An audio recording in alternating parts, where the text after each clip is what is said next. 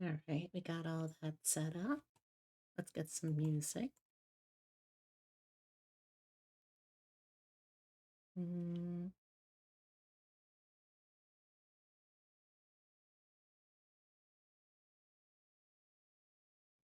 this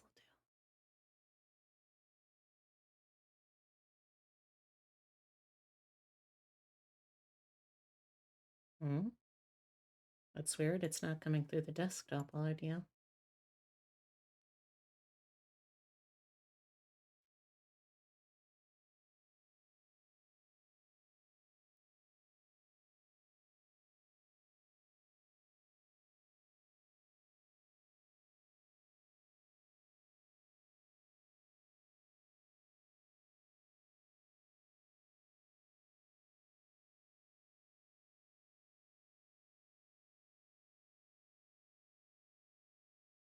Uh, hmm, strange. Just gotta fix this real quick.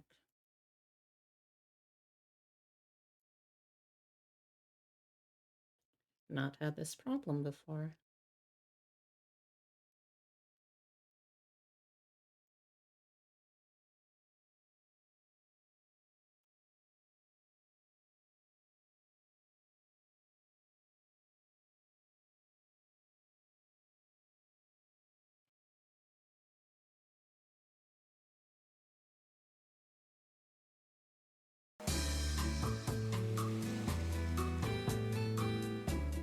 Okay, well that works.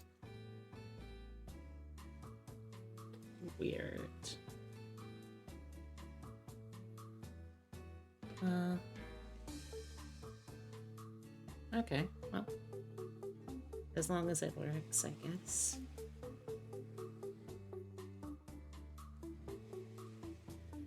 Okay, let's get into this. So I'm gonna start off today by drawing, well, later on I'll be working on this little guy commission piece. And yesterday I finished up this commission piece, which I've never done something in this kind of art style before, but I am really proud of how it turned out. So I might do something more for this client today, but we're going to be starting off drawing ourselves a himbo. It's going to be my next D&D character for Obsidia's Iron Kingdoms playtest.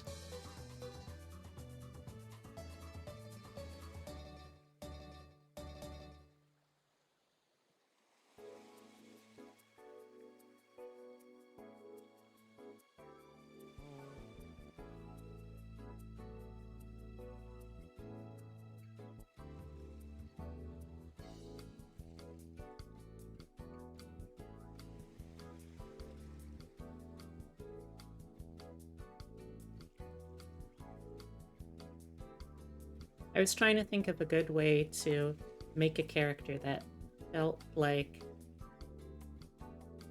trans mask without necessarily overtly being trans mask, and what I came up with was give him the haircut from Jim in Treasure Planet.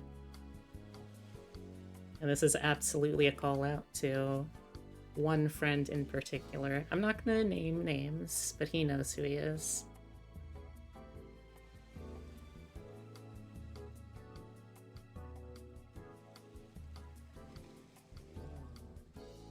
Okay, I can work with that. How big were the last couple of shots I did, I wonder? Just for scale. Let's look at the last one I made, Neve. Okay.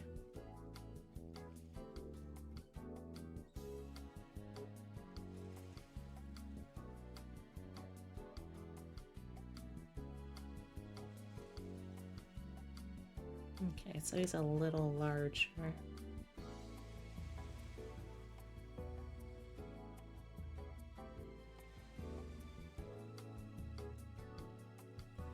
Oh, we can work with this.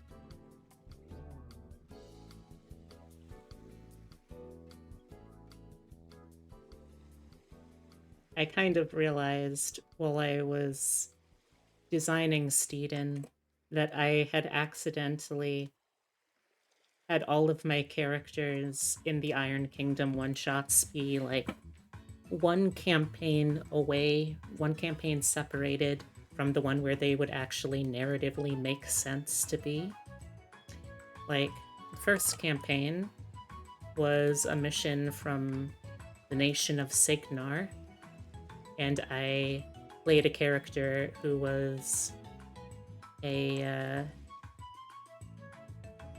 expat from Kador, but crucially not a part of Signar. Fair enough. And the second campaign, where we're in the Pirate Islands, I play a character who's a former soldier of Signar instead. And then this campaign, which is going to be set in Kador, I'm playing as a member of the race famous for being seafaring pirates. So that's kind of fun. Like, if you shifted them all over a campaign, they'd be a perfect fit. I am making such a affront to the lore of this game setting, and I honestly... Don't tell Obsidia this. I don't think she's actually watching right now anyway. But I am honestly so pleased that it's ending up being such an affront to Iron Kingdom lore. Not because I have anything against it or the writers that make it.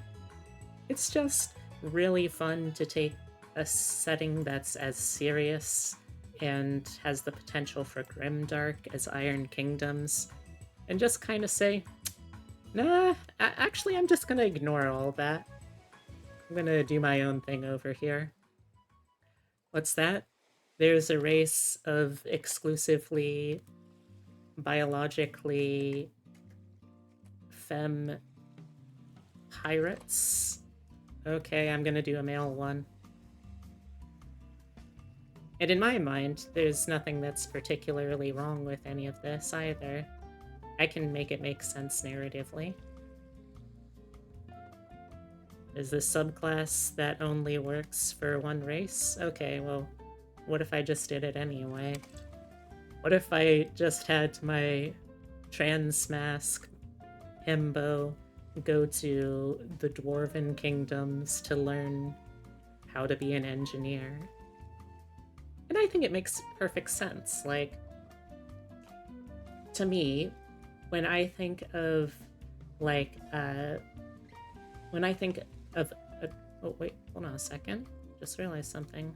Where is Chatmoth? Chatmoth? You there, bud, or? This is gonna look weird for a second, hold on.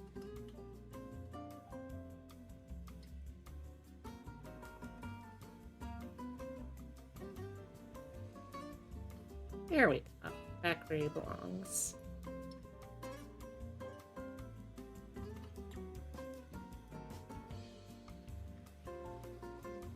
But to me, when I think, what is a culture that within fantasy and fantasy portrayals, what is the most androgynous, but in a kind of mask-leaning way, fantasy race? I think of dwarves.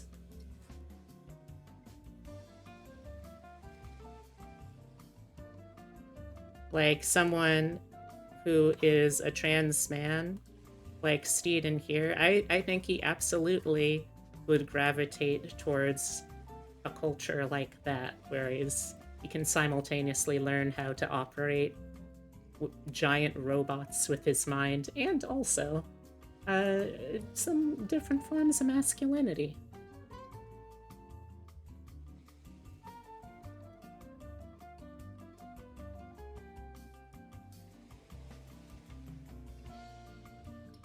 Been so long since I have played a male character in an RPG. This is going to be an interesting experience. I honestly don't remember the last time I played like a truly mask identifying character. Hmm.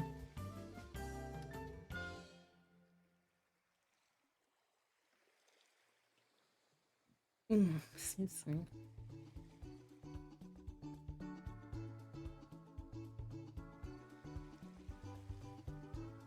Let's get a reference of Satixis as they look in the setting.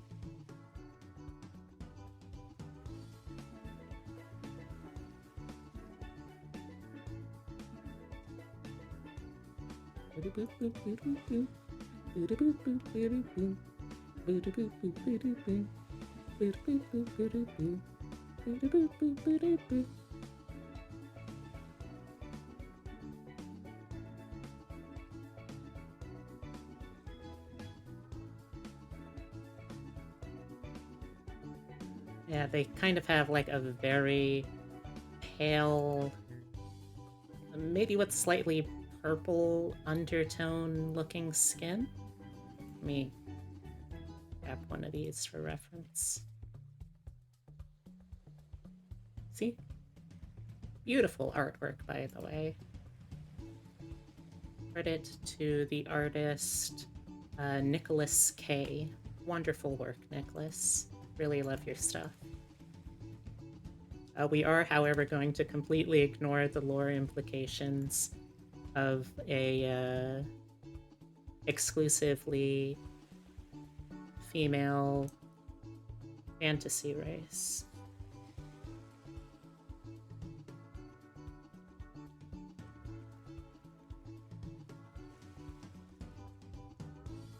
This is something that I feel like I want to see more in.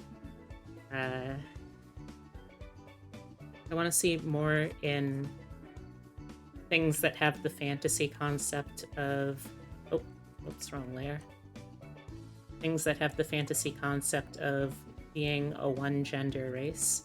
I really want to see more of, like, okay, how about trans people though? Like, I feel like, take Legend of Zelda for instance, I feel like there have to be some trans men amongst the Gerudo, right? And surely they can't all turn out to be the prophesized king that will become Ganondorf, right? There's got to be some Gerudo men who are actually just completely reasonable, non driven by a demonic influence to try and take over the world kind of dudes, right?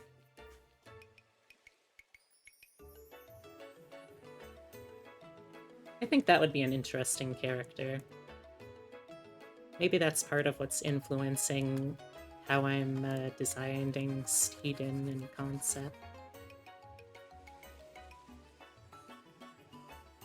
It's going to be fun, though, because I know that there are people who are also playtesting the Iron Kingdom stuffs who watch Obsidia's short shots, and there are people that have actually like worked on the system as writers and such that watch them. So I'm gonna have a lot of fun just very straight-faced playing a male Satixis. I think I'm just by nature a gadfly. It's not that I like to upset people, it's just I enjoy seeing people react to things in a very energetic way. And doing things like deciding to make a male member of a exclusively biofem race is a good way to do so. So, how's my favorite bunny jackalope doing? I'm doing pretty well today, Tile. I've got some commission work to work on later. This little guy, it's a garden golem. I've got to add some plants, some moss, a blinking animation, but I've been having fun with I've been having a lot of fun designing this little guy. But for now, I am drawing Steeden, a male member of a exclusively female race in Iron Kingdoms, a D&D setting that I will be playing in Obsidia's campaign. Or not campaign, her short shot. I don't think that she would have the heart to let Steeden play as a full character because of how much his very concept just ignores so much of the lore of the setting. Don't get me wrong, I enjoy lore, but like I said, I'm a gadfly. And I think he is a perfectly legitimate concept, you know? I don't want to make a member of this race and then just have it be very cis-normative, you know? There would be trans people in pretty much every race and every fantasy setting, and like, well, Obsidian and I are both trans women. I think we both know that, and think that gender diversity is a very beautiful thing. So I think there should be more. How are you doing today, by the way, Tyler? Also, I see you lurking in chat there, Obsidia. Hi. I'm just gonna continue talking about my plans for my big, beautiful son, regardless. So anyway, he is psychically bound with and able to control a robot that has the body of a light-armored tank. The tank is named Baby Blue. The tank is also trans, though. Let's see. Yeah, they've got a pointed ear going on. The tank is also trans, though, because originally the Cortex, which is fantasy robot's brains in this setting, the Cortex was in a very, very different body. But, you know, it just didn't really feel right to the Steamjack in how Steeden interpreted it. So it became a tank. And I, for one, stan Baby Blue, the sentient tank.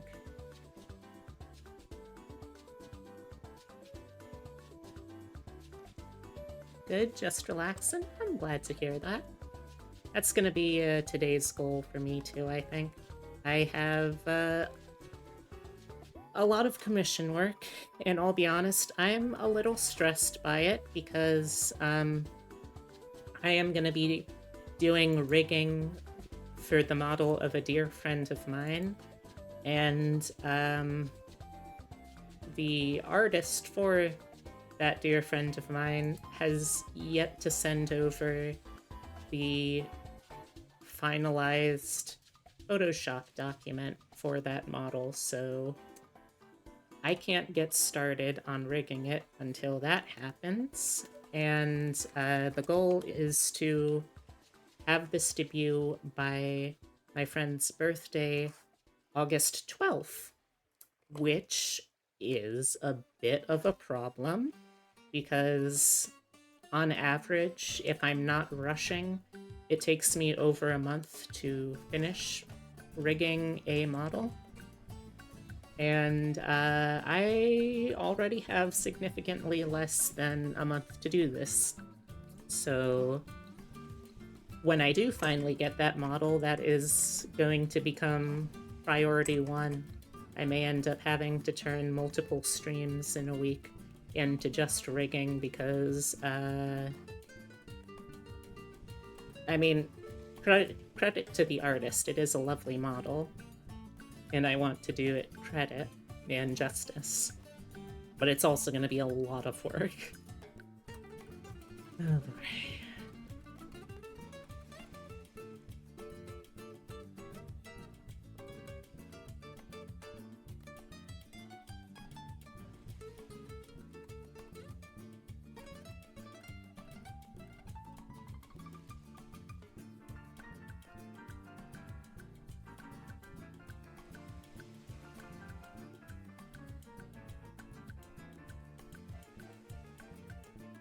I will say, though, as much as I enjoy Steeden as a concept, in terms of actually making his character sheet, it is a huge pain in the ass because there are so many systems that you have to keep in mind and juggle to make sure that everything works out. Oh, hey, Bread Bun Bun. How's it going? Hope you're having a good day.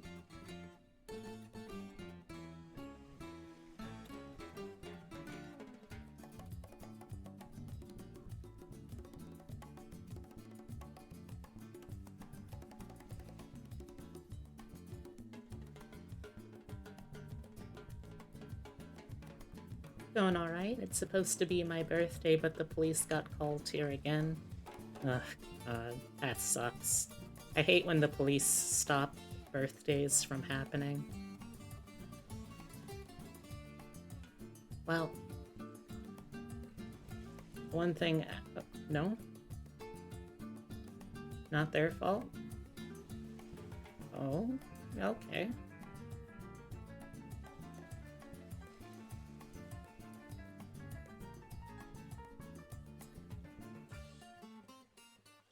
Usually I just assume that when cops come up in someone's story that it's their fault something happened.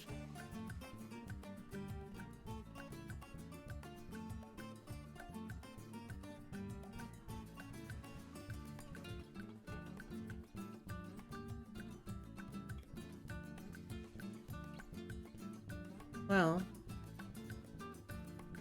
let me be the first to tell you, if no one else has. Happy birthday to you. Happy birthday to you. Happy birthday, dear Bread Bun Bun. Happy birthday to you.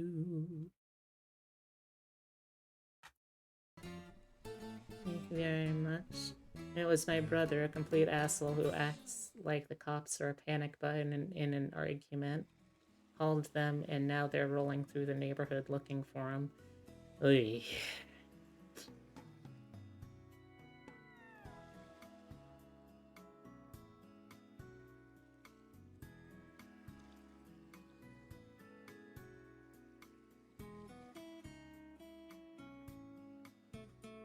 And I appreciate that consideration.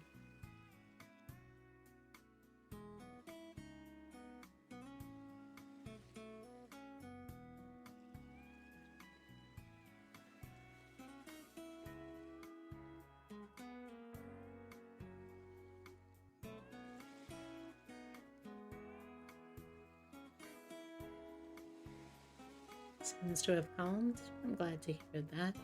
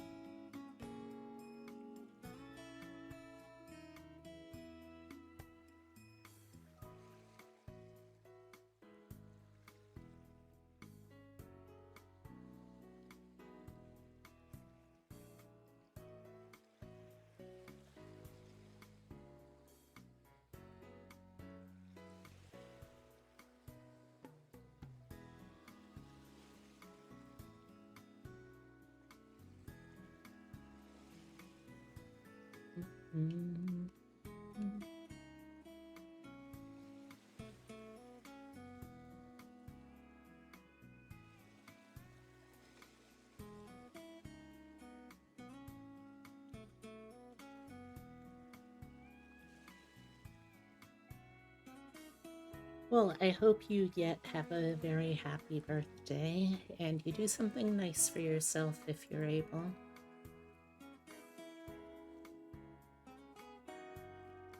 Because you deserve that.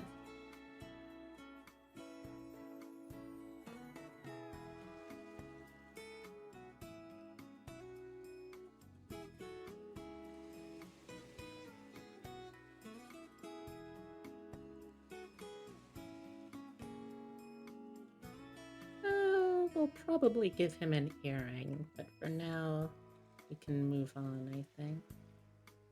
I really like this, like, super dark green coloring to the hair. That's nice. I think we'll do something like that.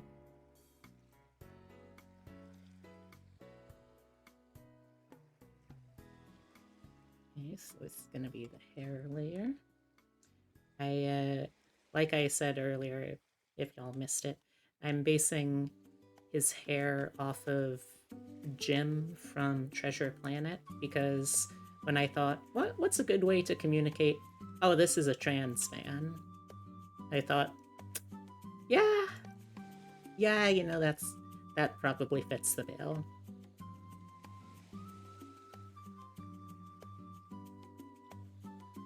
Yeah, so let's start with the hairline.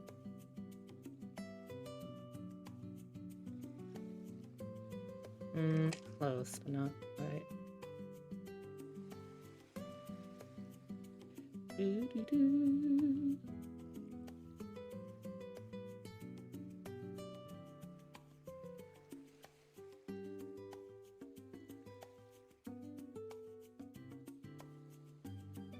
You're honestly just hoping for a calm day going forward. Speaking about good things, however, recently I've been thinking about trying to get into skating again. Ooh, what kind of skater were you? Are we talking rollerblades, inline, ice? Oh, skateboard. Even cooler.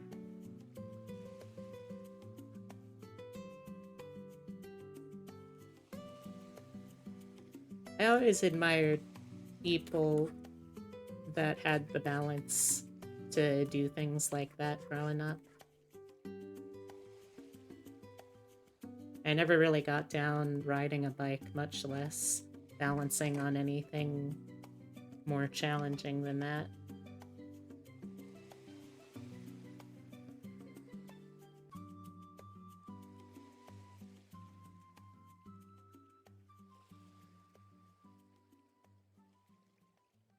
I really should at some point, but...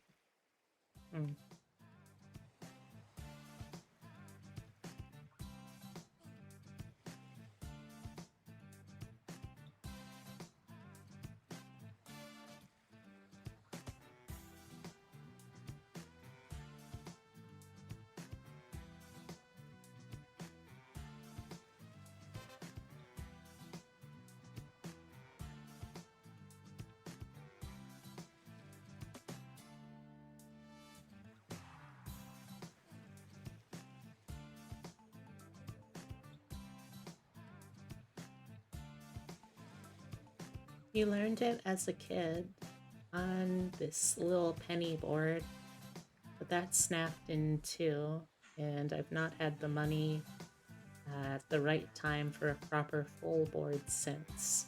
But I'm hopeful that once I get a better job in the coming weeks, things can improve enough to where I can buy one. What's a penny board? I don't think I've ever heard that term before.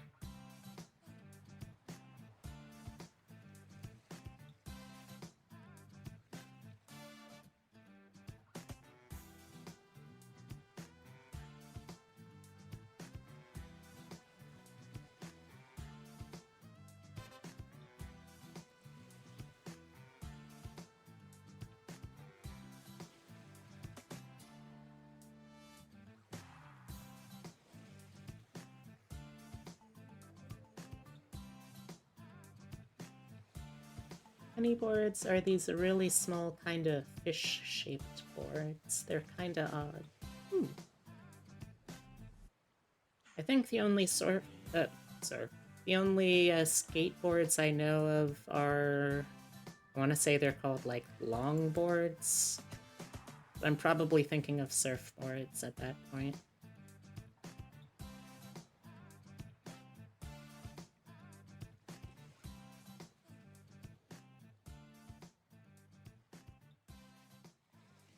Oh, okay. I did remember something right. Heck, Yeah.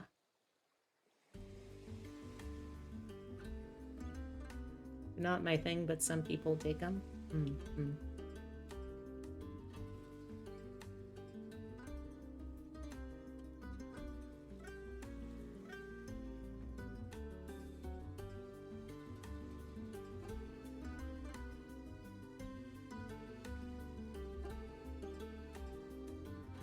There's certainly better transportation.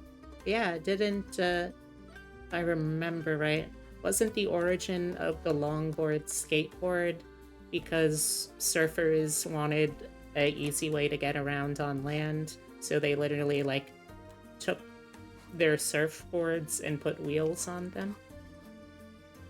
I think at least that's the story I vaguely remember hearing. It's one of the ways skateboards and longboards came about. Nice. I remember things sometimes.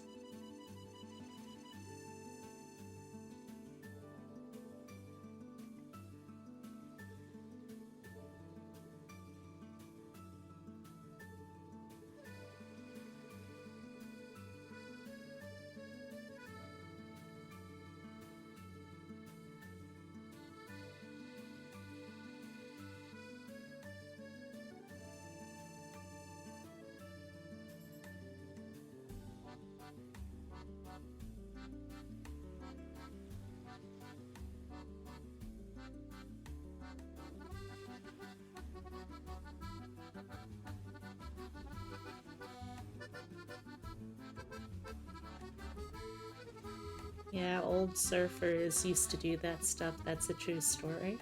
It's much more complicated than that, though. Things like deconstructing scooters was also common in the early days. I wonder when, like, folding scooters, you know, like the kind that I think Razor, I want to say, makes. I wonder when those started becoming a thing in earnest.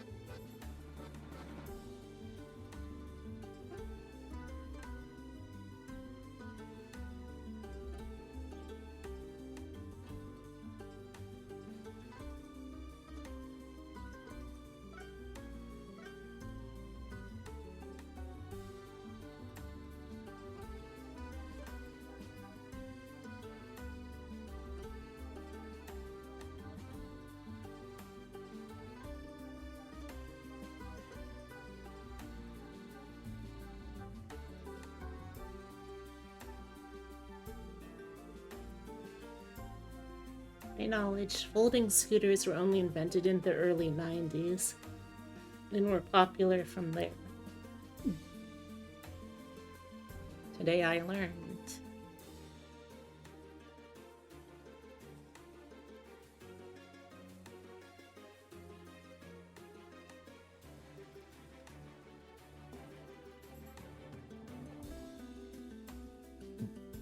Excuse me. I wouldn't mind trying to learn how to ride a scooter. Unfortunately, the scooter that I had growing up, my dad has co-opted. My Papa Deer.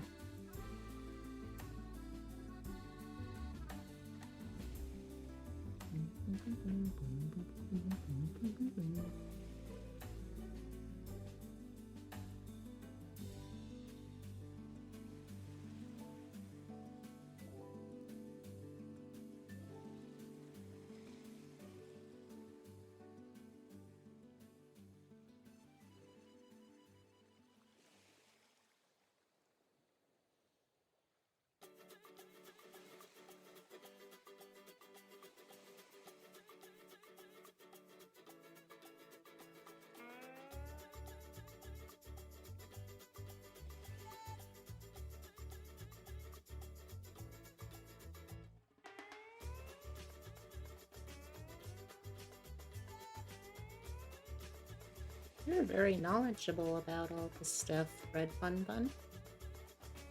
I'm impressed.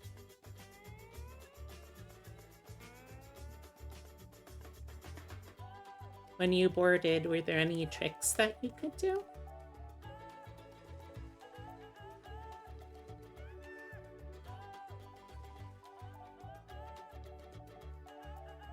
I don't think I could do tricks even when I was using, like, tech deck skateboards.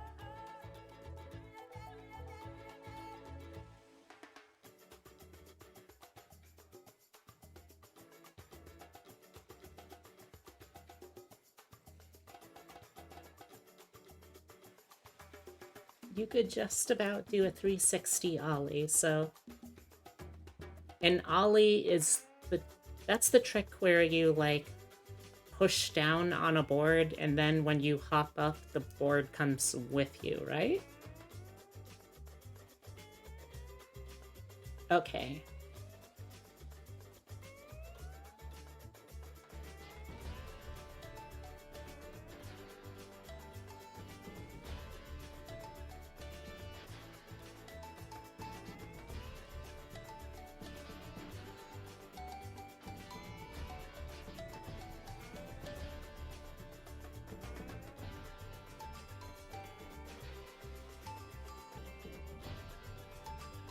The 360 ollie is where you jump with the board and then do a full spin. Do you do the full spin with your body or with the board? Like, is it the board that's spinning or is it you that's spinning? Because, I mean, both are good, but I feel like one is a little more... Wow, okay. Yeah, I was gonna say one feels a little more impressive, but no, that definitely makes impress. Makes impress. That definitely would make me impressed.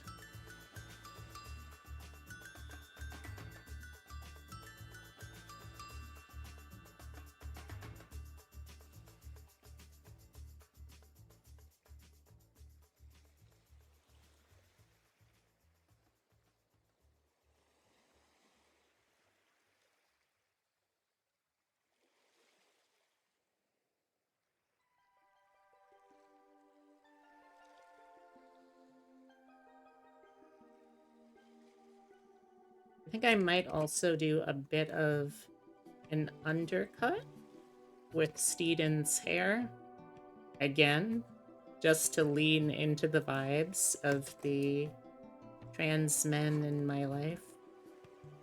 Because, you know, one thing I've noticed, they've all had undercuts. I don't know why it's such a popular look for them, but it is.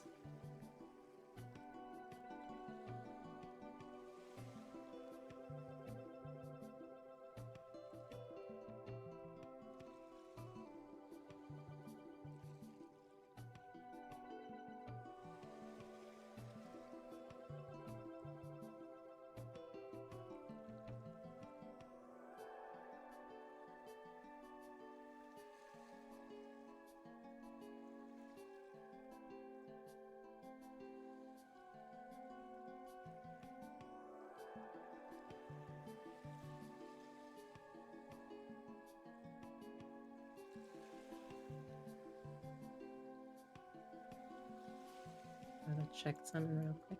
Rotating the board is generally a kind of flip, either 360 flip or a treff flip. What's a treff flip? So I just need to check something real quick too.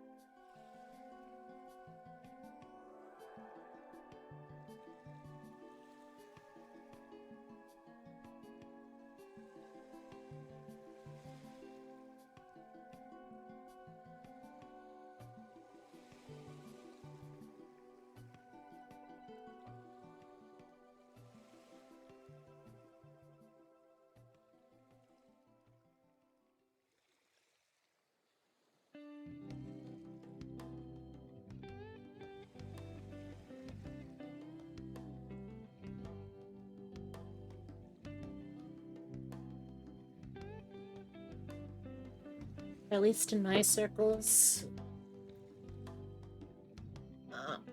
Times? Or sometimes they're considered the same trick. Okay.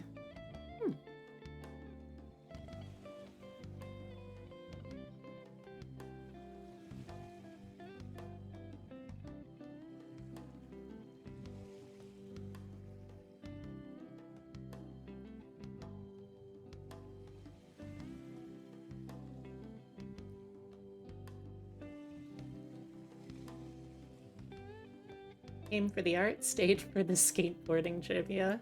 I'm glad to hear that. Also, hey, hello there, Moth. It's nice to meet you. I hope you're doing well today, whatever that means for you.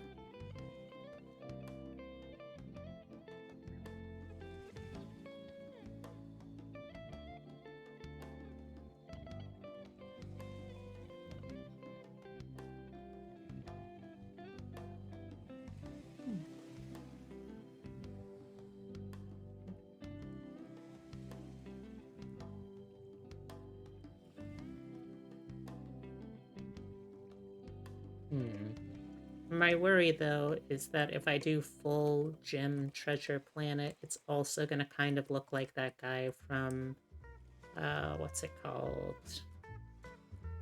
Control-Alt-Delete. And I want to avoid that.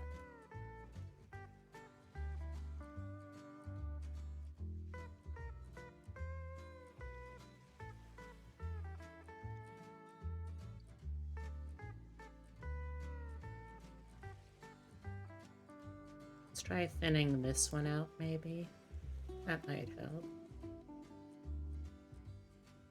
It's kind of funny to you that skateboarding in the popular conscious is so tied to one skater in particular. Hey, I mean, Tony Hawk is... I don't know. He's just some kind of icon, I guess.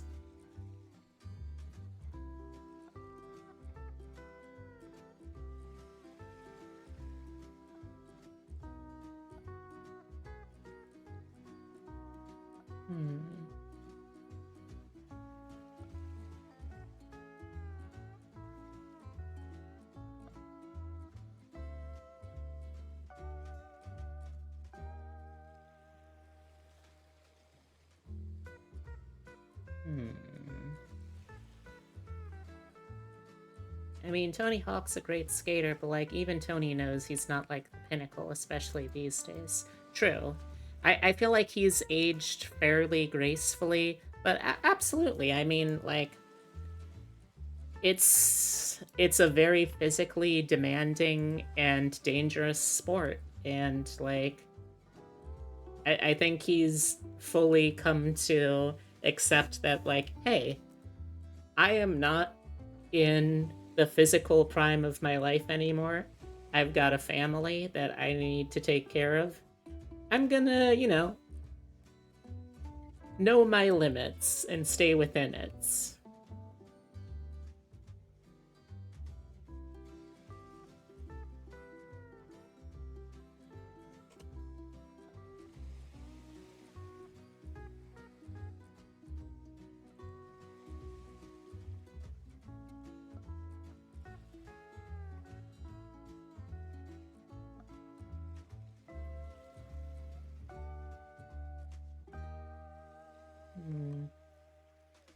Maybe I keep it kind of simple, sort of.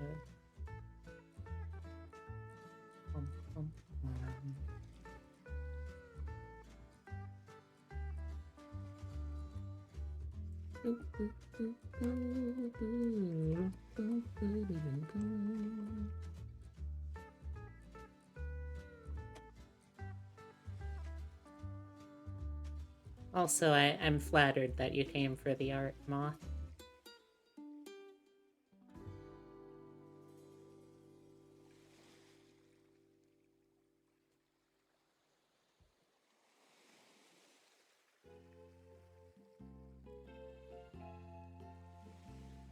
Hey, Odin. Yep, we're making ourselves a himbo.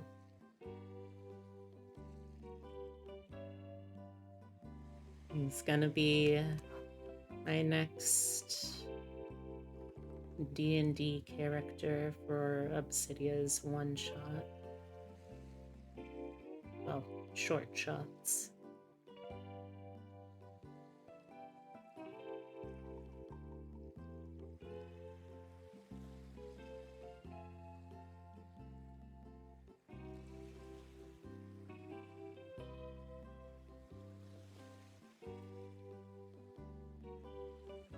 They are. Granted, he's a himbo who is in a intelligence-based class, so like he's not really book dumb. He's one of those himbos who's just personality-wise very dumb.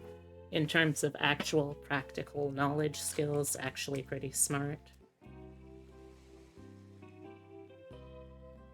But he has the heart of a himbo, truly.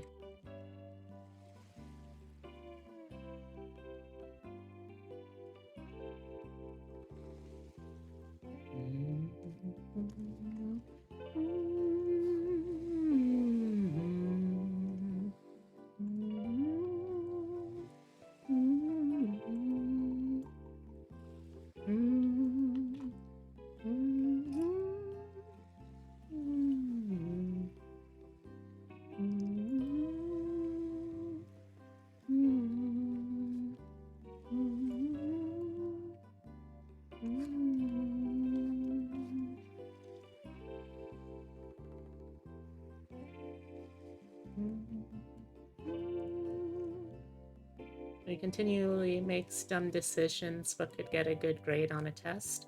Something like that.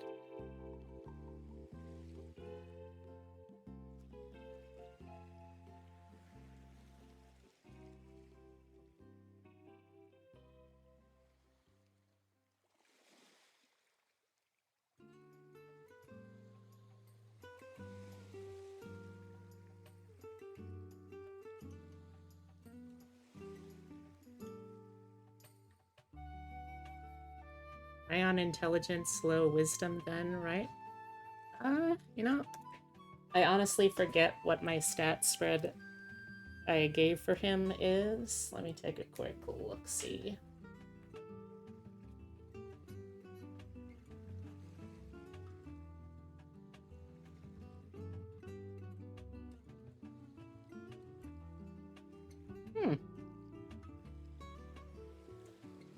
Interesting. I might end up shifting this around still, but apparently in my initial build of Steeden, I actually gave him a 12 for wisdom. I'll probably end up changing that. But it's still kind of interesting that he struck me that way.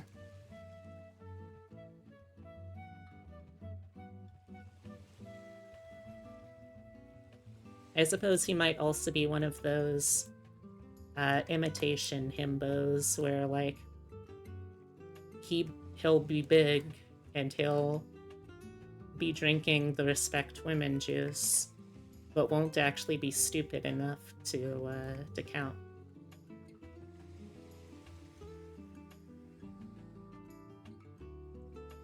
Because really, that's kind of the holy trinity when it comes to determining if a character is a himbo. A himbo has to have a himbo has to be strong, or at least big. A himbo has to respect women, and a himbo has to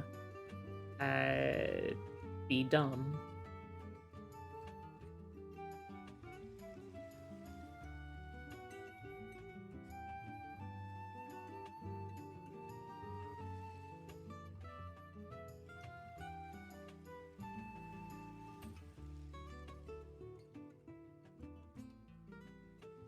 He's a bit more wise than your average peasant.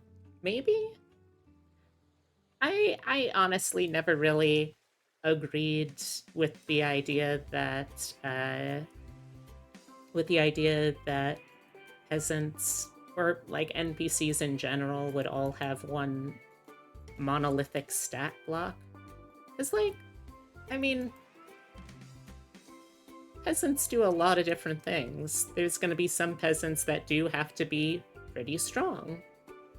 There are going to be peasants that are smart, you know? Like, it's definitely not something that feels like it should be, okay, this is someone with like 10s in every stat and they have like 4 hit points.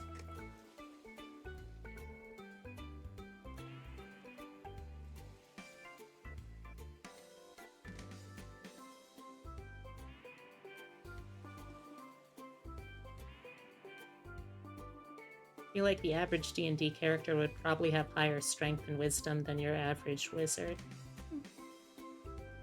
Like farmers or town doctors? Exactly. Those are both, like, if your idea of a commoner is just someone who does not actively partake in being an adventurer or doesn't actively have some kind of character class, there's still a lot of things then that apply to that, you know? It doesn't really seem fair to just lump them all into one singular category.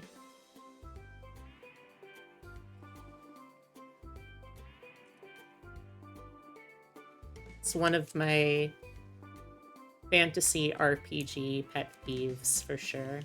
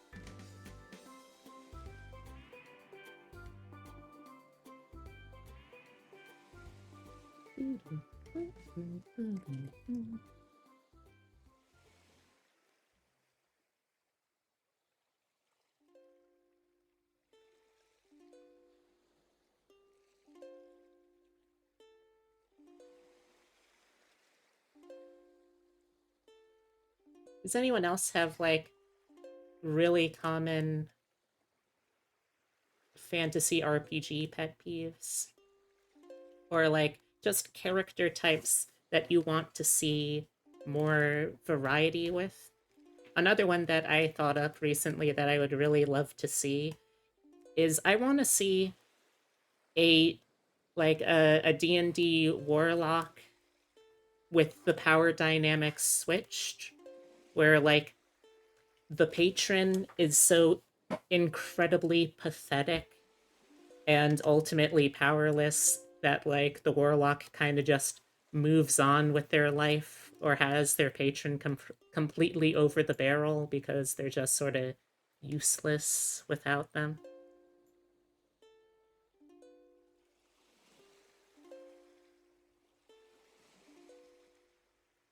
Like, kind of the whole point of playing a warlock is to play as someone in a codependent relationship, right? I feel like it's more interesting if the codependent relationship doesn't necessarily also equate to, like, the power dynamic of a relationship. I want to see more absolutely fail son warlock patrons who are just desperate to try and keep the few warlocks they have around because no one else will have them. It's not anything specific, but I'd really just like to see a lot more defying of class stereotypes in DDD, in DDD, in D&D. Yeah, I definitely feel that. Like, one that I think is really sorely underutilized is interpreting clerics and their relationships with religion in ways outside of a standard like Christian setup, you know? Like a lot of the ways that people or that I see people playing clerics is like they're very religious forward, they're very missionary in their goal if they're religious. I'd really like to see like treating clerics in how they experience their religion in a different way. Like like give me some clerics who are like Jewish in how they interact with their religion. They're honestly not even sure if their patron really exists, and like they're taught to constantly question things rather than just go with the blind belief. Stuff like that I think would be really neat.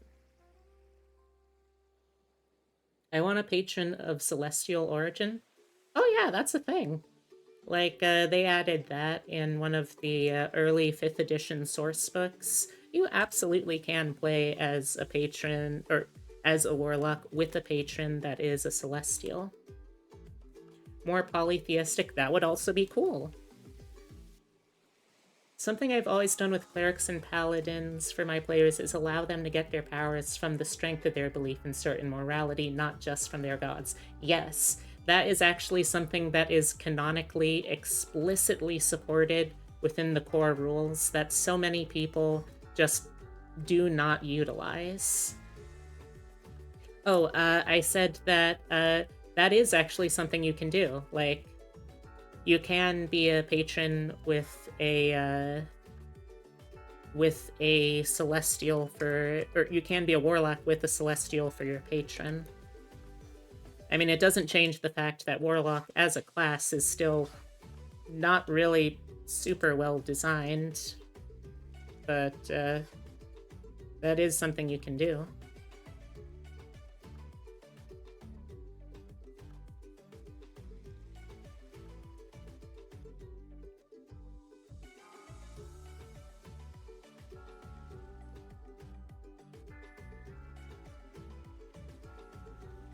But yeah, Moth, that is actually something that's explicitly supported. In fact, I think they go as far as to mention in at least one of the source books that you absolutely can play as a cleric or a paladin that's just straight up an atheist. Like, it doesn't really matter what you believe in as long as you believe.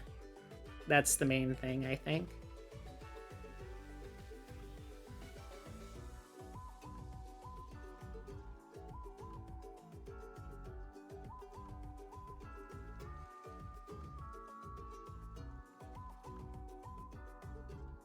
The thing before that, warlocks. A warlock patron relationship where the patron is just really pathetic and a fail son. Was that the bit?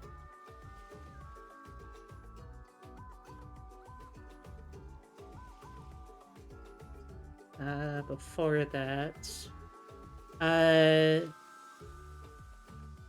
not really liking how there's not much room to have interesting and varied NPCs because they all kind of end up having to use the same stat block. I'm really glad it's something that's encouraged, since so many of my players gravitate away from playing paladins and clerics because they don't want to learn about or make a patron. Yeah, it's honestly much more fun, I think, if you allow and encourage players to experiment with the different ways that a class could theoretically work.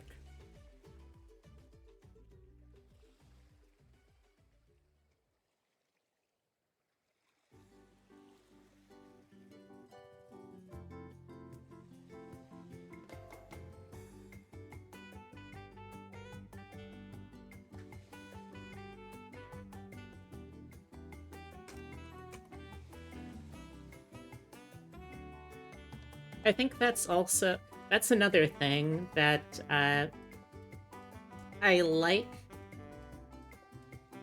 in regards to that I like in regards to what my experience so far with Pathfinder has been. Uh, for things like paladins or clerics or other kinds of things, like it doesn't really feel like there's much stake in D&D to actually playing to what that character's beliefs would be, you know? Like, it just sort of feels kind of like if you pick a paladin oath, for instance, it really doesn't matter if you actually align with that at all as a character. You can just kind of do whatever, which is fine. But considering that a paladin's power is supposed to come from their commitment to a vow, an oath, it feels like kind of a wasted opportunity to have that as narrative and then not have, like, mechanically, okay, well, you did break your oath, so you lose your paladin class features that rely on, like, magic or whatever until you make right with that. That's one of the things that I do like about what I have played so far with Pathfinder, that, like, it is very explicit. Look, if you break these oaths, if you do this thing that is anathema to your class, you will actively suffer for it.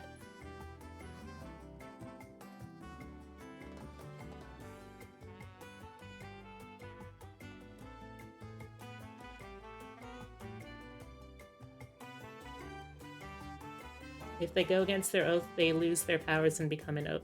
Yeah, but, like, that's not really fun, you know? Because then it's just, okay, this is now just you're changing to a different subclass, but you still have your powers. I feel like even Oathbreakers should have to have some kind of oath, you know? They still have to have something that is anathema to them. Even if it's something just as simple as, like, okay, if I if I dedicate myself to anything else, if I dedicate myself to an actual oath again, I lose my powers. Like, you still have to have some kind of states.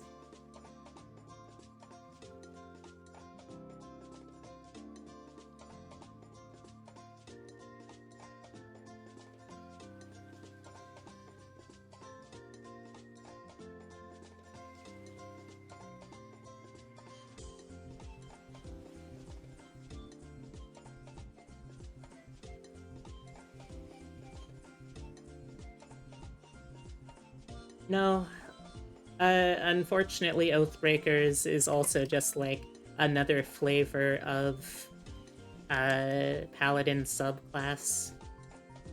So, like, mechanically, it's just a different kind of set of powers, but you do still get powers. Again, it would be more interesting if you didn't. Like, if you just lost access to your powers. Why play as a character class that has this built-in conflict and limitation if you aren't gonna then do stuff with it?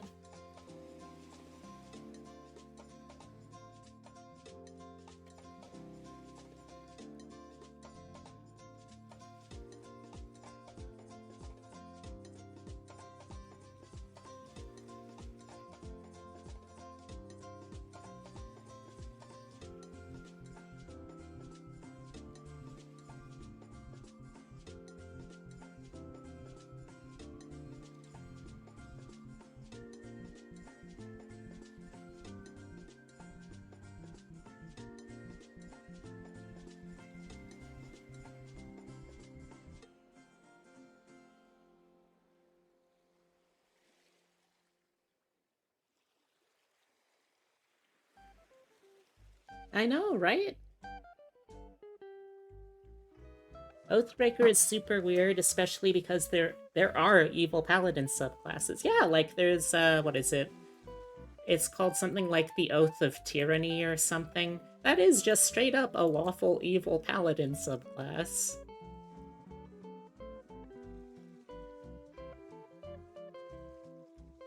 Like, if an evil paladin becomes good, they still get abilities from Oathbreaker called stuff like Aura of Hate and Dreadlord. Yeah, that's also kind of weird.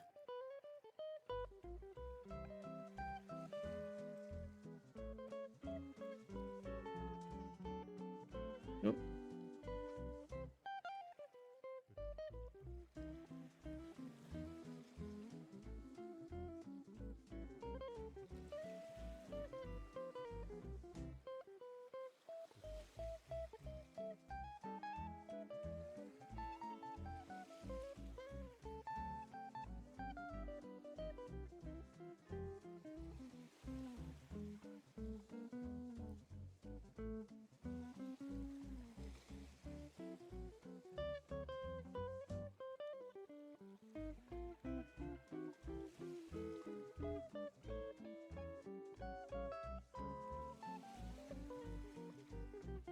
Oathbreaker had the opportunity to be a super interesting subclass and just ended up as another evil paladin subclass, unfortunately. Yeah, like, there's not even anything that's particularly Oathbreakery about it. It even still has tenets that you have to follow. Like, it's still just a different kind of paladin, you know?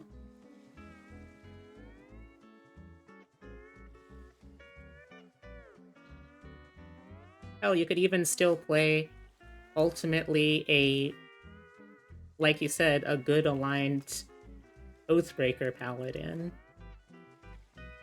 There's not anything, like, really that inherently evil about how the mechanics of the class work. You could just as easily make it into a paladin subclass that has some benign goal. Another? Another what?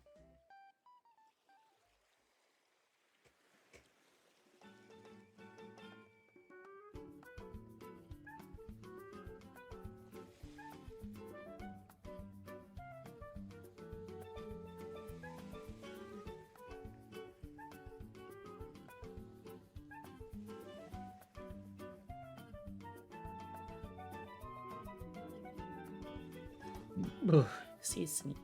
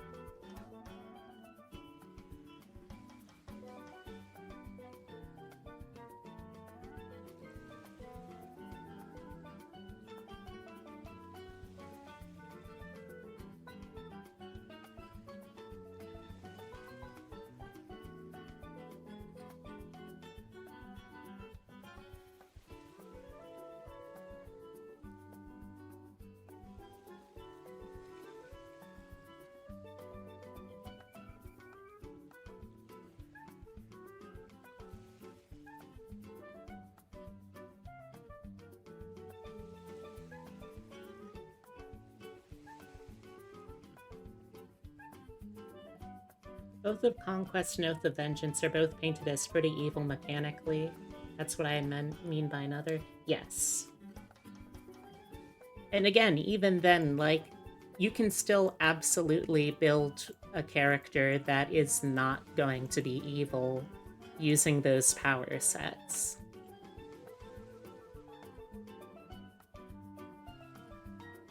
Exactly.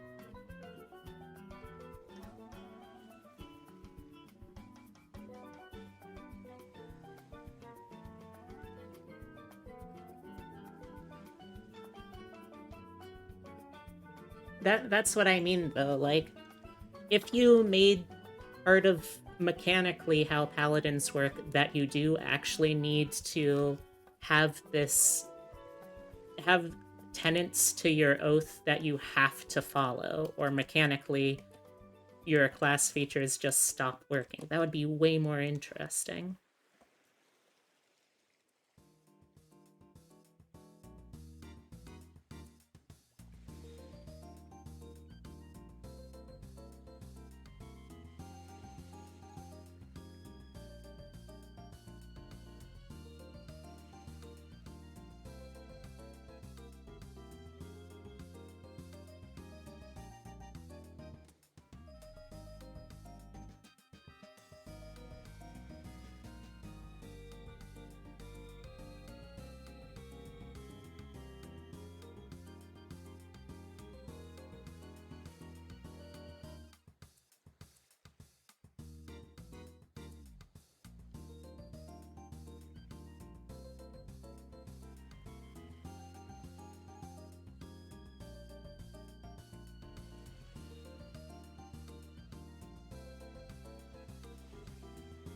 Yeah, that could work too.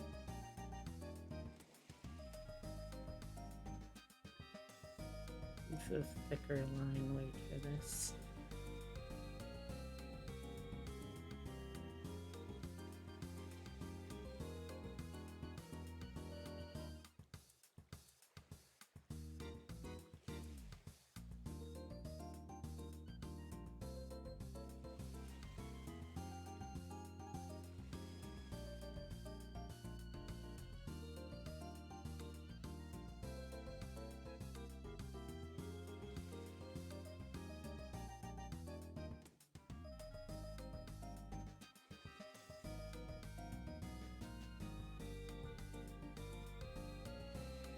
By the way, if anyone has questions about my Himbo Steeden to help me develop his character a little more, feel free to ask him.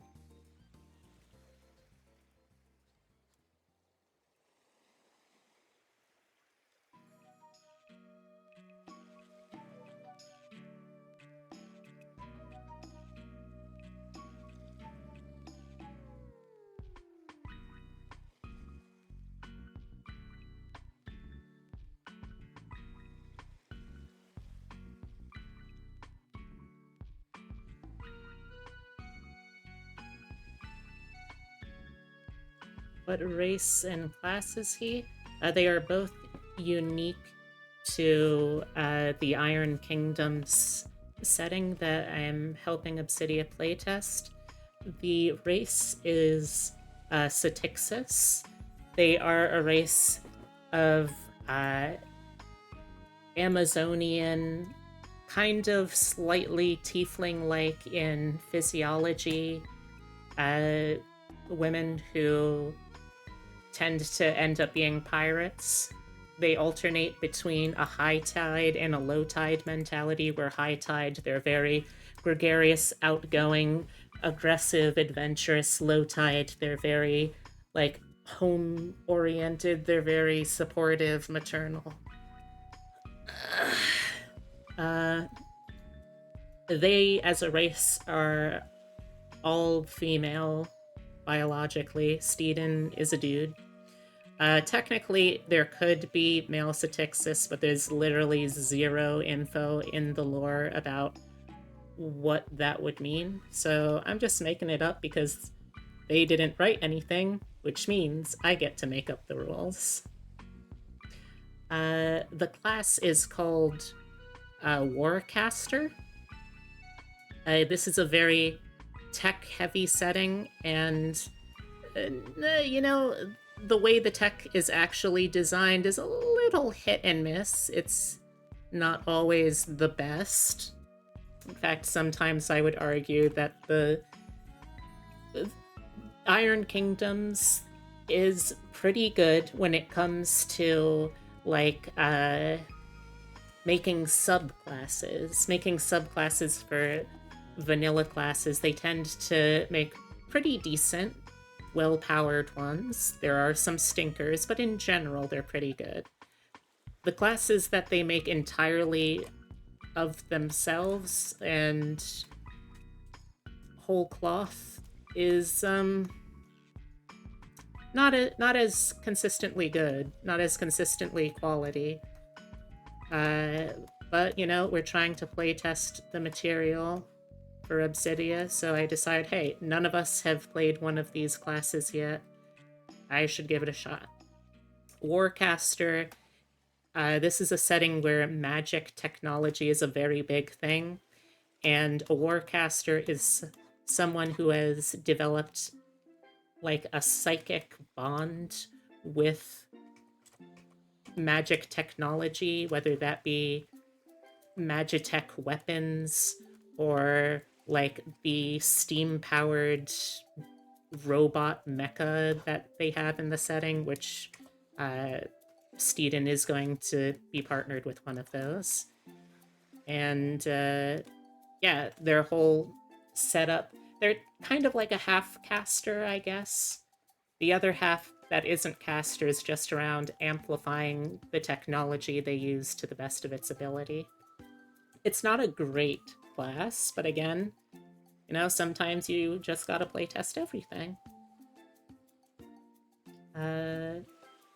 So yeah, Satixis, I think, have to take some inspiration from the Gerudo. I can't possibly imagine that wasn't one of the inspirations they had in mind. Also, I know you mentioned like 30 minutes ago the thing about Trans Gerudo. Honestly, super interesting idea I never thought about and might be implemented. And you might implement it in the Legend of Zelda D&D campaign you've been working on. Ooh, I'm interested in that. I'm not even that big of a Zelda fan, but I am really interested to hear what you have for that. So if you ever want to do an info dump, let me know. I've seen Trans Gerudo in a webcomic before called Growing Up Gerudo. Neat. I'll have to take a look at that. So yeah, the specific subclass that Steeden... that's another thing I should clarify. His name is Steeden, not Steven. Steeden, like, if you took the word or the name Eden and then just added a D instead of an S in front, ST in front of Eden. What does Steeden eat? Food? Like, Satixis, it was sort of a miscommunication in the last short shot. Satixis in general aren't really cannibalistic. Like, there are some groups, but it's not really a cultural thing. So, you know, like, food. No. Steeden, like, let me...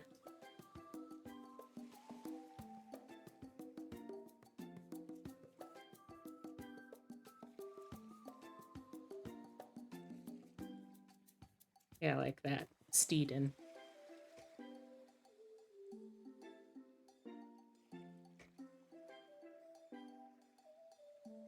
Also, hey, Darth. I don't think I said hi yet, but hey. But yeah, his specific subclass is one that was originally created by the in-settings variety of dwarf. And like it is very focused on defense. It is all about making yourself and whatever you're powering up as durable as possible. What does he like to eat? Ah, okay. Well, I imagine that I imagine he still has a sense of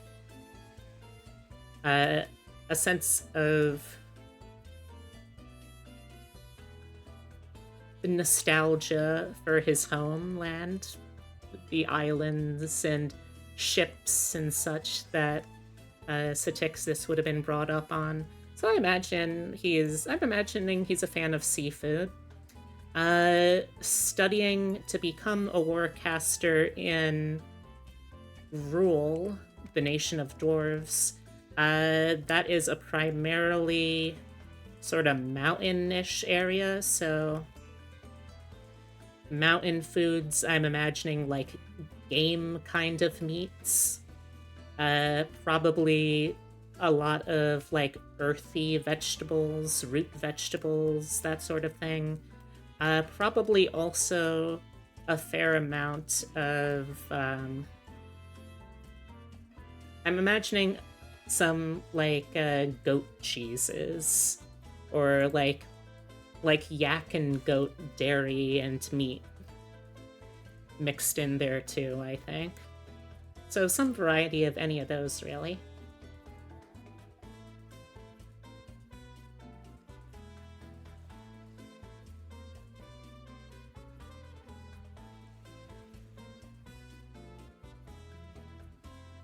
Oh, hello, Totoro. Can I help you?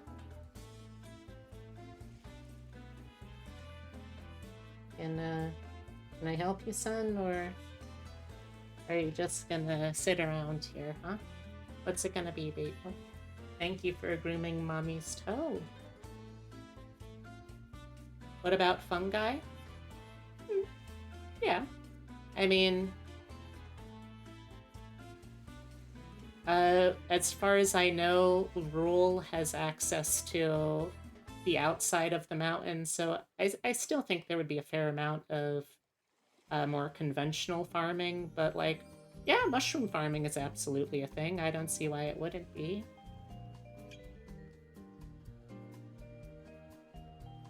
You good down there, Totoro? Good?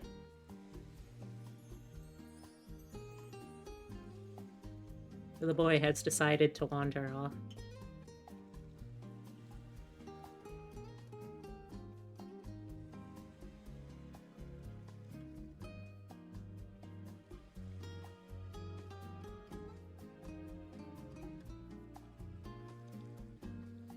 But yeah, if you end up developing that Legend of Zelda tabletop, let me know.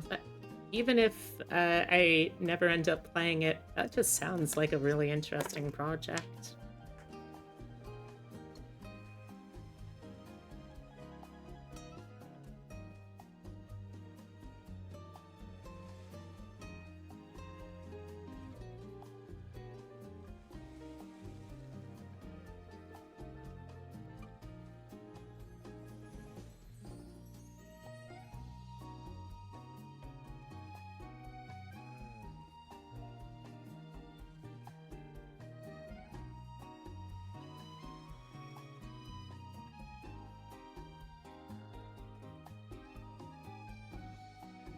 You've been putting way more effort than necessary into developing the skills that come with each race, so it's definitely been delaying the world building part of it.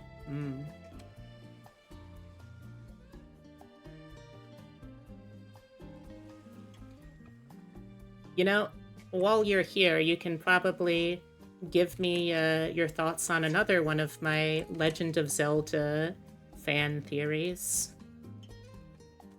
So I believe that in Hylian culture,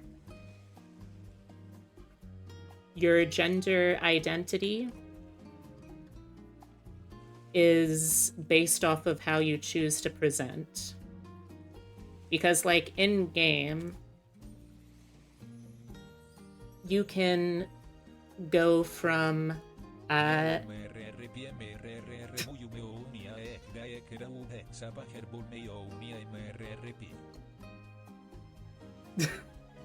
Okay, hope you're good there, Chat Moth. But like, I think in Hylian culture, gender is determined based off of what you wear, because the evidence I go to is how in Breath of the Wild, you can walk up to the Gerudo village in like your basically any variety of Link clothing except the Gerudo outfit, and they will not let you into the village, right? But you can, standing directly in front of them where they can clearly see you, change into the Gerudo outfit, and they will suddenly let you in despite seeing what you wore before. So I believe that for Hylian culture, gender is a very fluid concept, and it is determined to society at large based off of what you're wearing at the moment. Which could also help explain why it was so easy for Zelda to blend in as Sheik for all those years, you know?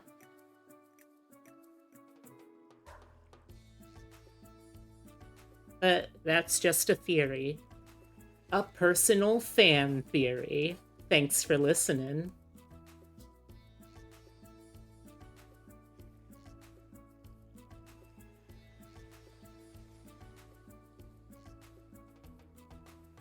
And it's wild that we as a society allowed MatPat to gain so much clout and influence, considering how crackpot a lot of his theories are/were.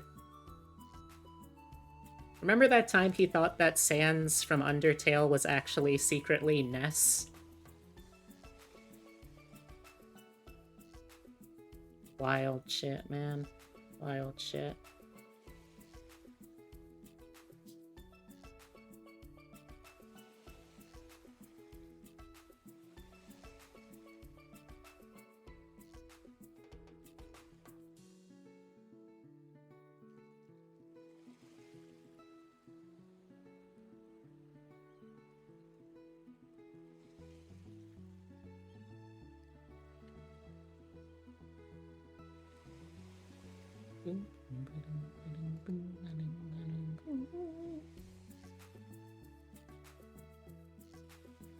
I mean, I feel like it makes sense. I feel like elves and modern media in general are supposed to represent the ideal society where gender isn't really a factor and everyone is just chill AF and lives for 1,000 years. I can see that. I feel like between fantasy races, I feel like dwarves are probably the one that, for the most, like, they have the most kind of baked in androgyny, if that makes sense. Because, like, dwarves is the same, you know, no matter where you go. Excuse me. And I think that's kind of admirable in a way that they have, like, traditional fantasy between dwarves and elves has two very different flavors of androgyny and gender fluidity, but in two completely different ways of expressing it. I think that's kind of cool.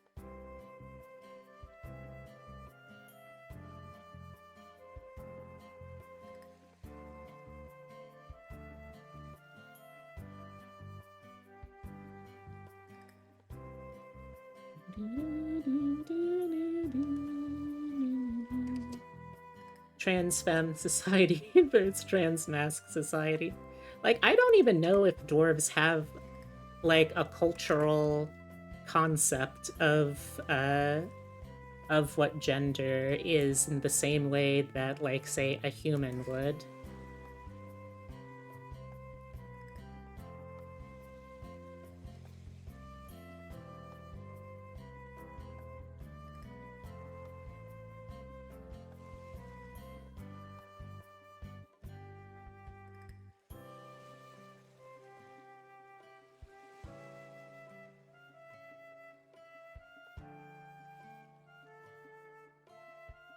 But I don't think you're wrong either.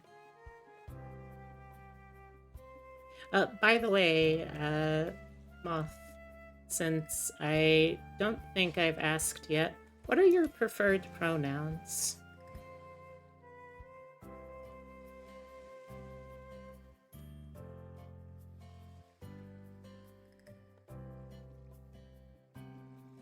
I know in Lord of the Rings, when they took most of the lore of dwarves from It stated that dwarf men and women look basically exactly the same with beards and everything. And that's very admirable.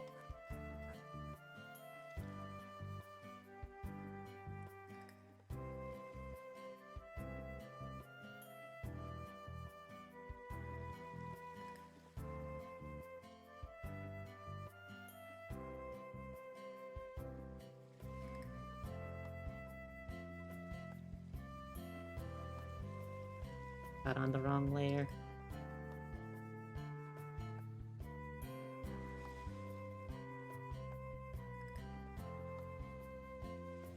You go by she, her. The man in your name is an unfortunate part left over from before you came out. You know you can change your username on Twitter. Or not Twitter, this is Twitch. On Twitch. But I will make note of that.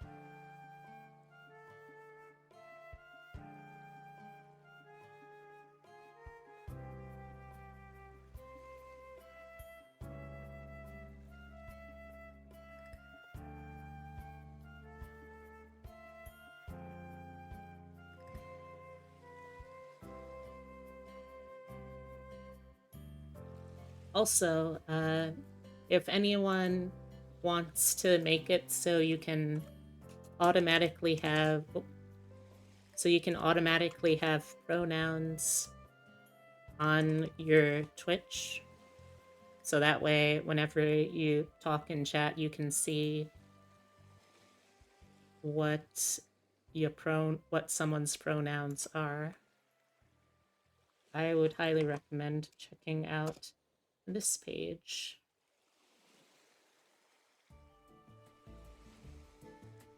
Because once you put them in there, basically every other person who uses them in on Twitch will also be able to see in your username your preferreds.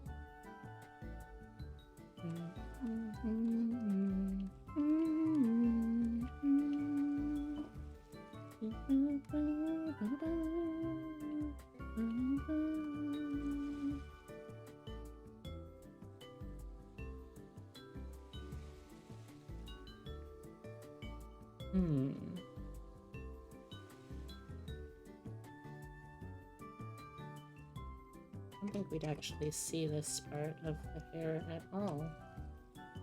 I'm pretty sure the horn would come in front of it.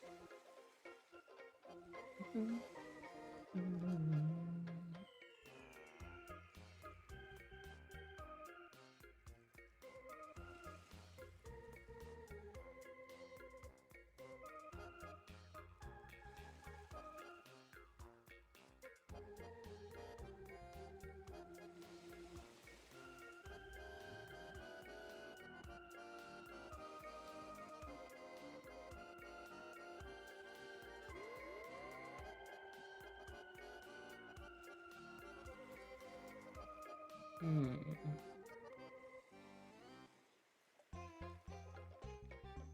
Might have to bring the horns down, I think.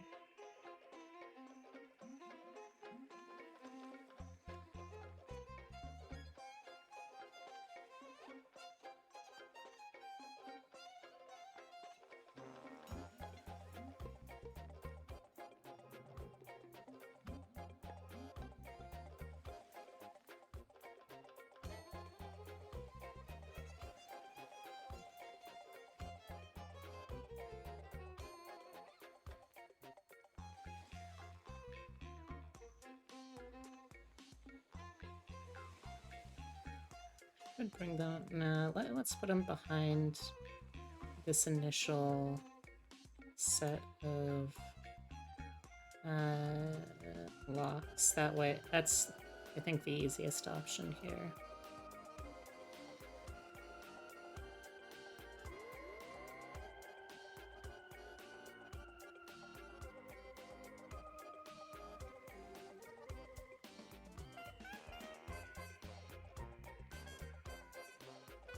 Just got back, so I don't know what you're referring to, but it's all good.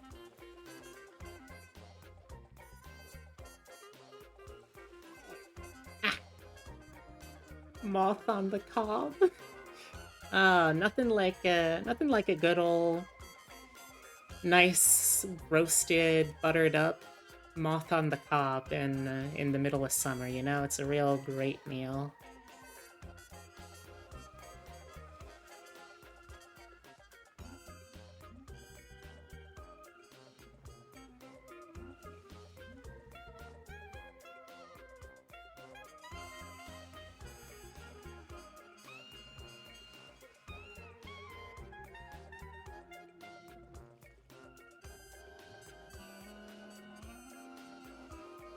Hmm.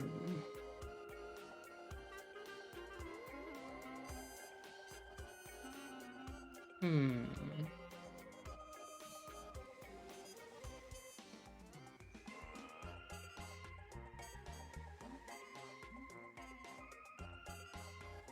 Hmm.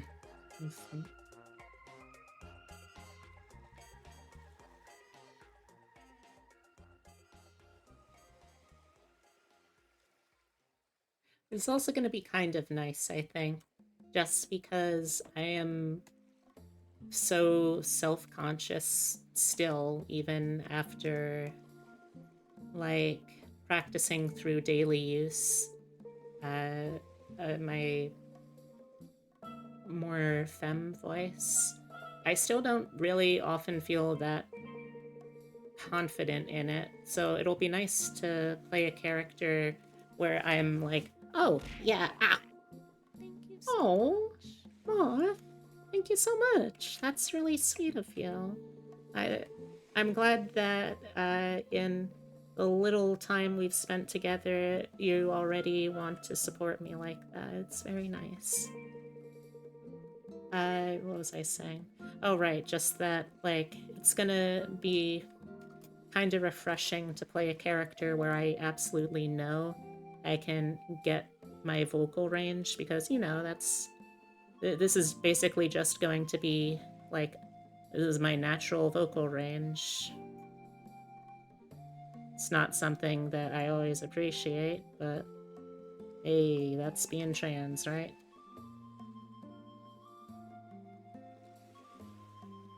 It is one of those things on my forever to-do list. Work on voice training. And, you know, sometimes I do it. Sometimes I do get heat from fire, fire from heat, heat from fire, fire from heat, heat from fire, fire from heat. And sometimes I don't. Most of the time I just forget to do it, though.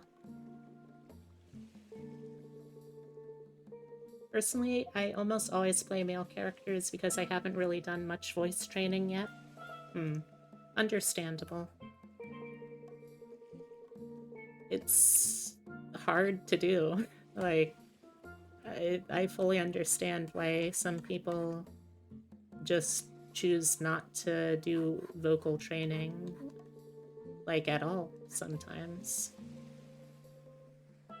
And that's okay too. There's no right way to be a trans person. Though that said, for my personal comfort, I would still like to work on my voice more.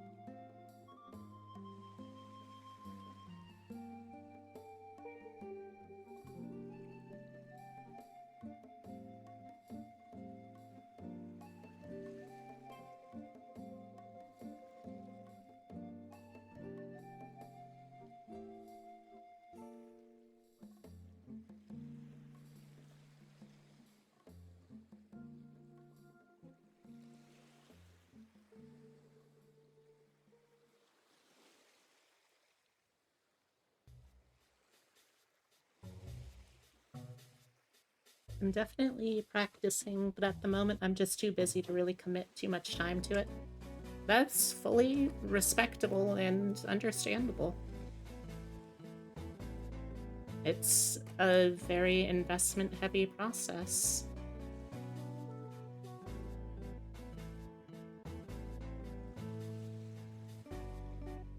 Well, like time investment.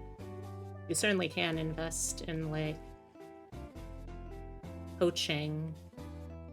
And I know some people do larynx surgery, but larynx surgery is still kind of a really risky proposition. And unless you also know how to properly use your voice through voice training already, it tends to not really help that much.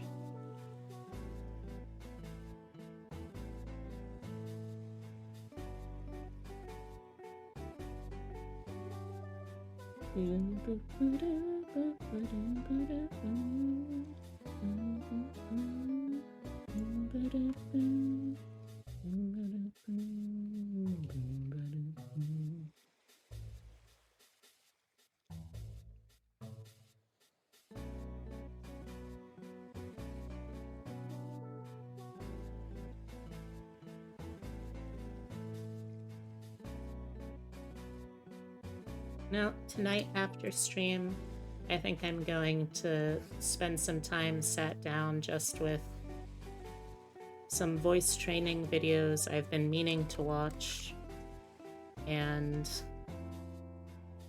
catching up on my kanji practice. I'm also trying to slowly relearn more of my Japanese and hopefully get to a point where I know much more, or at least more than I used to.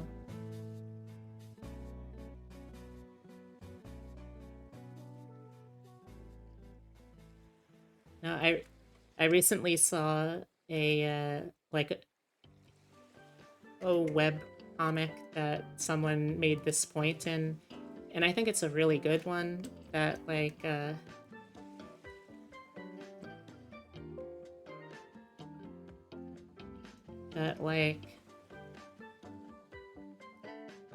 transitioning didn't change a lot of the issues that I have in life. Like, it didn't change the fact that I really regret not being able to do things and not learning things as well as I want. But what it does do is it makes it feel like worth it to then try and still learn those things, you know? Like, the thought of being able to do the things that I want to do,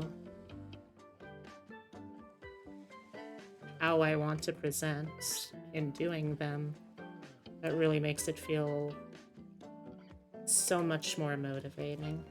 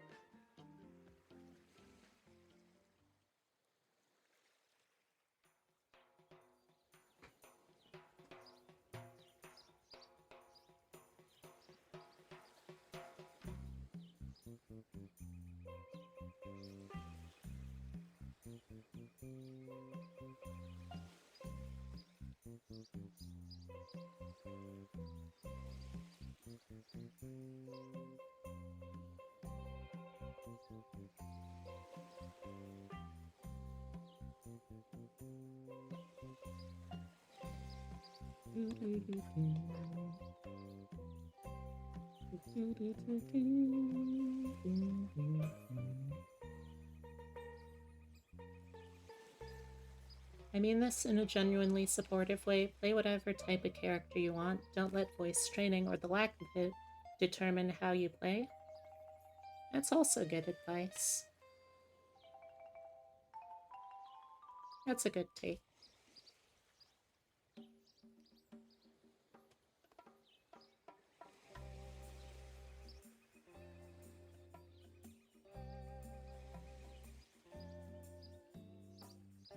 Ow. Ow. Ow.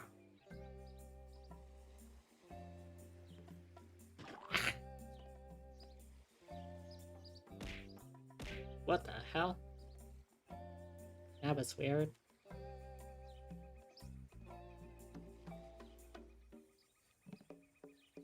Okay.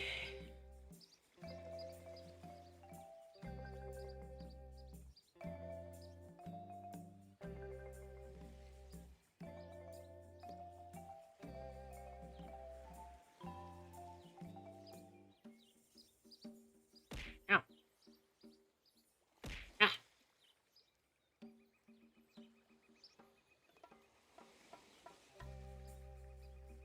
Ow.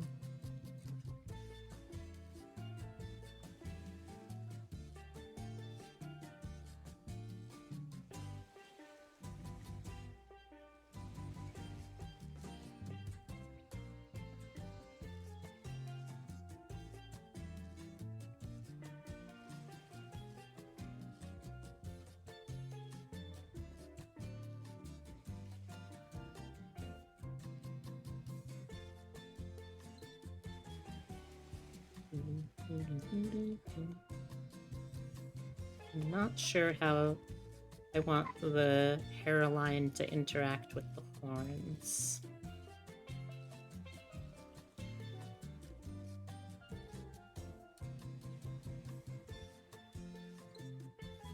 Guess I could have it like go up to it, maybe.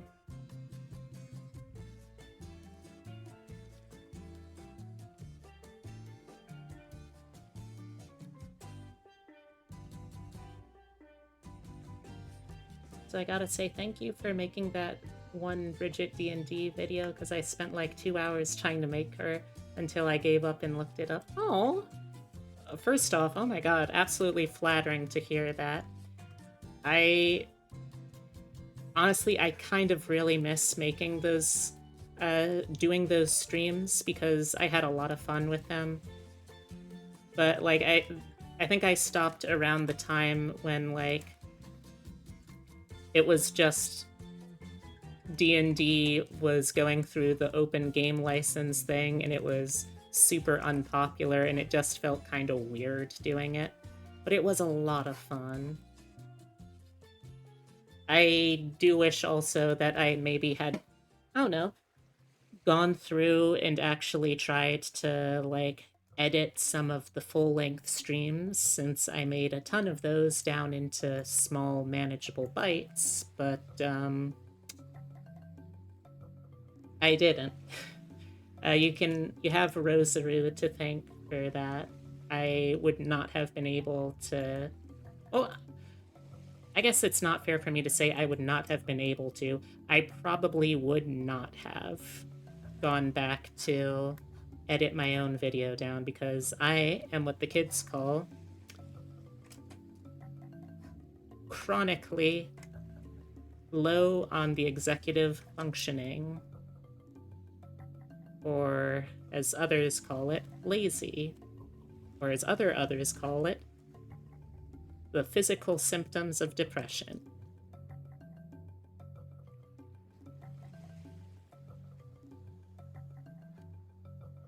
Or just ADHD, I guess that could have also been it. I don't know what an HD is, but apparently my doctor said that I have 80 of them. That's not my joke. That was something I saw a friend of mine through Twitch, Grimhild, use yesterday, but I really like it. Out of curiosity, though, because one of the things that I tried to do when I did those videos, and if I ever end up doing those videos again, which, you know, I might, do you have characters that you would like to see me try and build? Because I always, like, tried to, I always tried to get, like, people's opinions of what characters they'd like to see done, and I very, very rarely actually got any feedback on those requests.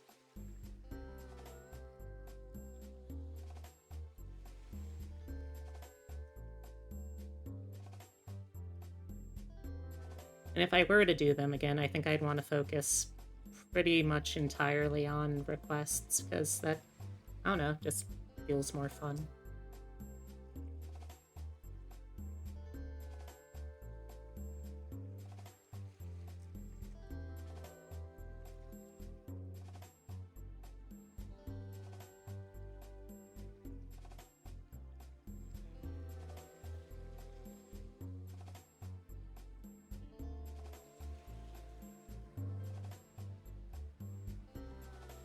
Rosaru is also a very talented videographer.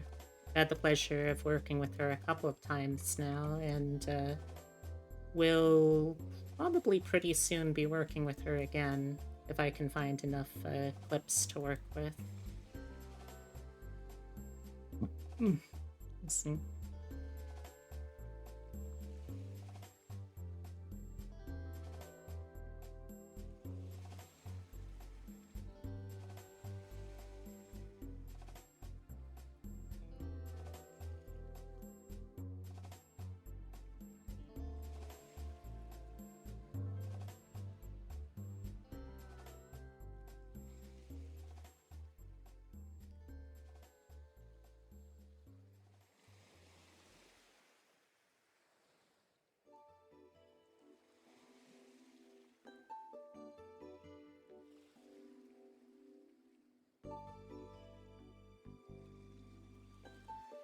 For other Guilty Gear characters, I'd say like Faust or Gold Lewis, since I've also both tried and failed to make them.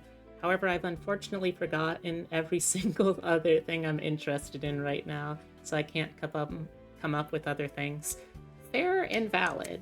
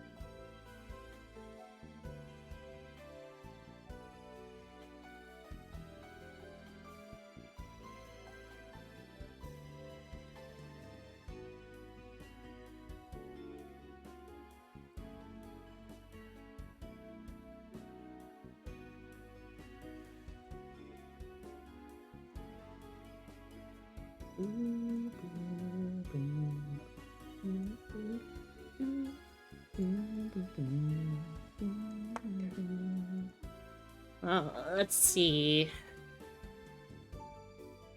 You know, I can do this while I work. What kind of? Because I think I've maybe played Guilty Gear once, but what kind of powers and shit does Faust have? I know that he's the weird and silly character. Well, one of them. Now that they've got what's his name? Smiley McIrish.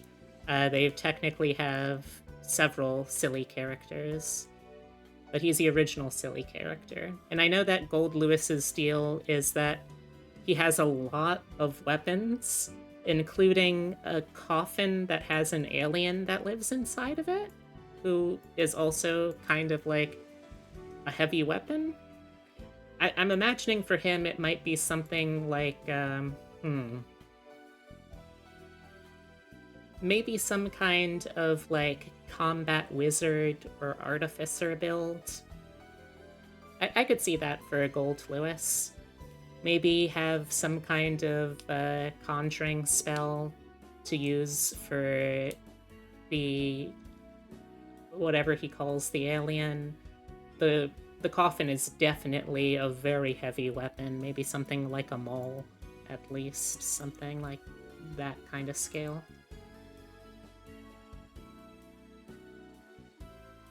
But I don't really remember what Faust's deal is other than he's silly and he's a doctor, kind of.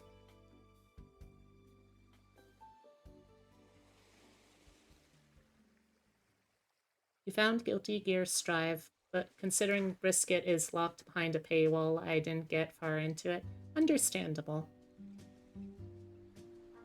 Bridget, to me, would also be like 90% of the reason I would start playing, so I get you.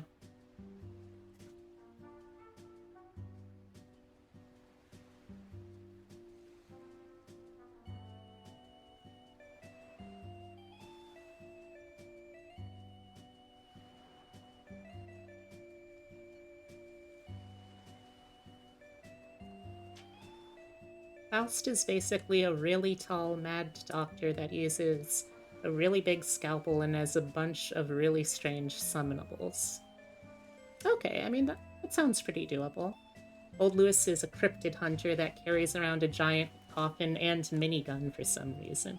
Okay, so I'm leaning more towards Artificer as a base, and then however many levels of combat wizard I would need to pick up to get some good conjured companion for the alien buddy.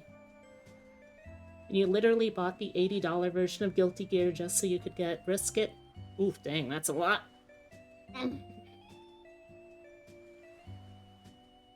I just watch content about Bridget for free on my silly little computer.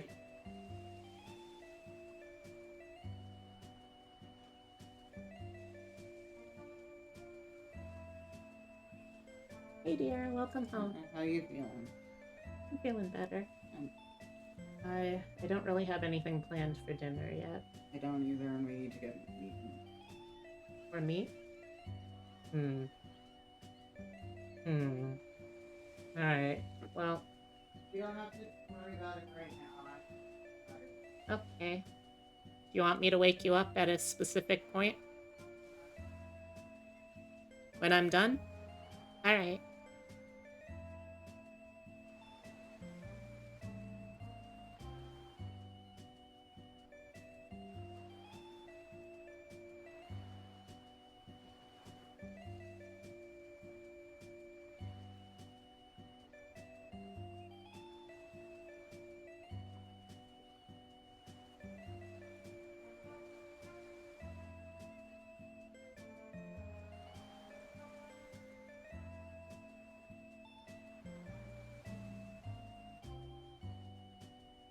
You want to play Bridget simply because you like the song? I mean, that's a good enough reason for me. I, I guess you don't even really need to necessarily play the game to listen to the song, though. You could pretty much do that just like on YouTube.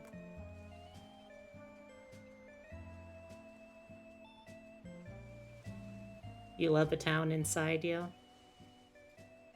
You're hungry.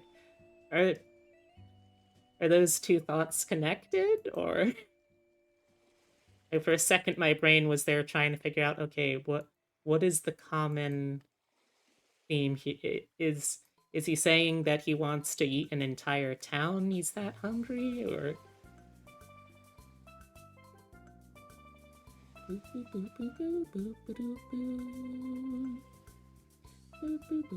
I could go for some town. That's a mood.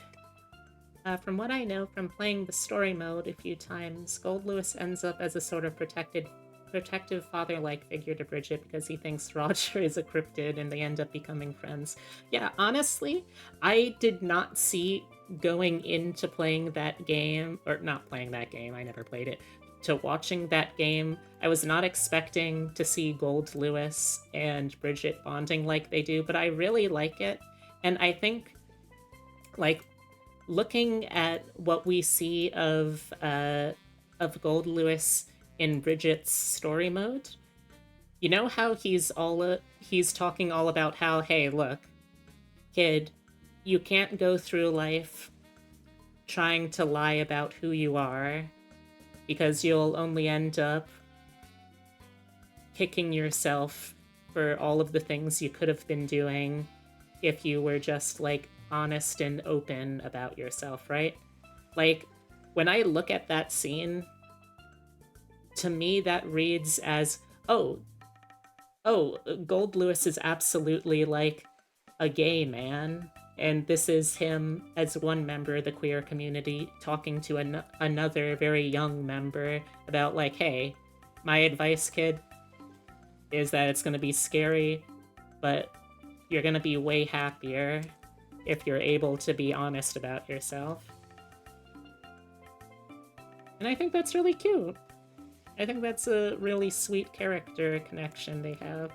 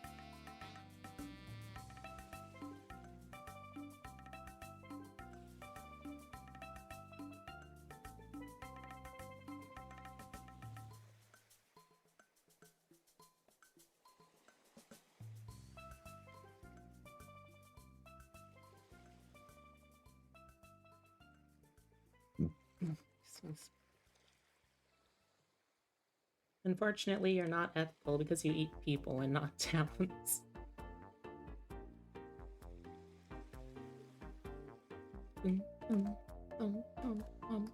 I feel like eating towns just means like you take a knife and fork to, I don't know, a street, an asphalt street or something, and you just start chowing down.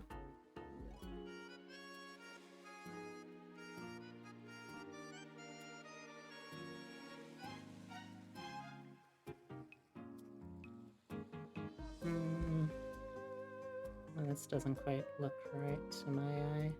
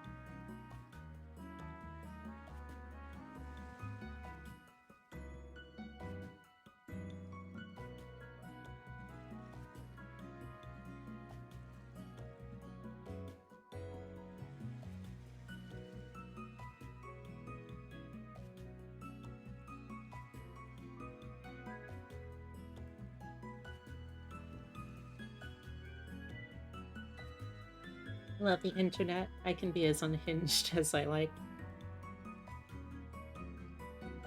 I mean, I guess.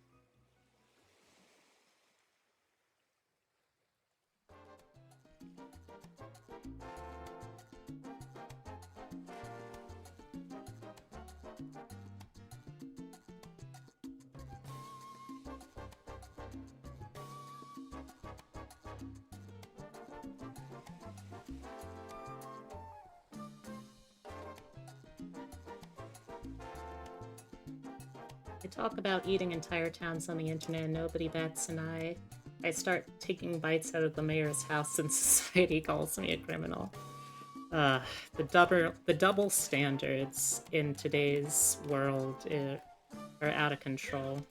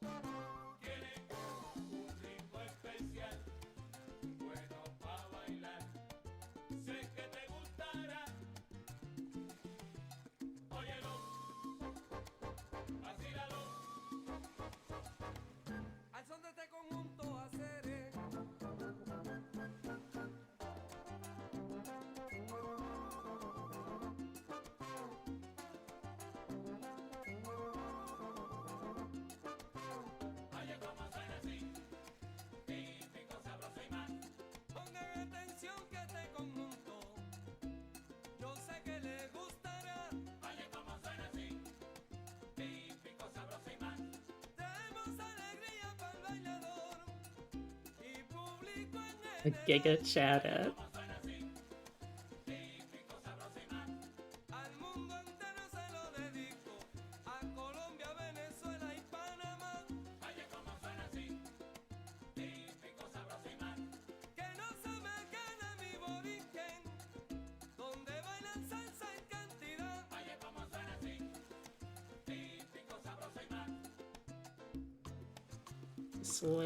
Just wait one big bird hop in second. Is that PR music?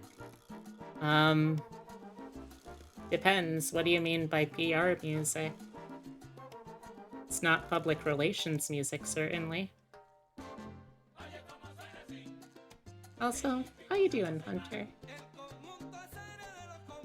Puerto Rico? It is apparently track 2 from a video game called Tropico 3? So maybe. Can't say I'm familiar with the game.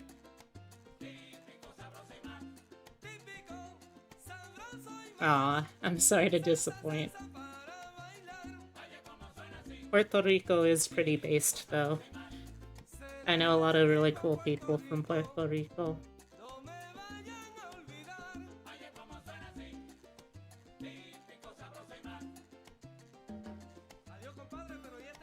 Gotta be one of my favorite countries that should definitely stop being held under the boot of American imperialism.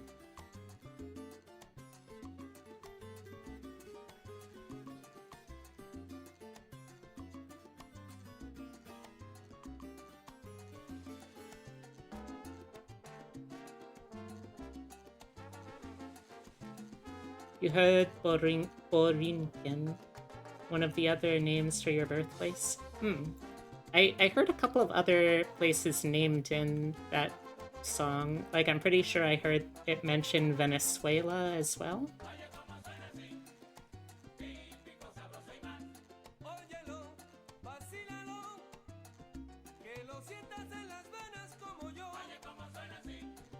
I don't remember enough of my high school Spanish to understand the lyrics.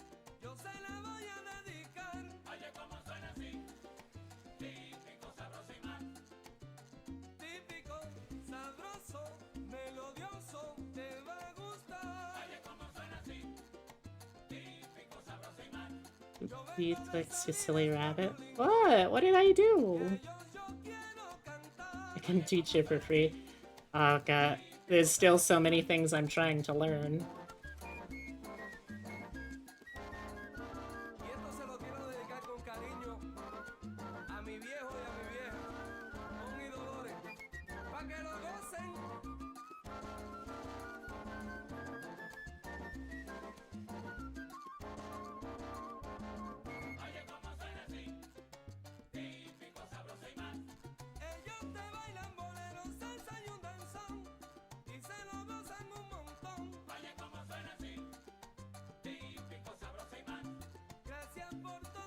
I mean, Tropico is basically like a SimCity game where you can make a country in South America and either become a nice leader or a dictator.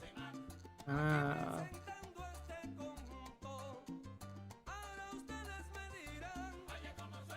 Hey, Gunfighter. Welcome, welcome.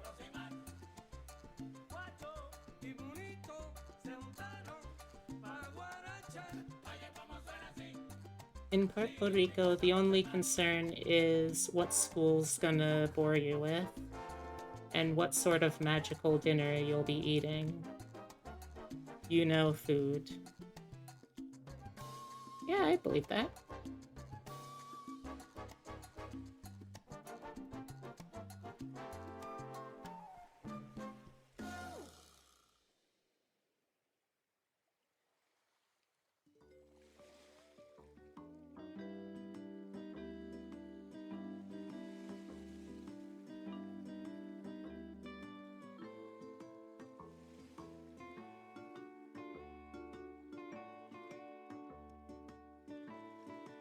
Have I ever been introduced to the wonder that is Pan Silbao? I have a feeling I'm about to be.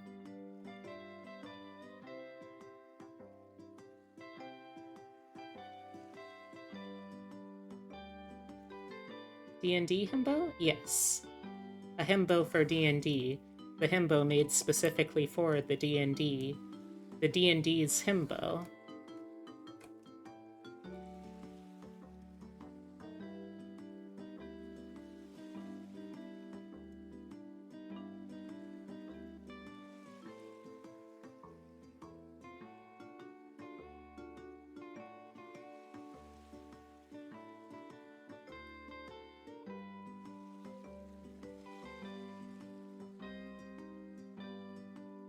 Like actual sanguineous swing? No idea what that means. You can't describe it, but as is ridiculously common, the corner Latino shops sell it for around $1.50, maybe $2. Well, I don't know if it's specifically a Puerto Rican one, but I do know that we have a Hispanic bodega down the street. So I might try and take a look for this. This. Pan Sobao.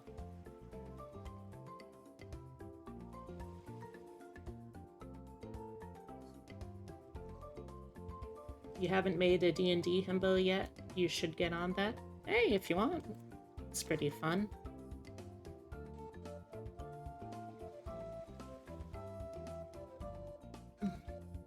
Trust me, it's Abuela approved. Abuela tested, Abuela approved. As long as it doesn't get a chancla thrown at me for... As long as I don't get a chancla thrown at me for mispronouncing it.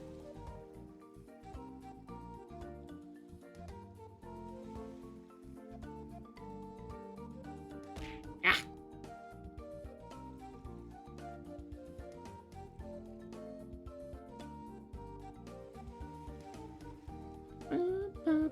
SpongeBob turned 24 today. Good for him. I'm glad to hear it.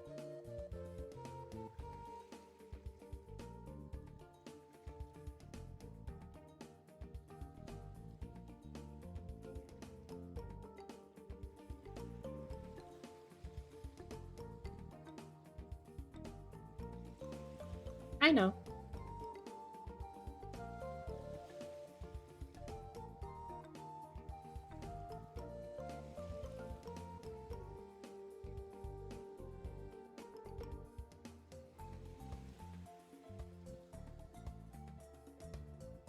It's alright. I'm just being silly.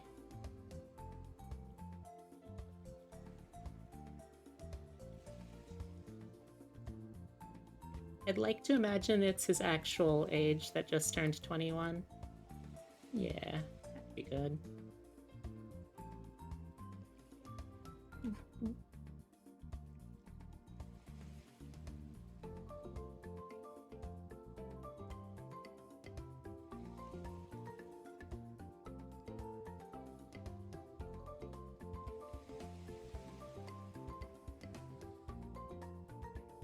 Supposed to be an adult, honestly.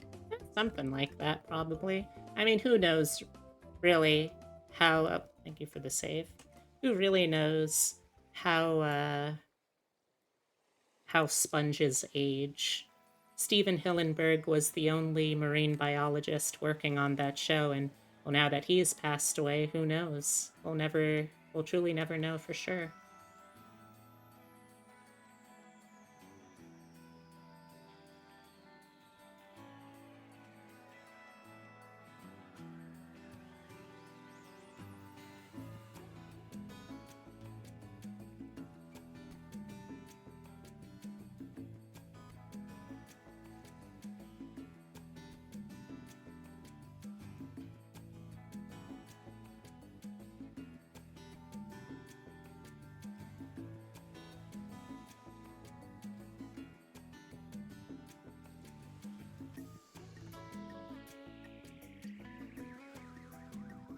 You wouldn't compromise on SpongeBob being adult? He also wouldn't compromise on there ever being SpongeBob spin-off shows, and unfortunately, that's also stopped being a thing, so who really knows for sure?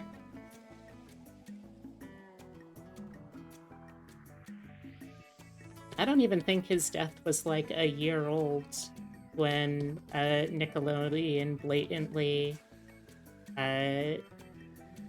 ignored his wishes for the show to never have a spin-off.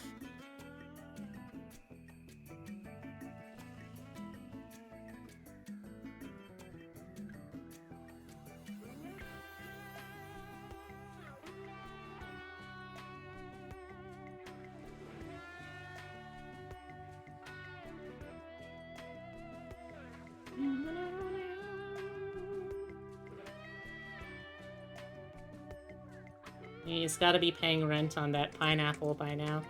Yeah. I always assumed that it was like, I don't know, probably something that his parents, like, got him the down payment for, or at least started. I mean, on a fry cook's salary, I don't think he would have been buying his own house anytime soon, or even leasing one.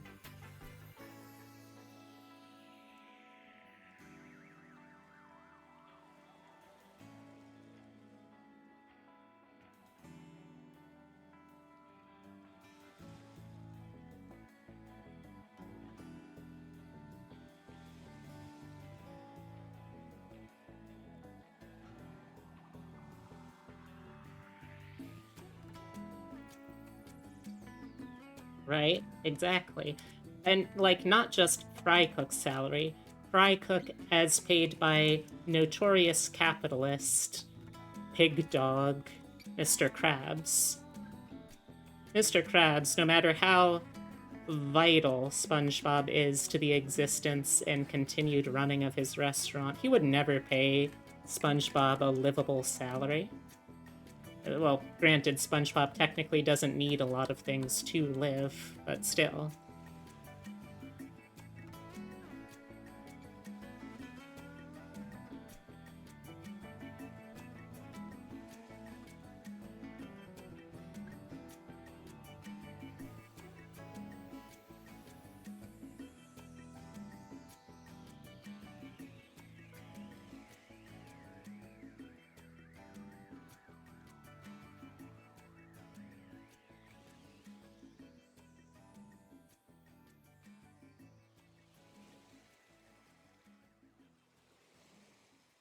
Mr. Krabs is paying pretty well. Is he? I don't know. I never got that sense. Ah! Thank you so much. Oh, thank you, Chayteki, very much. I appreciate that, and I'm flattered that you enjoy my content enough to continue hanging out like that.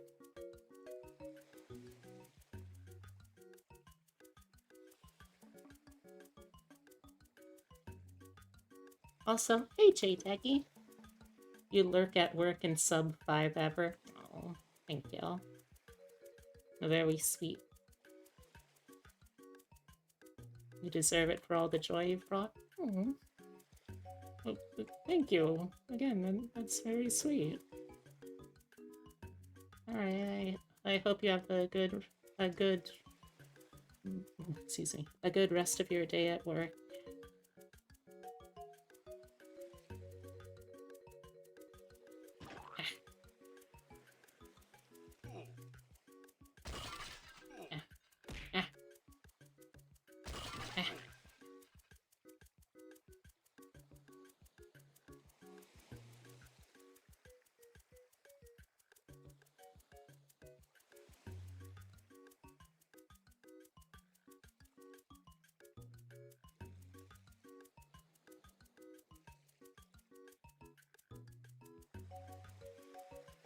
Some of the others got scared, and some execs left the room from laughing too hard.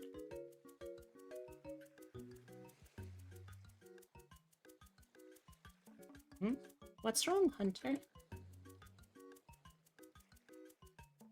Okay, yeah, please make sure you hydrate. Here, I'll hydrate myself. Ah, you know, it's just about to do that, Noth.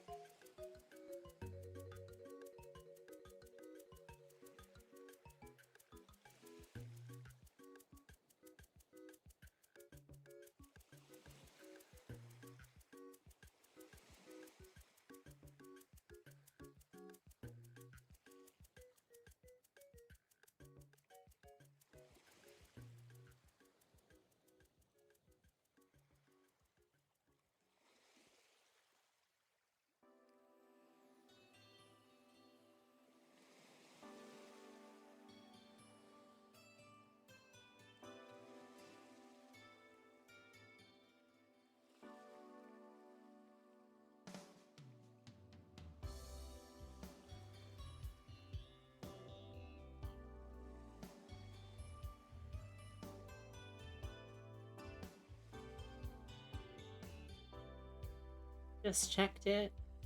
Even had an underwater terrarium. Oh, neat.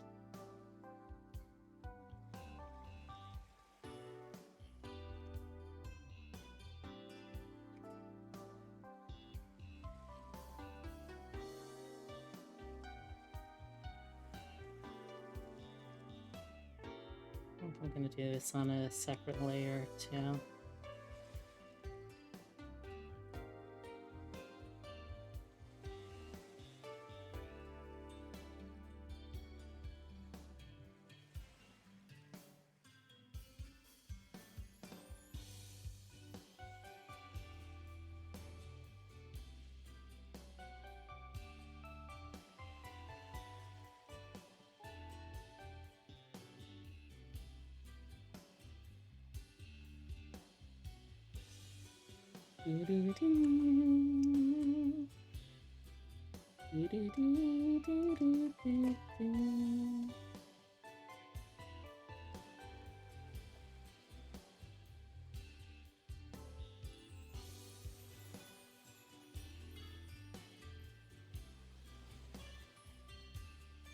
The Nickelodeon officials wish they were able to tape it. Wow. You? I'm honestly kind of impressed, Gunfighter. Like, I was not expecting anyone to so thoroughly go back and check the tapes, as it were, historically, on me talking about SpongeBob.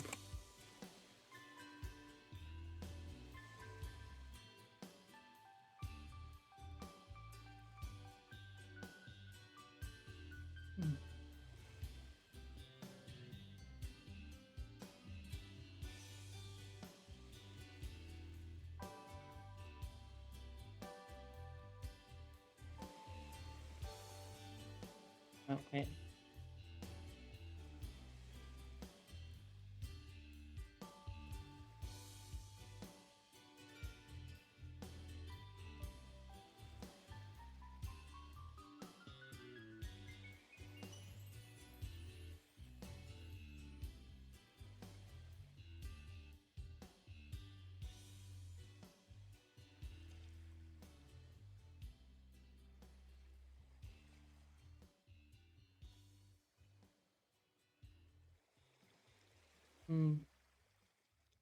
Yeah. I mean, Hillenberg knew his stuff.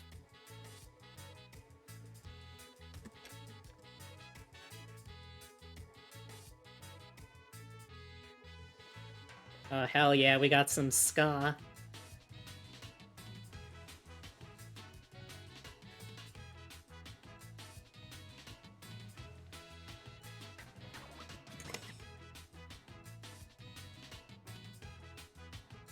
Whoa.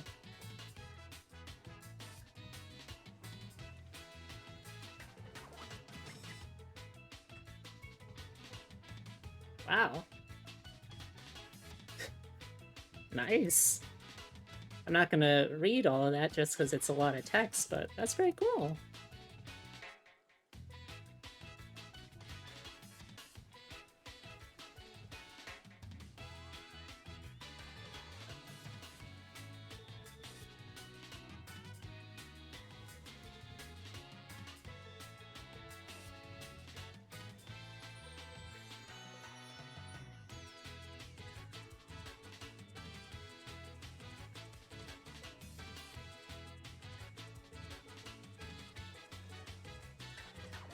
Yeah.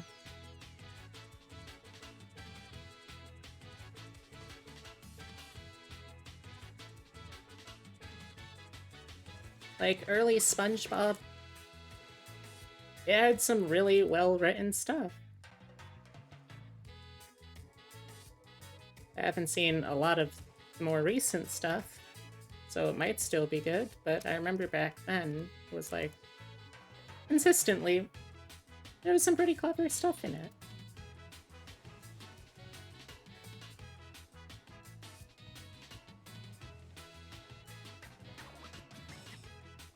I don't know about y'all, but my favorite episode, I think, is gonna still have to be the Band Geeks one. It just kind of had everything that I really wanted to see out of a SpongeBob episode in one.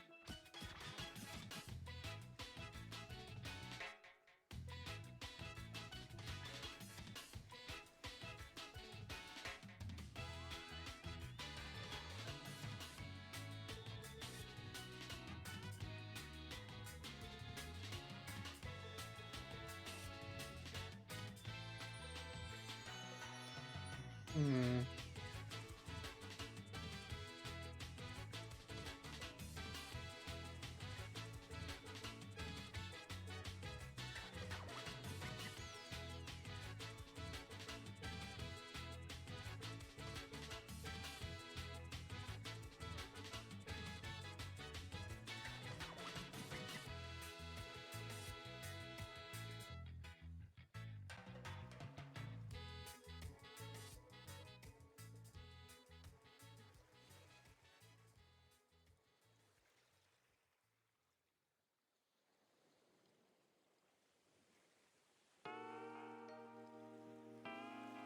Doodle, also a solid one. Every SpongeBob episode is combined together into an amalgam of sponge in my brain.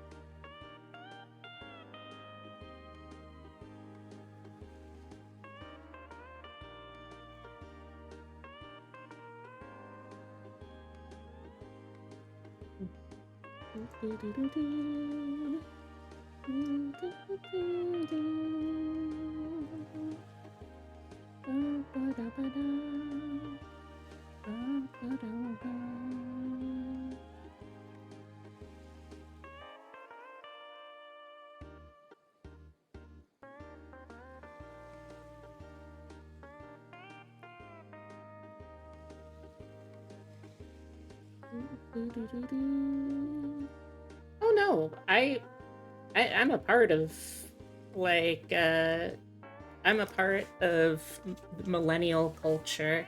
I remember seeing it, and I'm also kind of like I've been told like cusp millennial Gen Z, so I totally get it.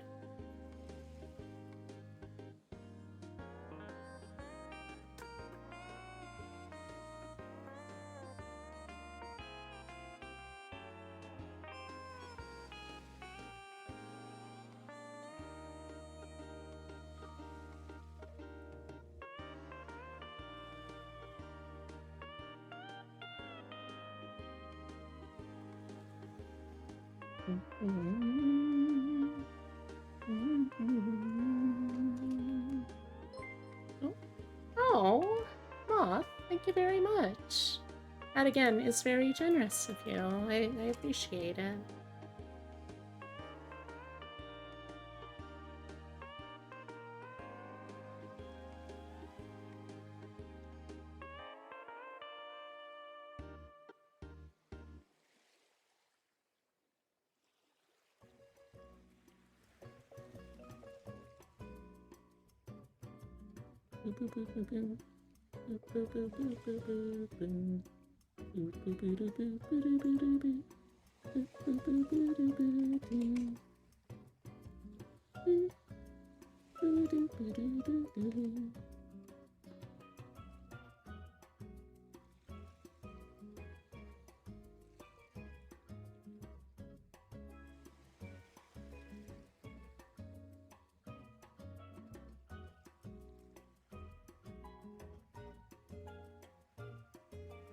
Excuse me. Yes, we do. Yes, we do.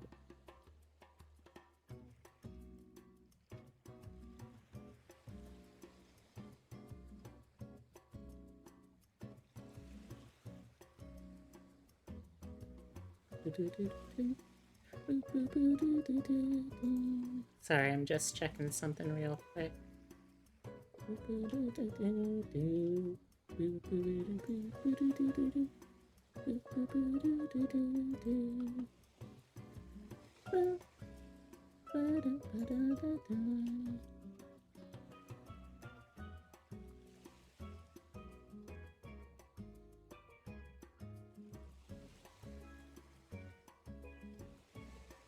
I want everyone to know that while their depression is chronic, their ass is iconic. That's very true. It's very, very true. And you know, it's something that I think we all too easily forget in our day-to-day lives.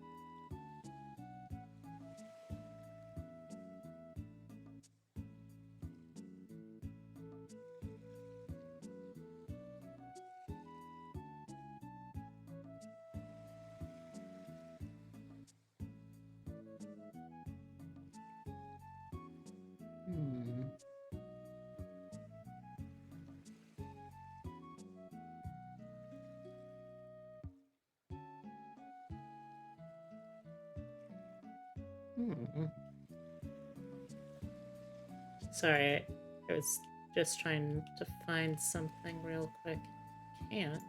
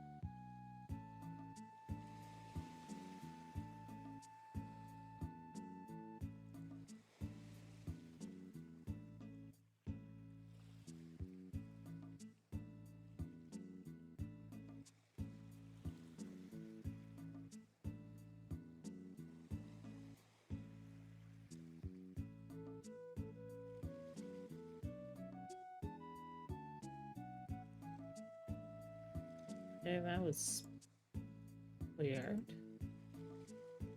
Hmm. Anyway. Nothing to do with what I'm trying to do right now, so let's get back into things.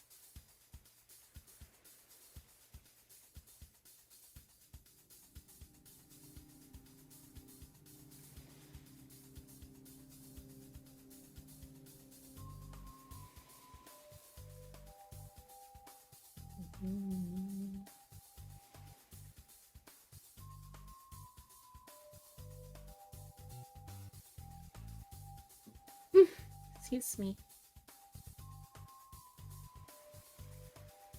What does the Mothman do? Speaks. Oh, yeah. Chat Moth over there. Chat Moth will say what you type in. Pretty simple.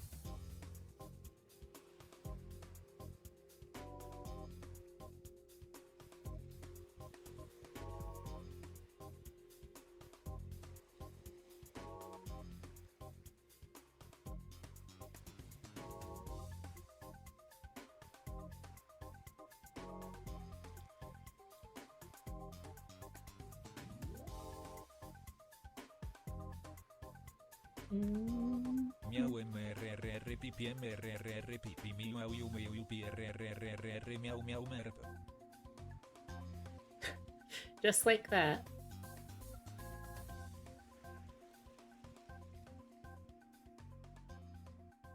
I will say it's a little weird that Chat Moth is Italian, but other than that, I think they're a pretty normal Chat Moth.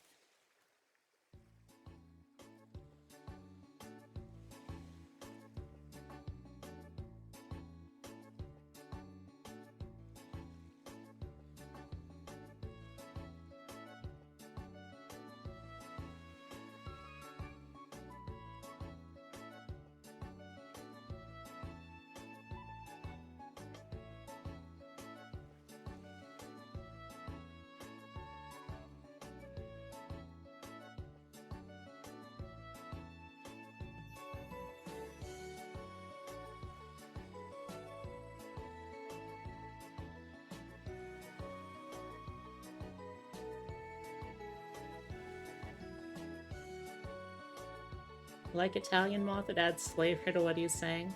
True. Although it does also mean that if you ever put numbers in what you're trying to get him to say, he does... Well, honestly, I don't know if y'all ever decided on what Chat Moth's gender, if any, is, but Chat Moth kind of fucks up on numbers because they can only count in Italian. Unless you want Chat Moth to count in Italian, then I guess you're golden.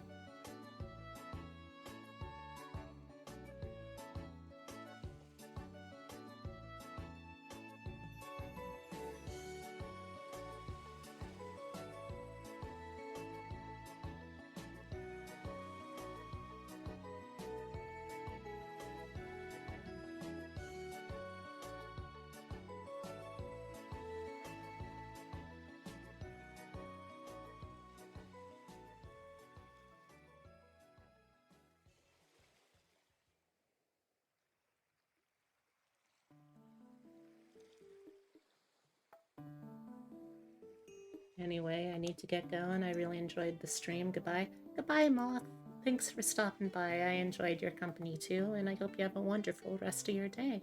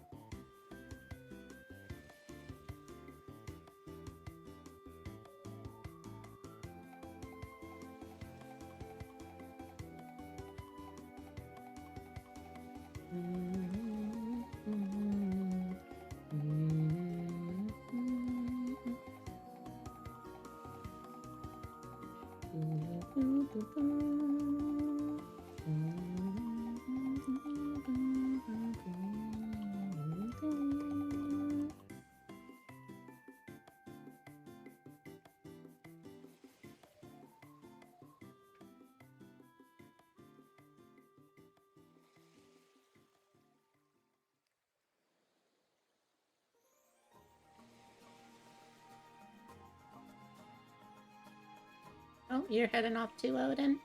Take care.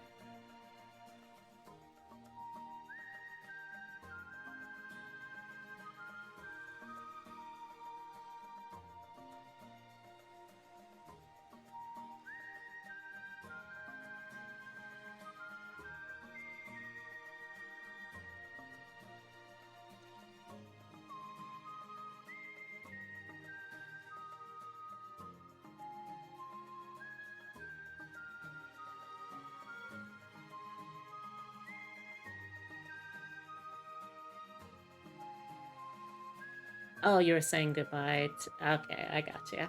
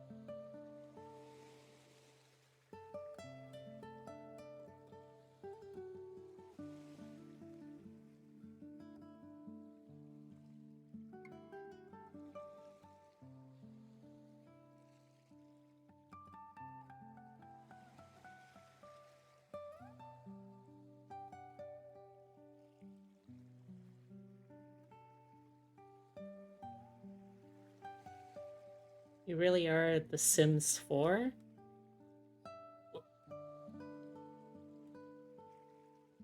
What what does that mean?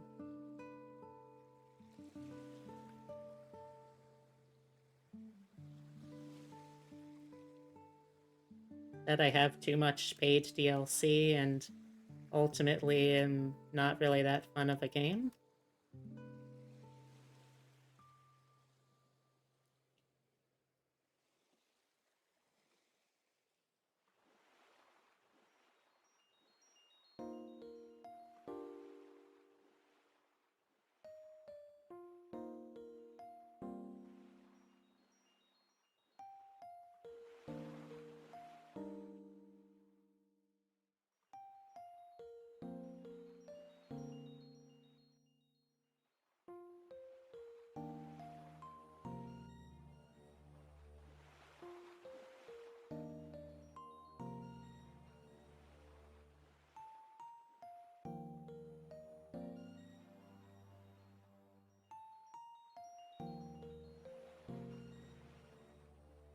That I was produced by Electronic Arts?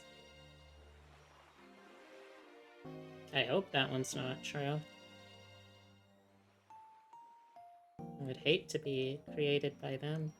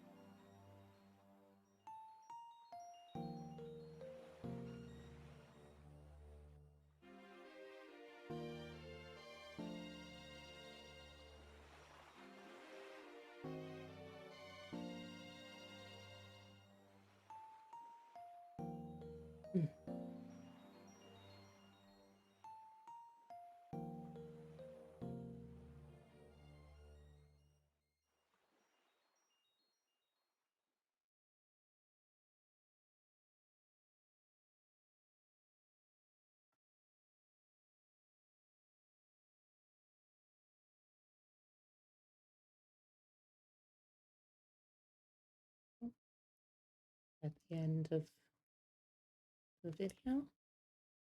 Huh, it was. Alright, well, time to get another one.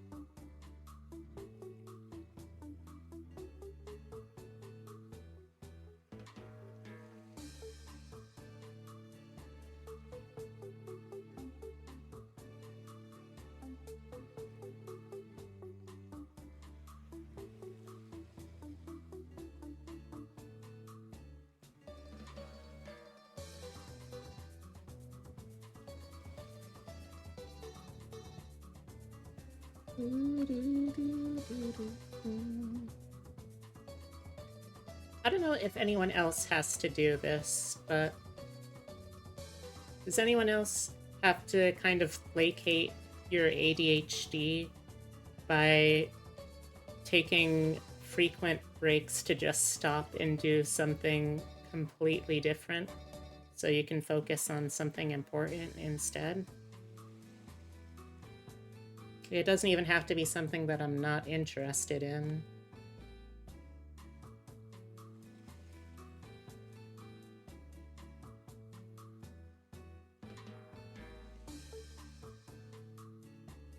I've just noticed I do that a lot.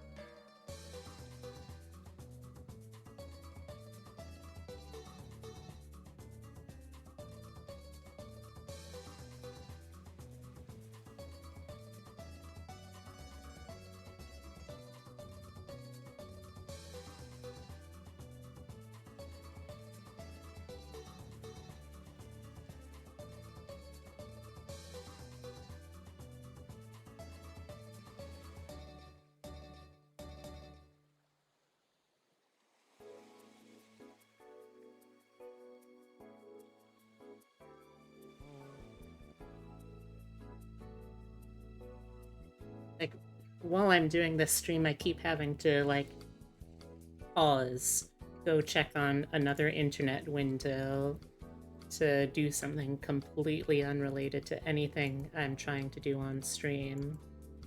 And I'll find something, see it, be satisfied for a little bit, and then I'll be able to keep working for a little while longer.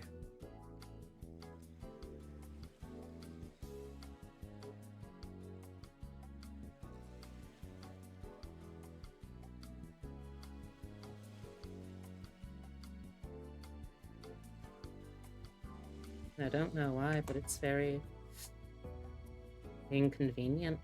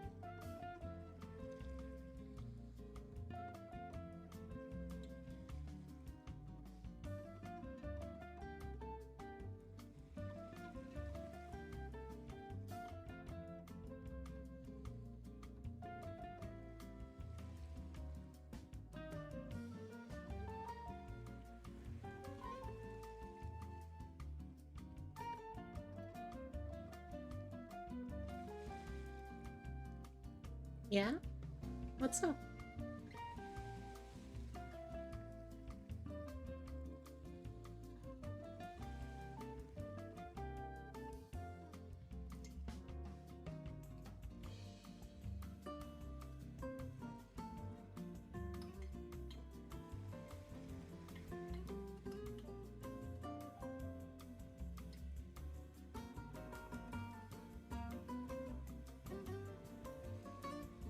I mean, I hope that doesn't give you a heart attack, but congrats. That sounds like a lot. From what I remember about my FPS days.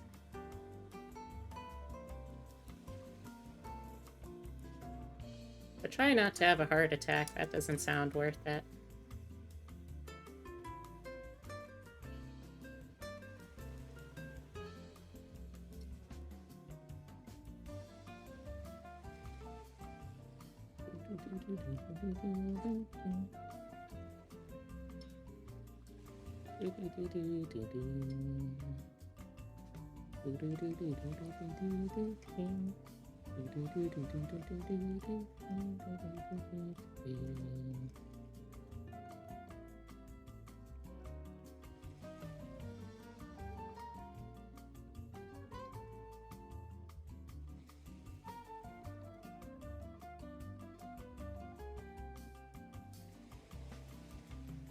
Congrats, then.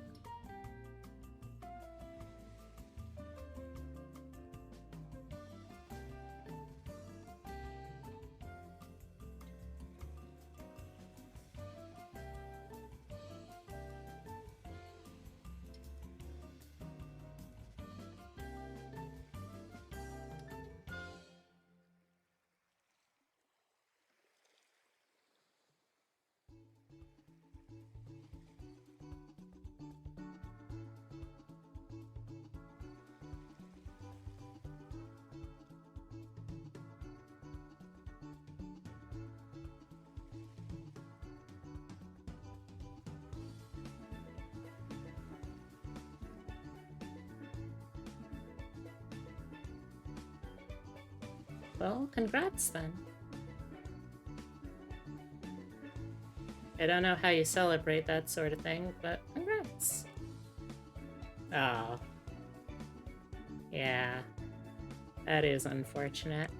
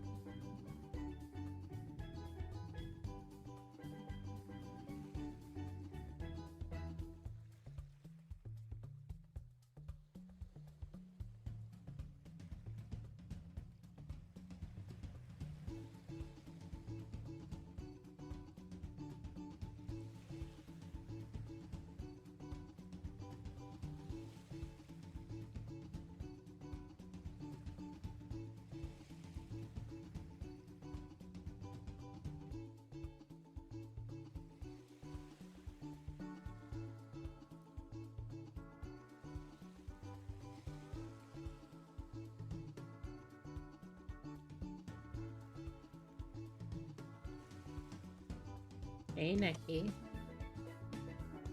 Thank you for the save.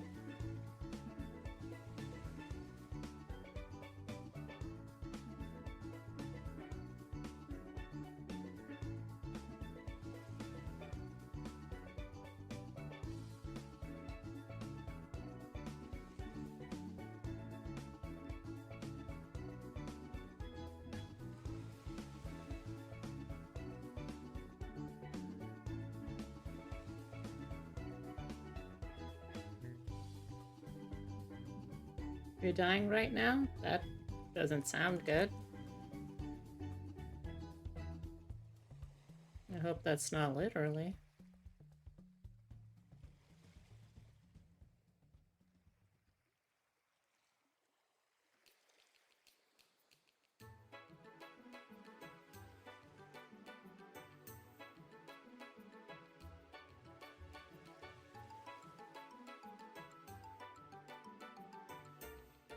Okay, I think that should work.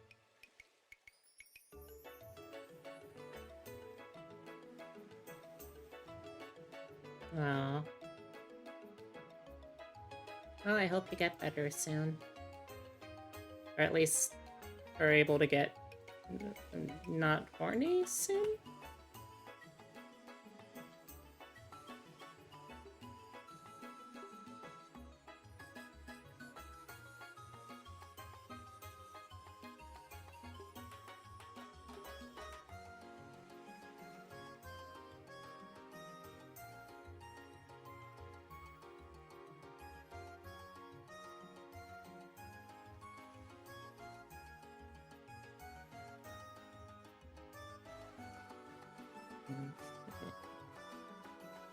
Where was I?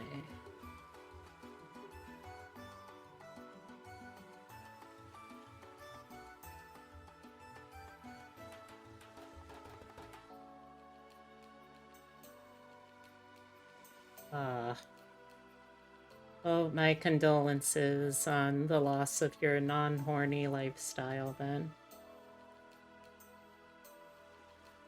Mm.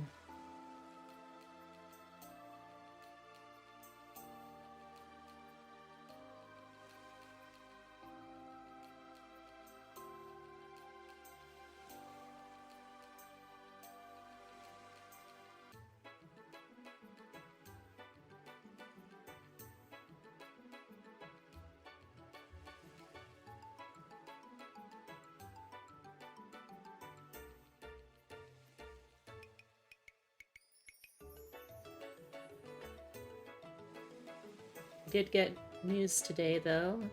Oh? What's the good news?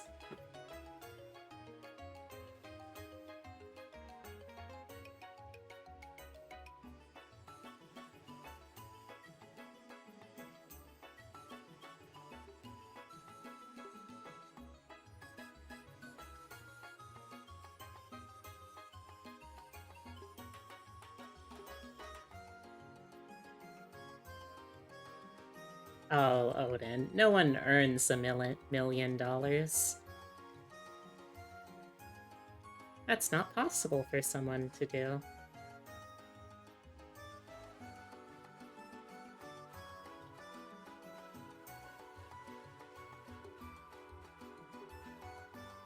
You're being referred to a doctor for your orectomy? Nice! Congrats!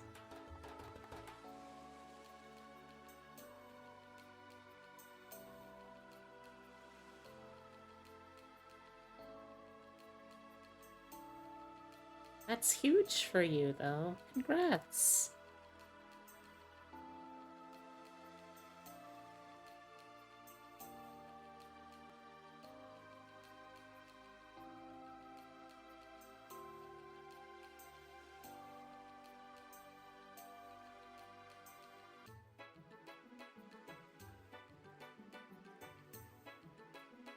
You've been working towards that for a while, so congrats. I hope that the pre-op process goes very smoothly.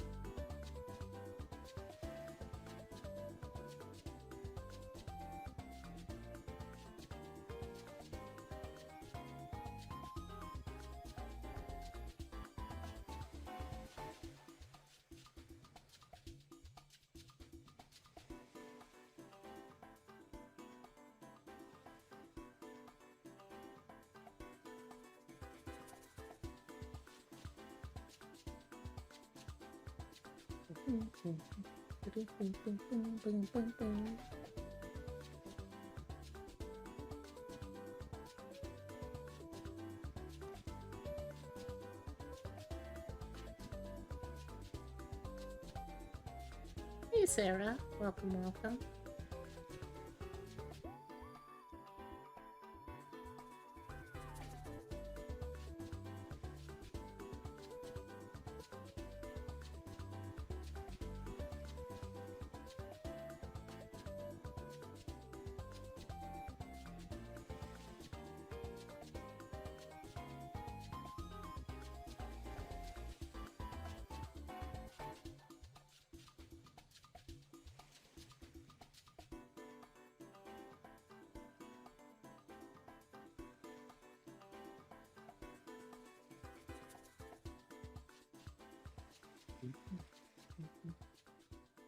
Just checking some detail real quickly on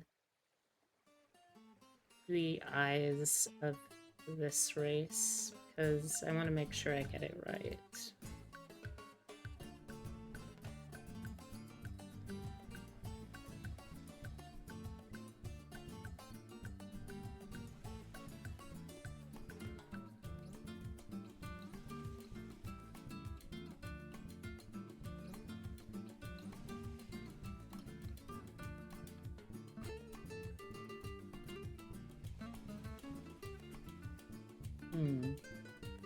They don't really say too much beyond that. Kind of look like the eyes, I'm gonna say, are like sort of yellowish white.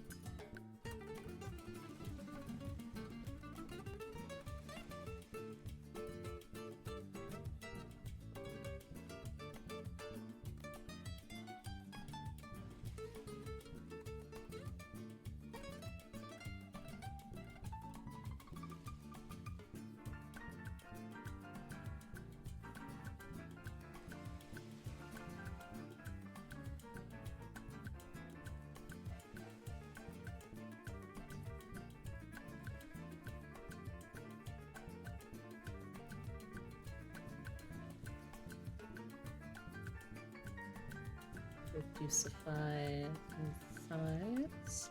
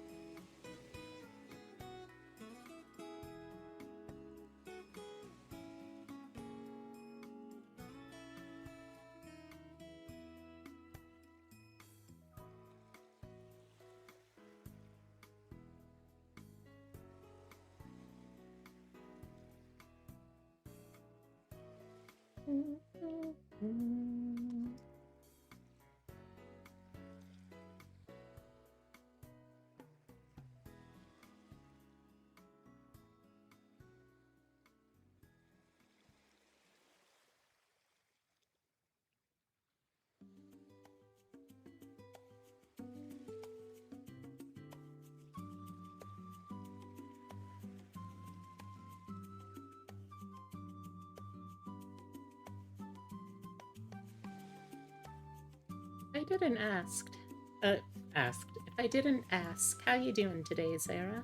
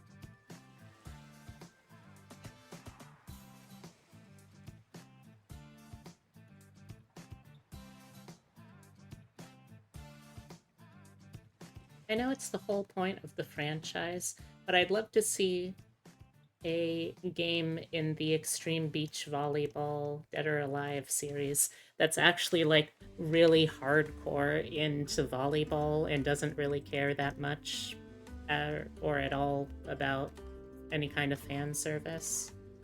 I think that'd be kind of cool. But I know that's also like the only reason Dead or Alive as a franchise is still around because of the fan service. So I ain't holding my breath.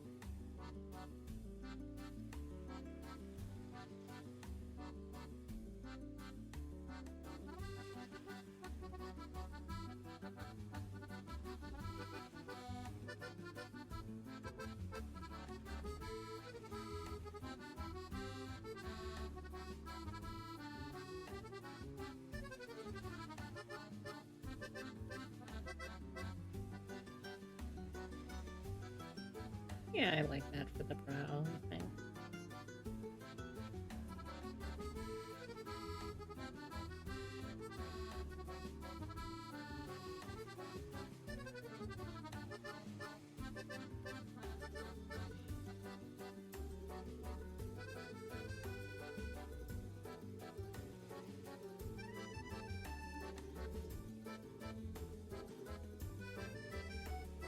Whew.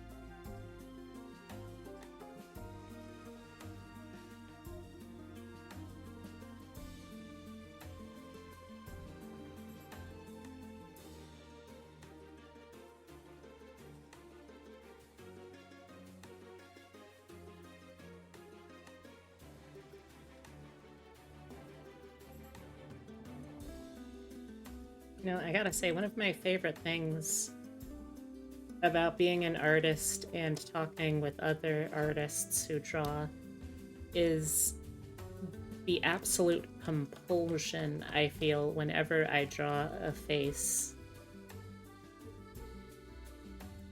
to make the same face that I'm drawing IRL. Despite the fact that I'm pretty much never, like, sitting myself down to get a picture of it in the mirror or using myself as reference. It's just like this compulsion that's been hardwired into me. If I'm making an expression, I simply must also make the expression.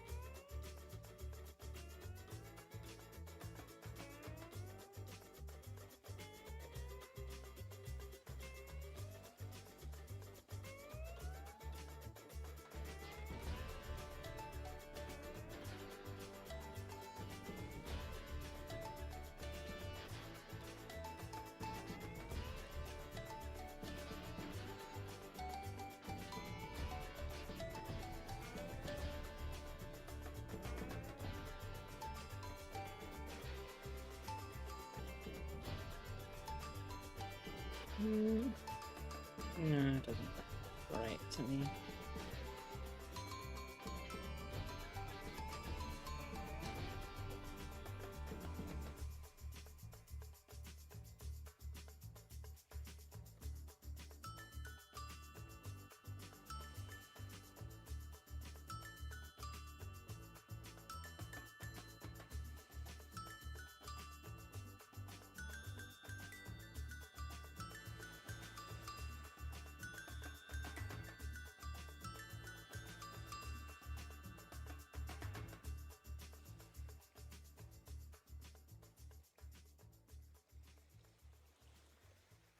Fun fact, trans men have incredibly kissable lips.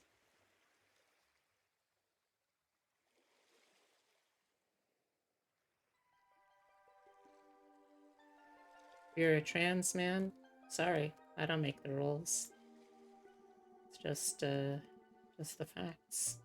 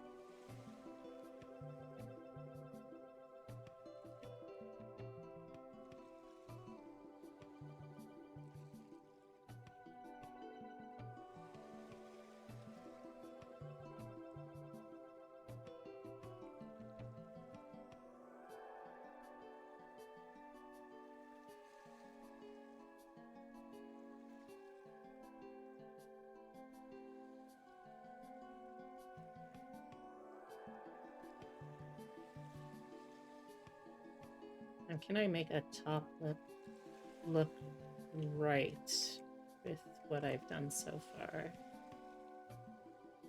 Let's find out.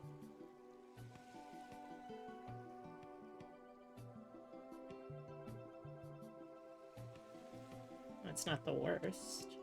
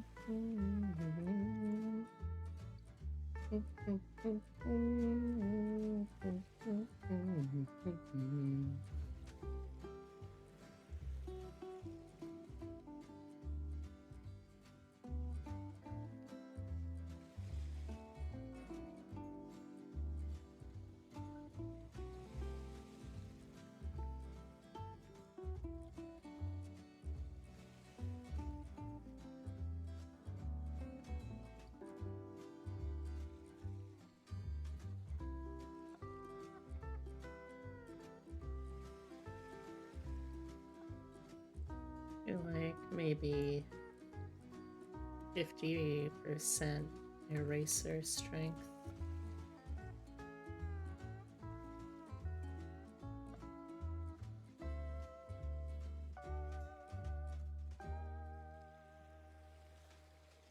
$40.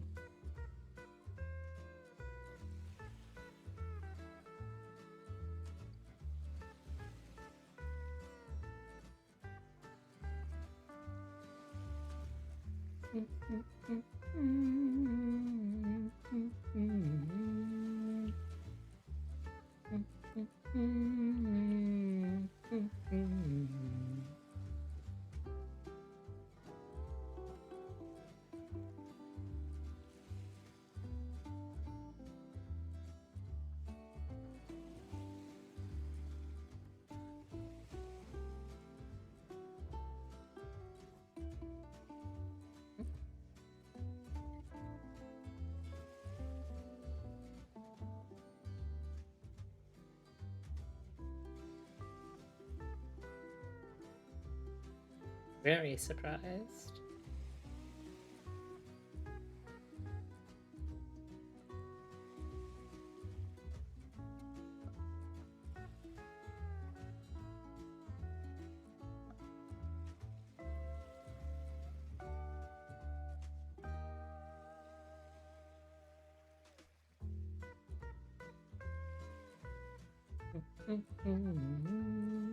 You know what? Let's see how it looks when I add in the skin tones later. And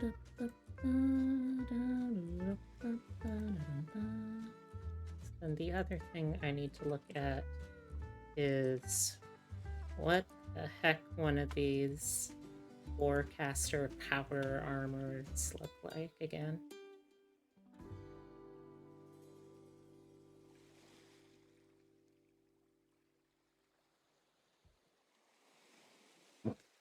Excuse. Let's see, what was the other one?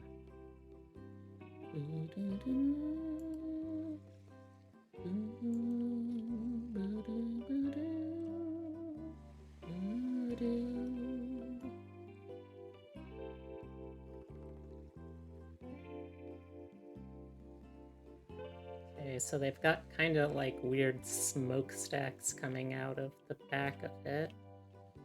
And then a lot of mechanical tubing and stuff like that, I think. Let's try and get a closer look. But specifically, he's from, or he was taught by Rulik.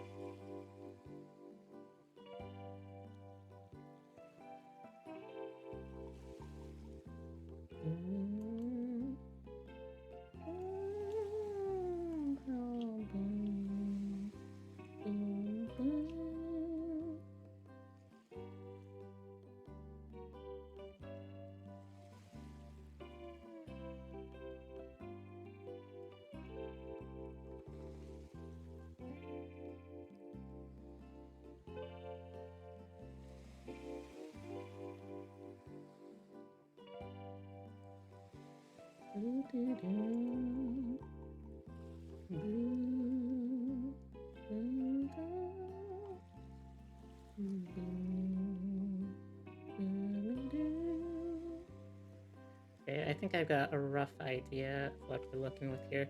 Now, the other question is, how can I make this power armor more himbo-centric? And I think part of that is going to be maybe giving it like a tummy window or something like that.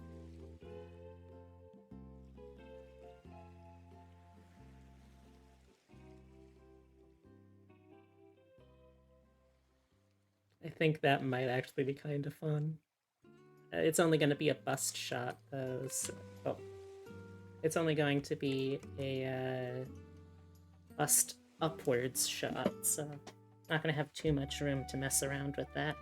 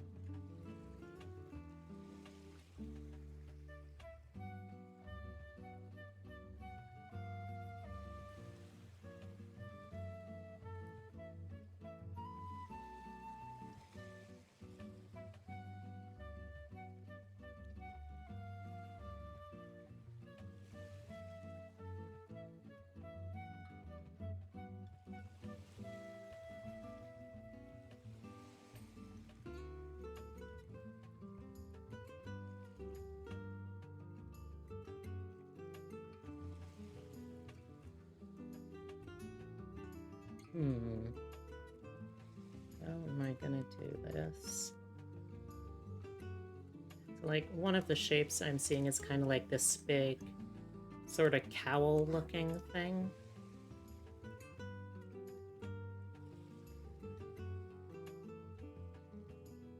Kind of like what I did for, Tomo, if I recall right.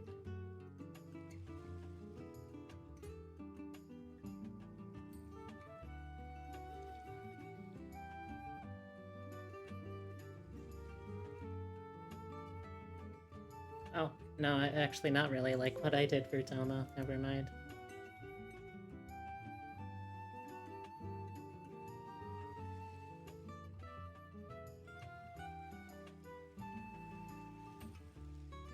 Although that's also heavier Warcaster armor.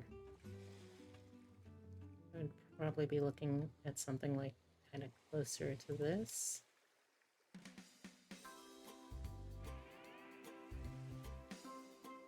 I guess I could just make the armor itself like a tank top. That'd be kind of fun, actually, now that I think of it.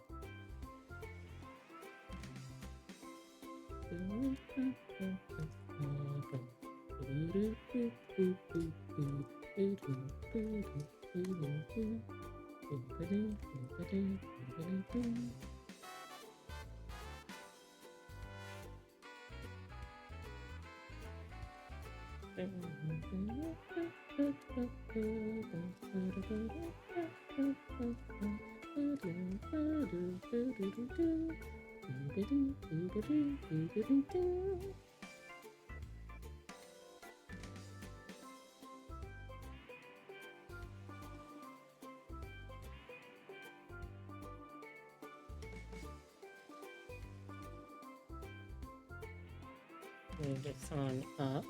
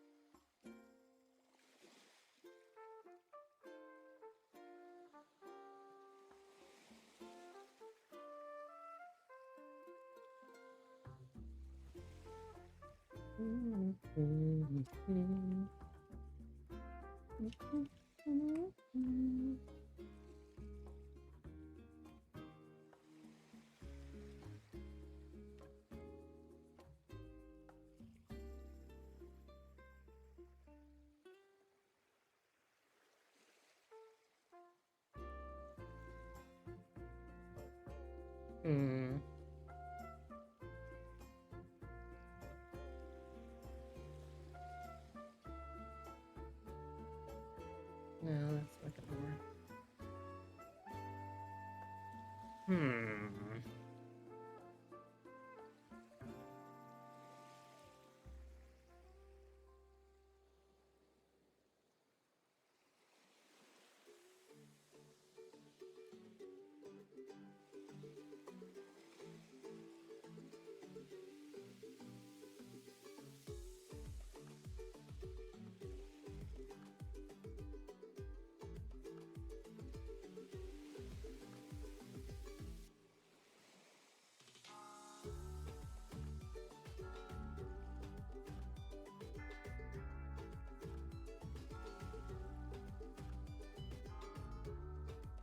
Sorry that I've entered kind of serious mode.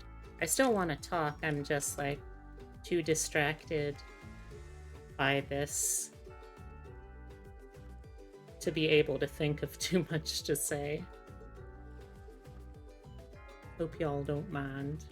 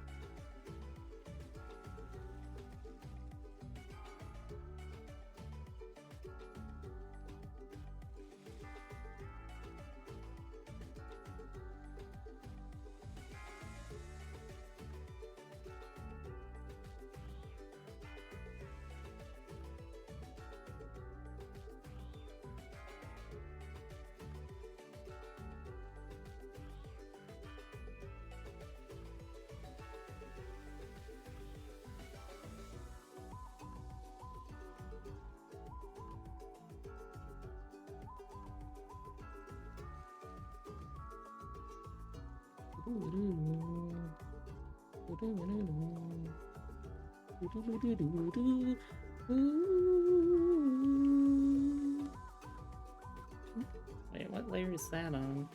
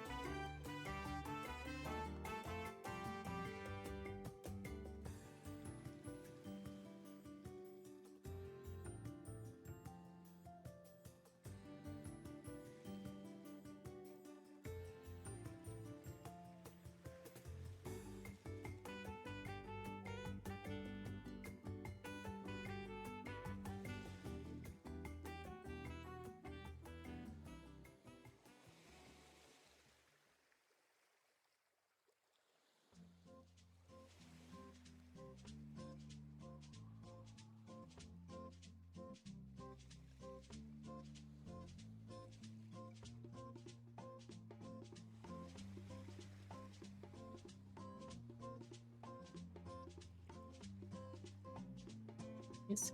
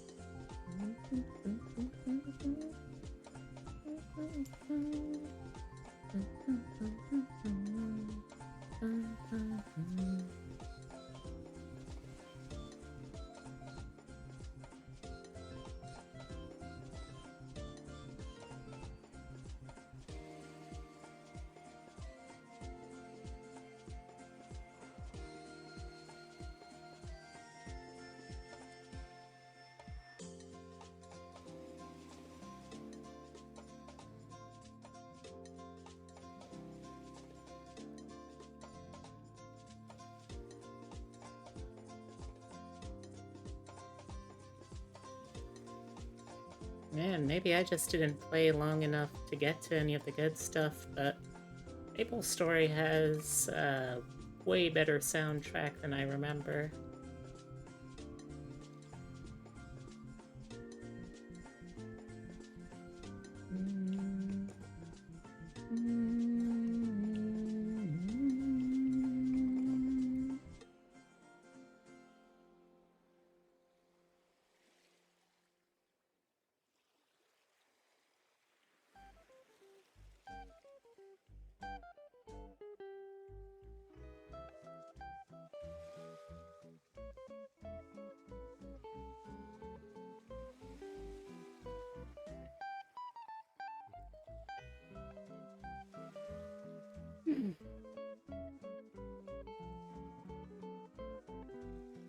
Hmm.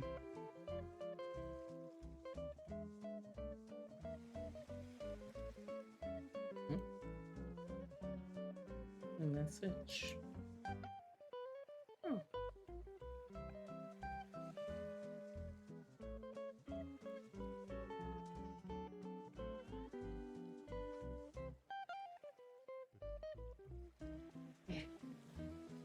Yeah. Dang headphones.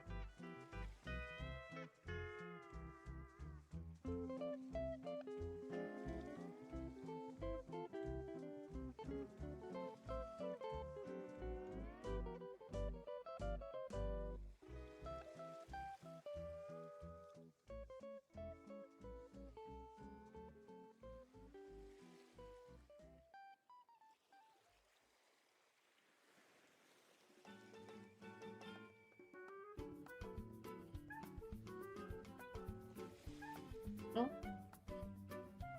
Yeah, I guess it is about time. Alright, chat. I will be right back. I need to go feed my cat. My beautiful baby cat boy. Alright, I will be right back.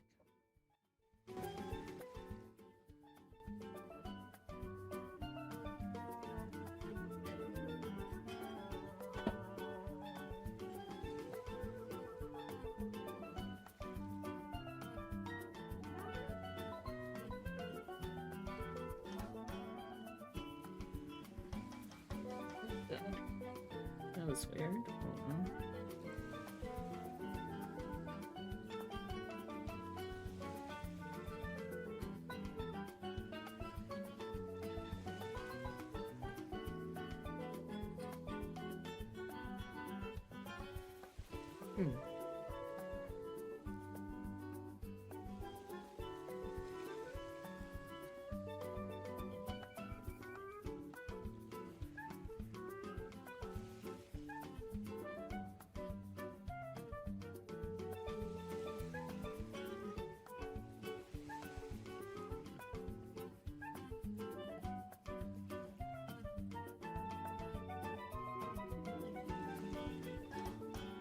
Okay.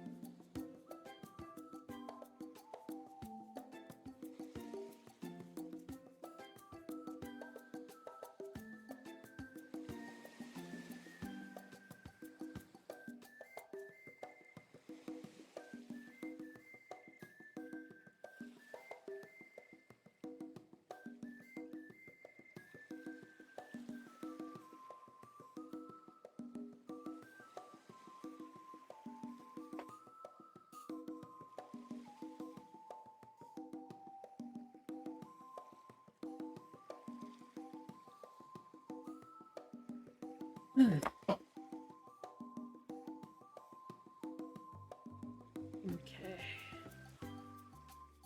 I am back. I got a little snack too.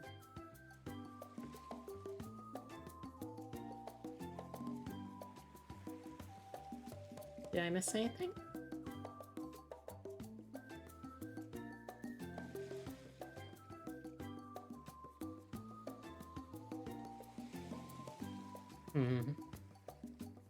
I really shouldn't just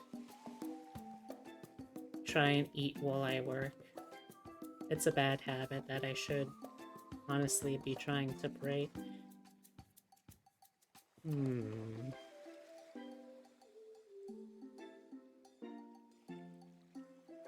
Maybe I take a little break, but on stream. We'll watch something together while I have this little snack. How's that sound? I don't think there's anyone actually active in chat right now, so I can answer it myself. That sounds pretty good to me, B. Thank you, B.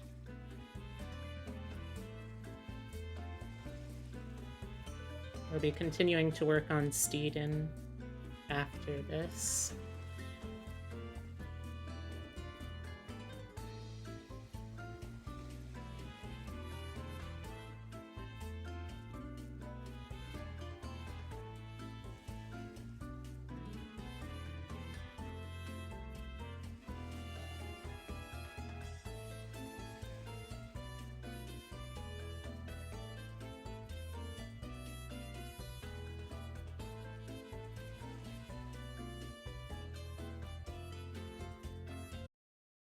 Pause there real quick.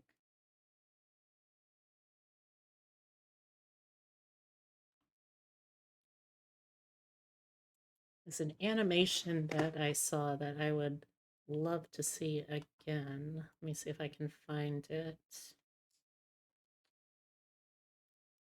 What was it called?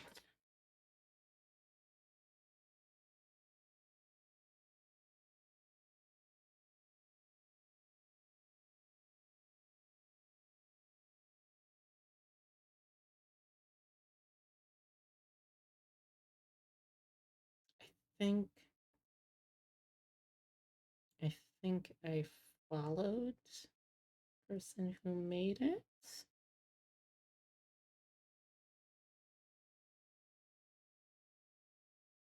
Yes. There we go. Okay. Punch forever. It is really fun.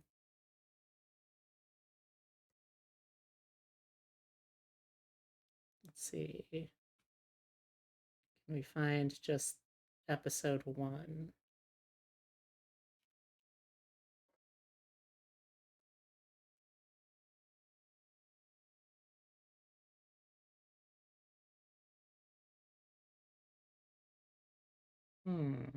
There we go.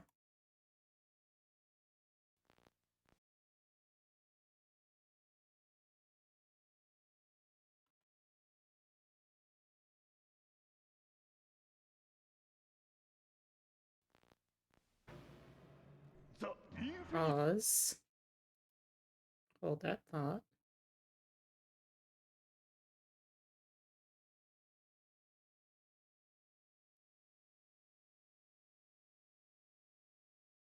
There we go. Oh, start.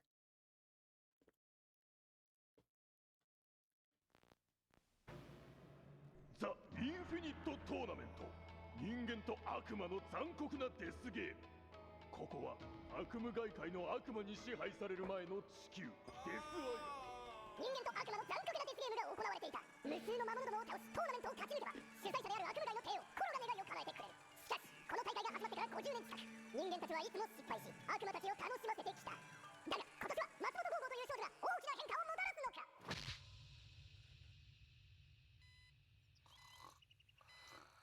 Like, it's not just a well-made parody, it's also, like, really funny in its own right.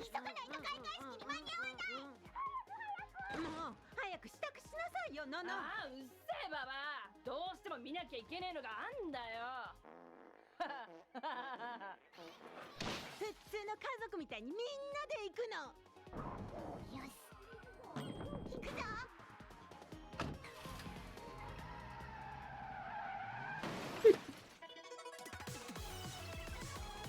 It just has so many things going on.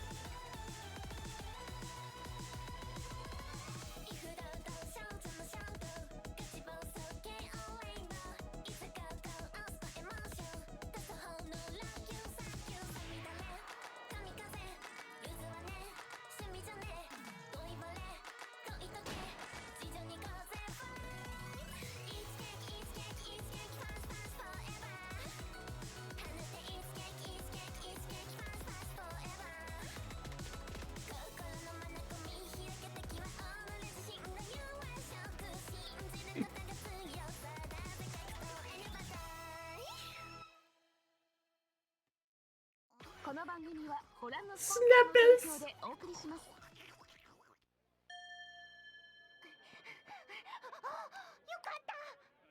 紳士淑女の皆さんはじめにお手 Hey, をしてく Hazel. ださいイベントの主催者であり魔王でもある皇帝コロによるスピーチです Drive-by compliment. You're wonderful, amazing, epic.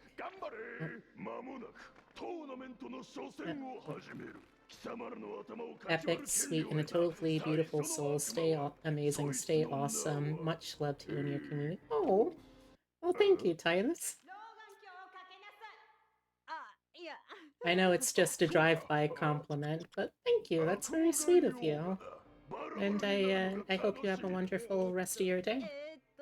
あ、用事思い出した。おい悪魔人間のとこで何してんだ出てけ私はここにいる他のやつと同じ人間だ見てろ何すんだ早くしろ次からはちゃんと人見て言えこの野郎お尻。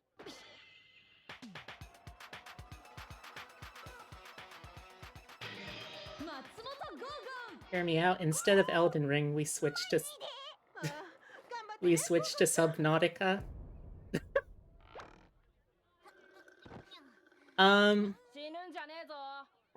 I would, Hazel, if it were up to me. Unfortunately, it's not, because the promise was to play whatever game the person who did the $100 donation wanted, and they wanted to see another playthrough of Elden Ring, so...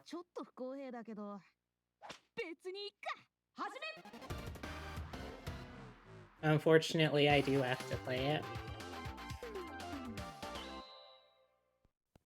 Believe me, if it was up to me, I would just switch over. We'll still play it, but later when I'm able to commit real time. Alright, that seems doable. 頭がここどこだ。めんどくさく考えんなゴーゴー。あいつら魔物、冷酷な奴ら。俺たちの代わりの相手はてめえか。おいバカども、私の妹はな、この大会に出るために一生懸命練習してきた。できるやつと私は知ってんだよ。ありがとう姉ちゃん。やっぱり信じてくれたんだね。ほらさっさと行け。I think I would be up for that.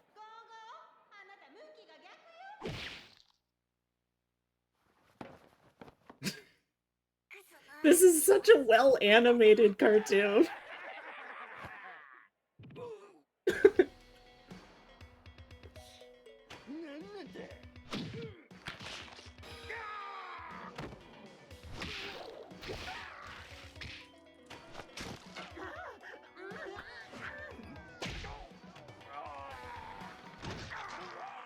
But, you know, I would be up for trying it at least.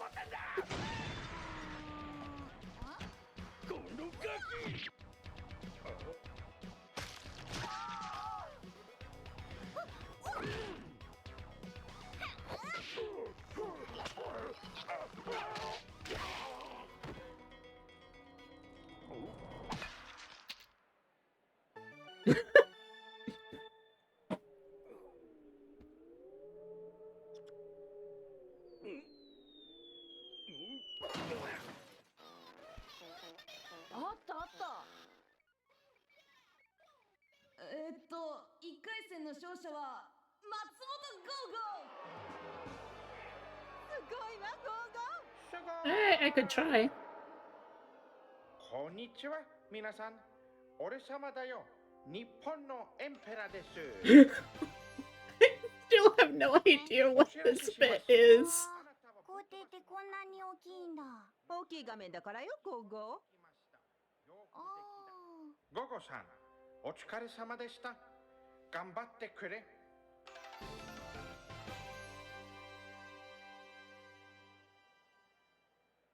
Can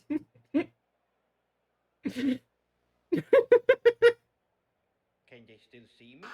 今のうちに生きている喜びをかみしめろ。戦う悪魔はどんどん強くなっていくのだからな。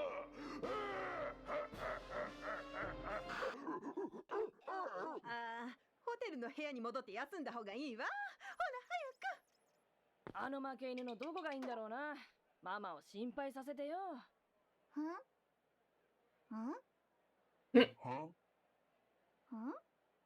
やっぱり大きいから怖いの。画面がでかいんだよ。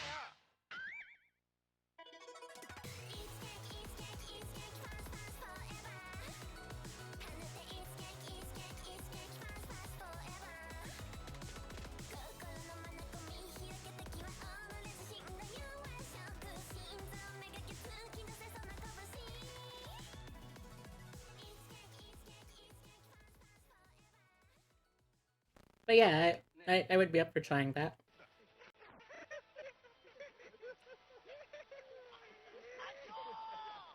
They put so much effort into this.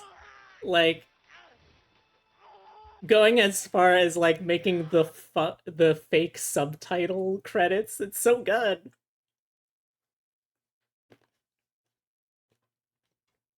Who could we swindle into it?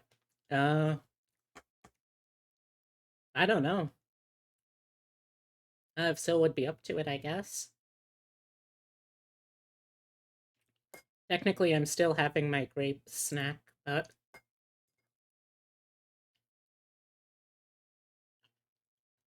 You know what? No, actually, I want to watch this again. Because I had a great time with Punch Punch Forever. ザ・インフィニット・トーナメント人間と悪魔の残酷なデスゲームここは悪夢外 We 界 can の certainly 悪魔に ask 支 her. 配される前の地球デスアイランド人間と悪魔の残酷なデスゲームが行われていた無数の魔物どもを倒すトーナメントを勝ち抜けば主催者である悪夢界の帝王コロが願いを叶えてくれるしかしこの大会が始まってから50年近く人間たちはいつも失敗し悪魔たちを楽しませてきただが今年は松本剛吾という少女が大きな変化をもたらすのか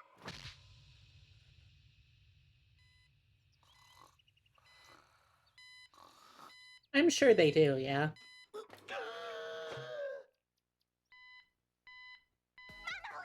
急がないと開会式に間に合わないもう早く支度しなさいよノノああうっせえババアどうしても見なきゃいけねえのがあんだよ Typical VTubing experience. みんなで行くのよし行くぞ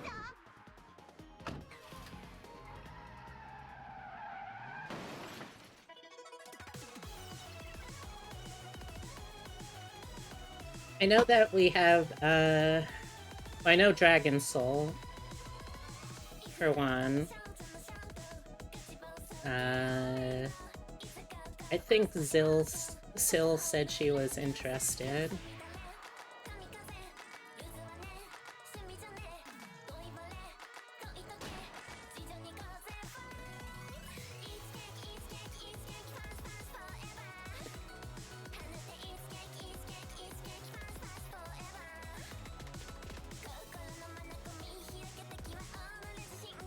Still wants to, but has no mon. Understandable. この番組はご覧のスポンサーの提供でお送りします。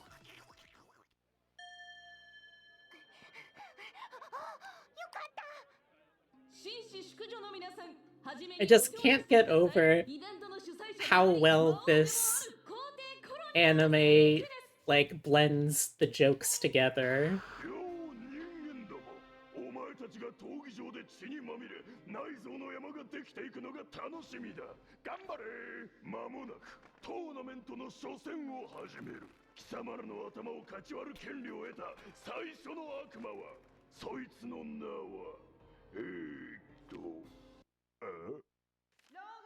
かけなさいあいやあそうか悪夢外オーガだバラバラになるのが楽しみだあ用事思い出したおい悪魔人間のとこで何してんだ出てけ How are you doing today, by the way, Ace? 次からはちゃんと人見て言えこの野郎お尻 See. 松本ゴーゴン頑張ってねゴーゴちゃん I don't know. I don't know if this is as funny to other people as it is to me, but it's just really hitting. 助けを呼ばないと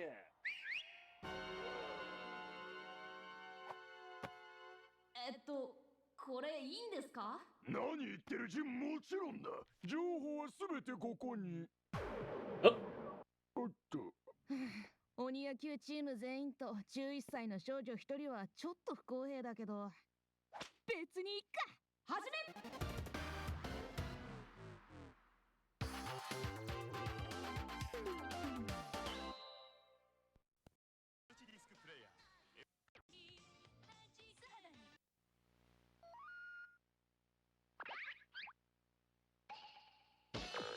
Can you believe it's been 2 months already? Wow, it's been 2 months since the procedure? 頭がここどこだめんどくさく考えんなゴーゴー Wow. あいつら魔物冷酷な奴ら I'm sure flies. おいバカども私の妹はなこの大会に出るために一生懸命 How you feeling? できるやつだ私は知ってんだよありがとう姉ちゃんやっぱり信じてくれたんだね。ほらさっさと行け来いよ怖くなんかないぞゴーゴーあなた向きが逆よ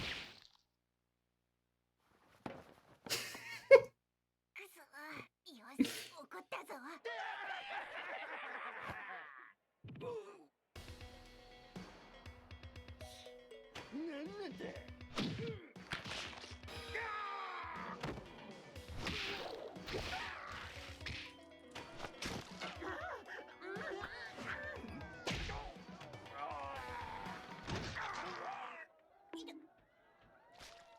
なんでこんなの持ってんだ。このガキ。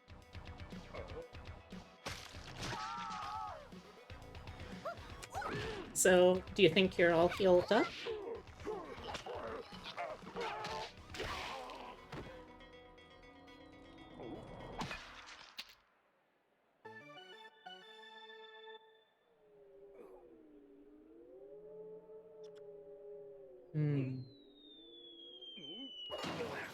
Dang.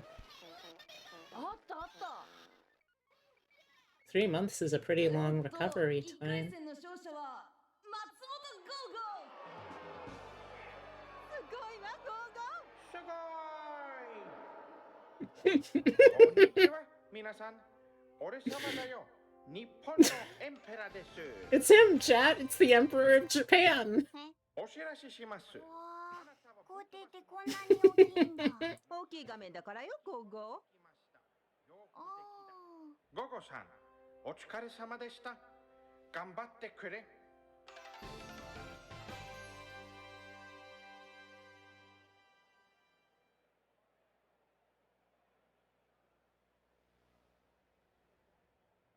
Can they still see me? 今のうちに生きている喜びをかみしめろ。戦う悪魔はどんどん強くなっていくのだからな。あ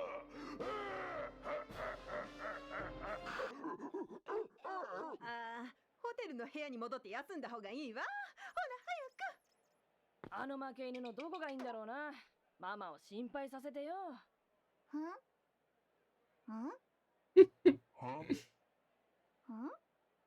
やっぱり大きいから怖いの。画面がでかいんだよ。 Okay, now we'll get back to the actual work. I don't know why. Actually, no, I do know why. It's because that's a really funny short. Looking forward to seeing more of that.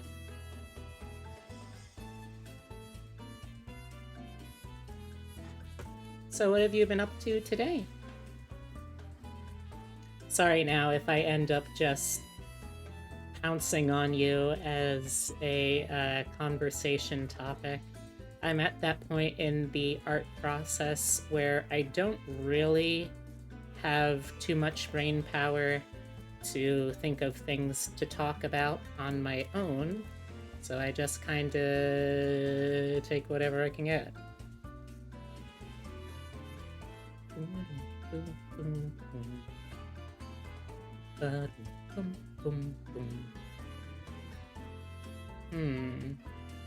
Maybe here we could add one of these tube things.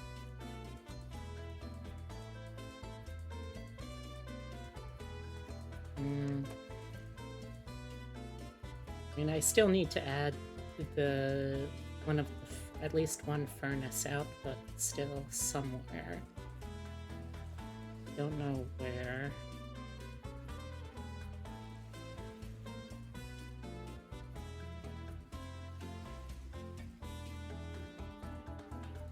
And what's relaxing then today?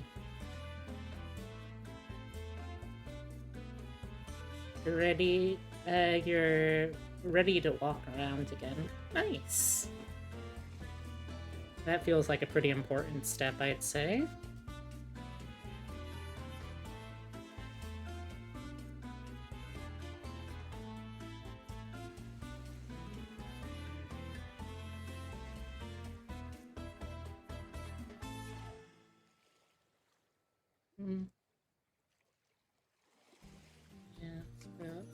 I think we'll get there.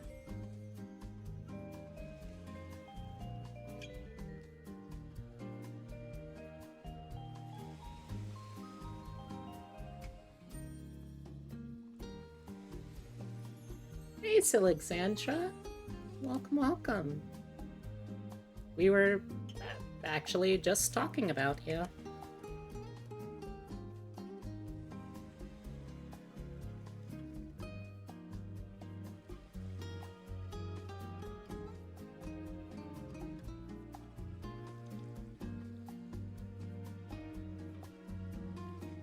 You knew it was Hazel. Oh, it's actually getting dark in here. Let me turn on some lights. Here we go, that's a little better. Subnautica with this person. I assume you're pointing at Syl for that? Are you like particularly, what's the term? Not hydrophobic, thalassophobic? Yeah, that's the fear of oceans.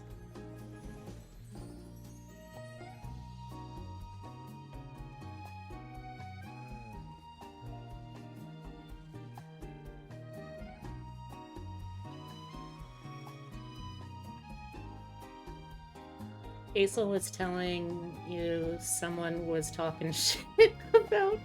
Yeah, that was Hazel.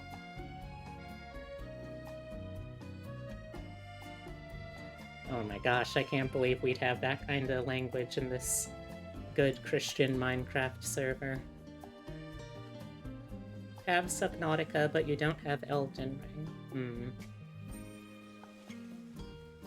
It's true, you're gay. Ah, the truth come out. Does Alexandra is gay? Yes, actually. It's a very simple truth come out. Did I say you needed the game? Hazel, are you threatening to spend $50 to $60 on someone?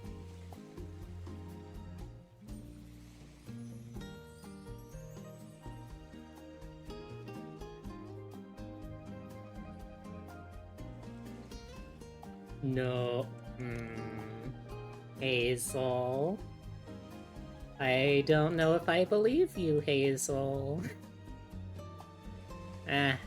It's not my money though, so do whatever the heck you want with it. Want to have someone come suffer with us? I mean, is it suffering?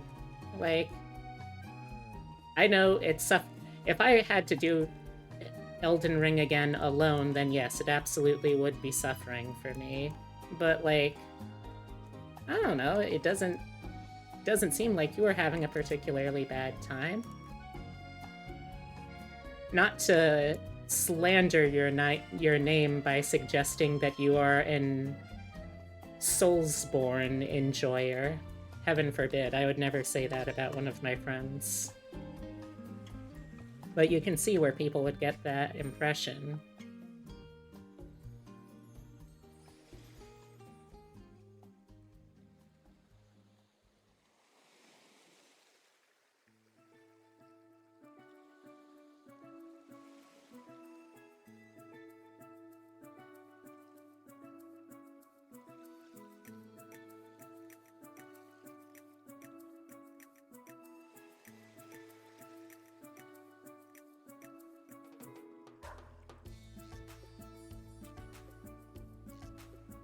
You're a Bloodborne enjoyer because you're good at it. Souls/Elden, not so much. You're a Soulsborne enjoyer because you're bad at it. So, I think my problem is, like, I've talked about this plenty of times before, but, like, Hazel, you know how your body is weird because it has the opposite effect of what caffeine should do to you? That's kind of like my biological reaction to playing a Soulsborne type of game. Like, I understand logically that it's supposed to be a game centered around catharsis, you know? Like, you struggle and you struggle and you struggle, but you gradually learn and get better, and eventually the boss that you were struggling with stops being a struggle and you win. And then you're supposed to feel that, like, immense sense of relief and catharsis and, I did it. Instead, when I have to do the same thing over and over and over again, my body decides, oh, this is actually the worst. And instead of this victory, I would prefer to simply have the hours I spent of my life trying to do this back, please. Can I just get a refund on that? Don't you play roguelikes? Yes? I mean, Elden Ring isn't really a roguelike, though. I wouldn't call it one anyway.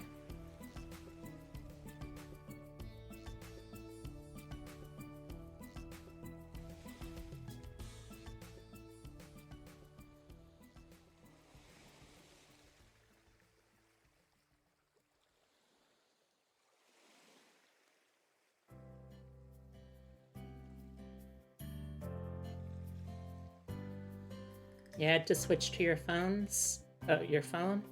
Okay.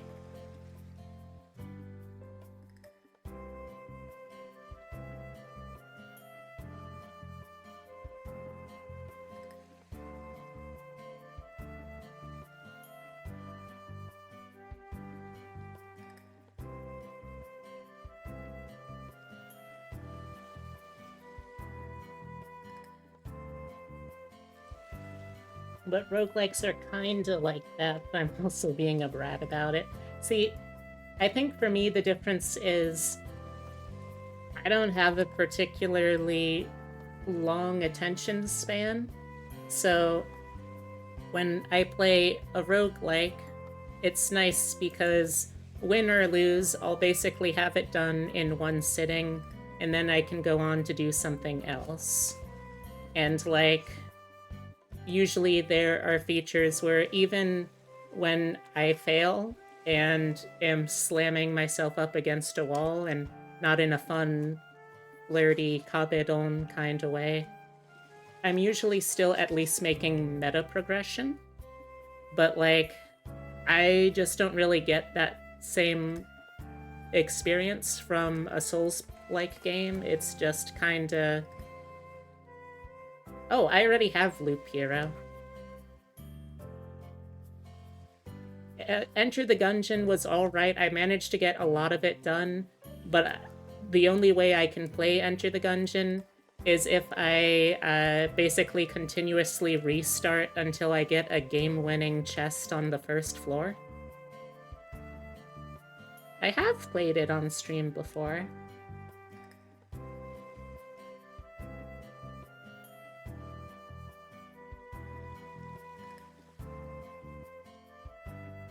If there's anything I can count on, it's be having a roguelike. Well, I don't know about that. There's a lot of roguelikes I don't have.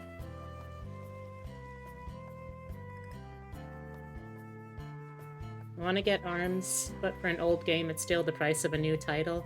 That's that Nintendo Switch fighting game, right? She has 20 minutes till dawn. Yeah, that was because you got me it. I would not have that otherwise.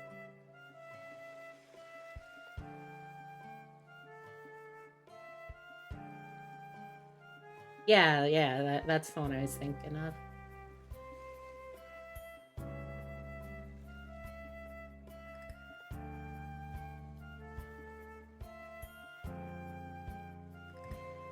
Play more of it, it's very fun. You mean the 20 minutes to dawn? I mean, okay, I probably could fairly easily.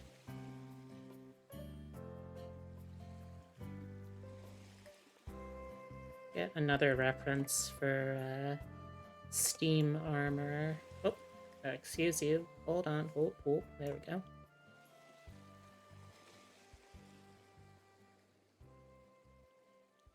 Hey, J Deggy, welcome back. Welcome. You liked watching me play it? Okay. I can play it again. I mean, I've got a couple of days this week that I'm not entirely sold on what I'm going to do. Like, Thursday, for instance, I really don't have anything in particular.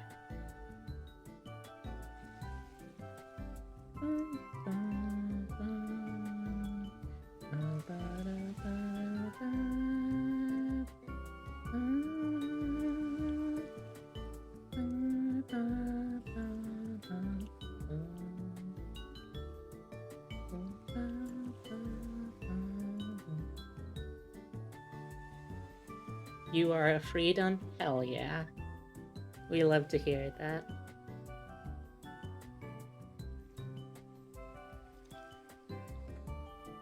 I think a game you'd enjoy is No Umbrellas Allowed?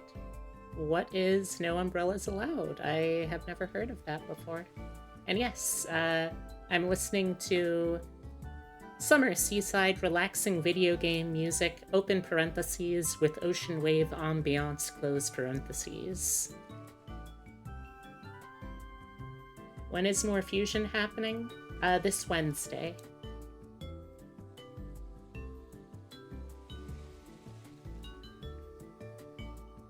The closest game you can think of to it is Papers, Please. Okay, I'm familiar enough with Papers, Please. You may continue. Go on.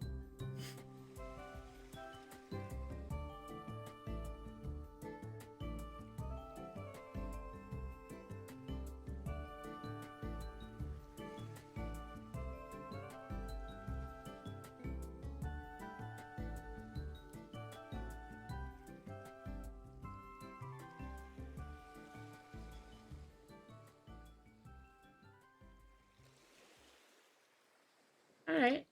Have a good lurk.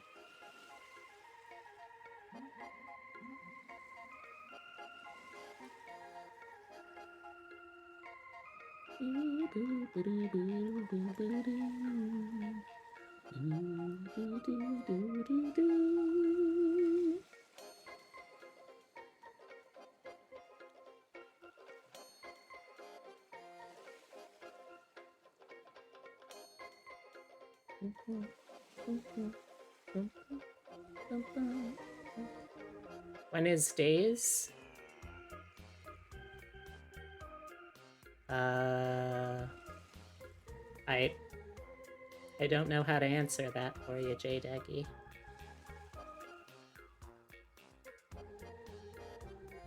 And, yes, Wednesdays, correct. You run a pawn shop in this, like, dystopian future where umbrellas are illegal, and when you get them, you have the choice to sell them in the underground market or to the government. Huh. Interesting. I can't say that I really understand that as a concept, but that's probably fine.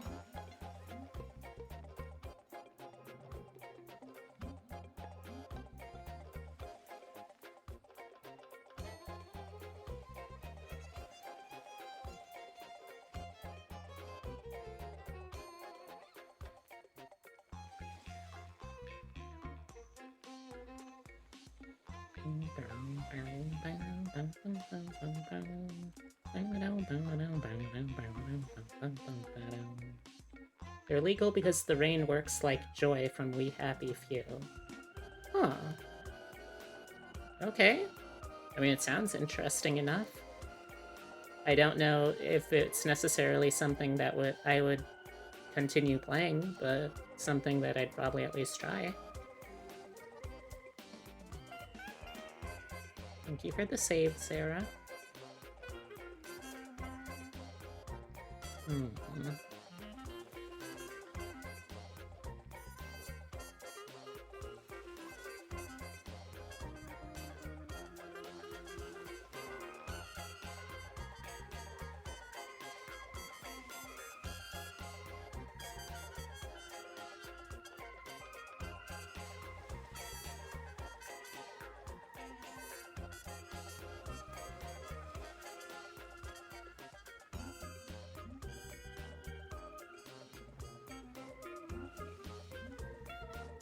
Need to share your Steam library with me on Steam?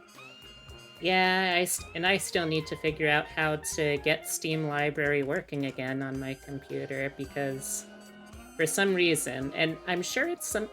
Oh, thank you for the head pat.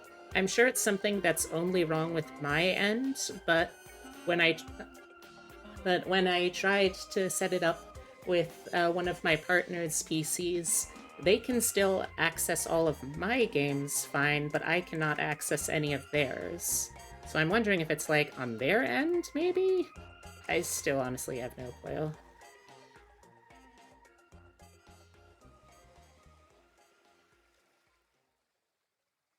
Yeah, but I don't understand things or know them. And like, I followed what I could find and understand to the best of my ability, and that didn't really help.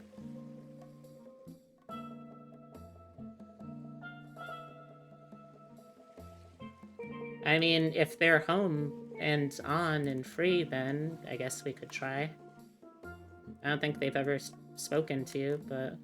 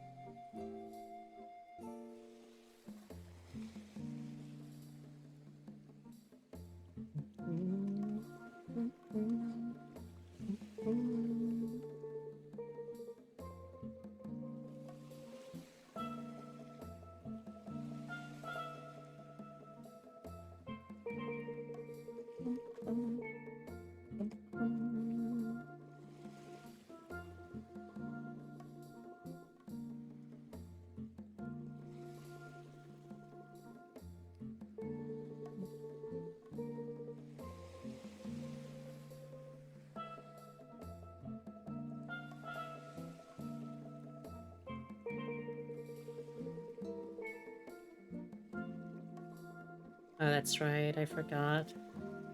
I still need to figure out what I'm doing for dinner tonight. Normally, we would have leftovers from last night, but there weren't any leftovers from what I made last night.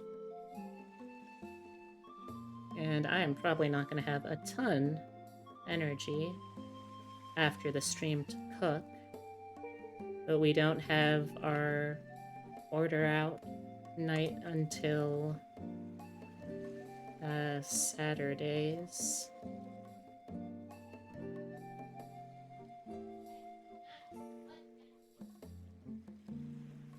I can tell that Epitome woke up from his nap because I can hear him scolding and yelling at our son, Totoro. Oh, Totoro, you naughty, naughty cat.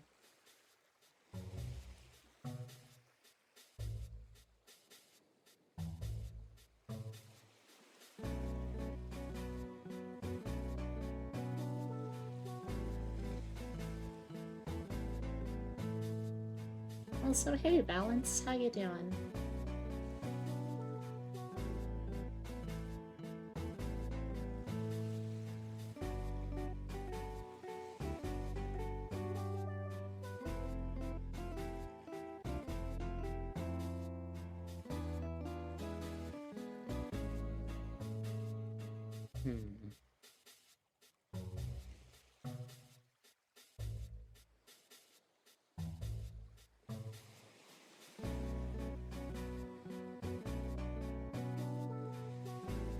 You're alright? Got gifted a choker today and you forgot how nice they are to wear? Oh, nice.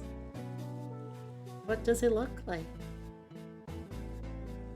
I actually have a choker too, but my partner is uncomfortable when I wear it out in public.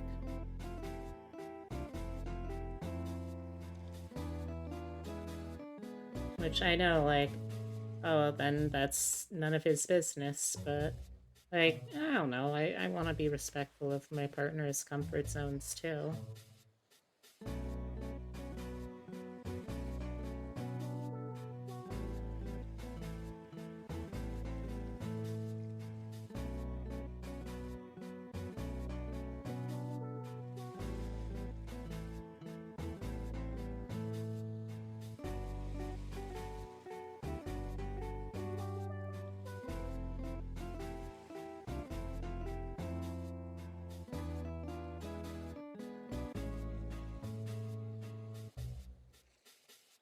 It has heart studs and little flowers in the classic big heart loop centerpiece. Aww, that sounds really nice. Color me a little jelly.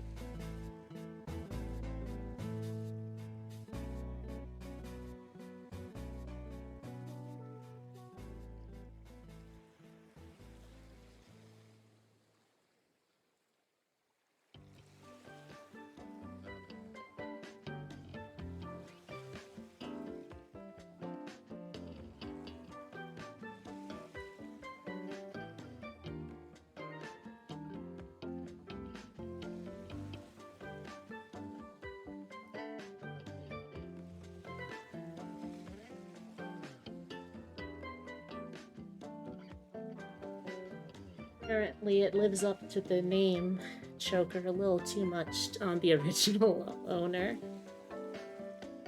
Good, because I hardly know her.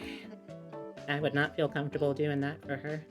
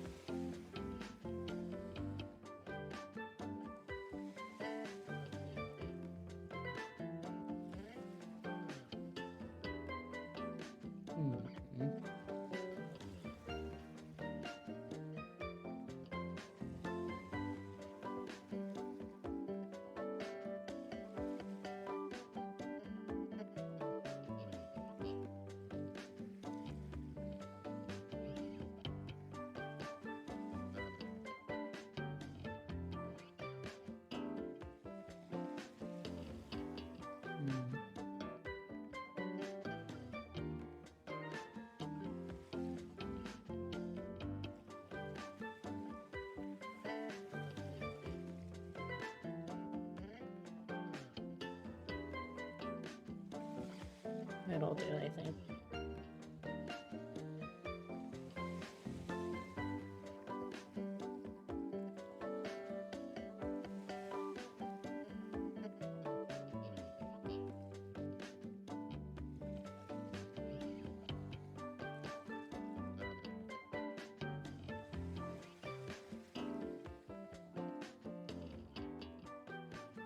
Oh, uh-oh. It also works really well on the Squishmallow you were given.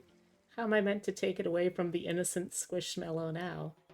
Well, I mean, I don't know, to spare the Squishmallow from its not-so-innocent other uses? Or other implications? I mean, you don't want people to get the wrong idea about the Squishmallow, do you? Or to get the wrong idea about you by not seeing you in it.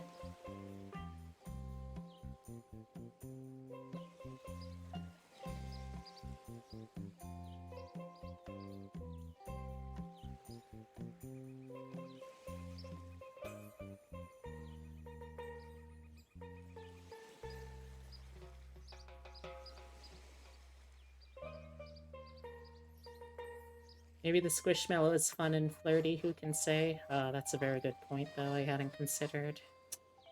Dang it.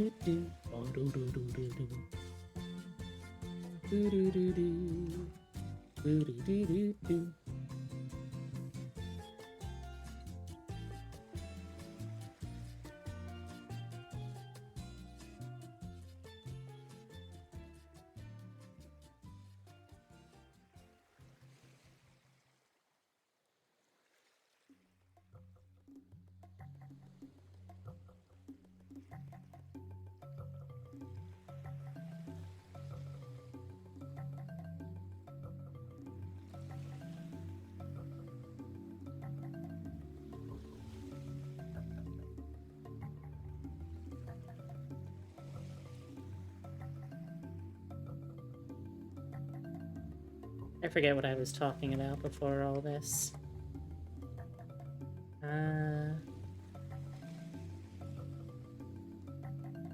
Yeah, I still have no clue about the Steam Share stuff. Or what I'm going to make for dinner tonight. It's a little troubling, because if I don't make something for dinner, Epitome tends to default to just eating cereal for dinner, which, you know, he's eating something at least, and that's important, but it doesn't really feel great.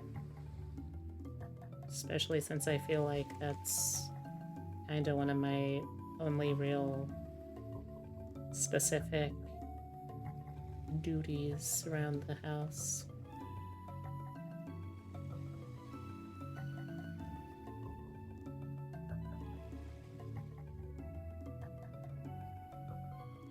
It doesn't make me feel like I've failed so much as it just feels like, I could have done better.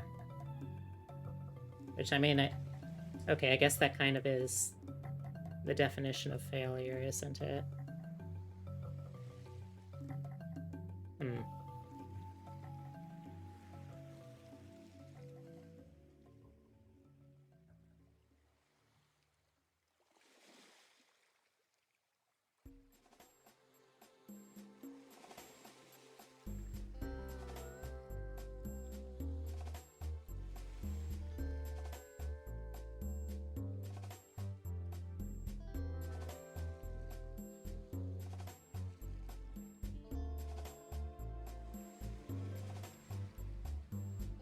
Everyone has days where they could have done better. It's a necessary balance for the days we do things better than we thought possible. I guess so.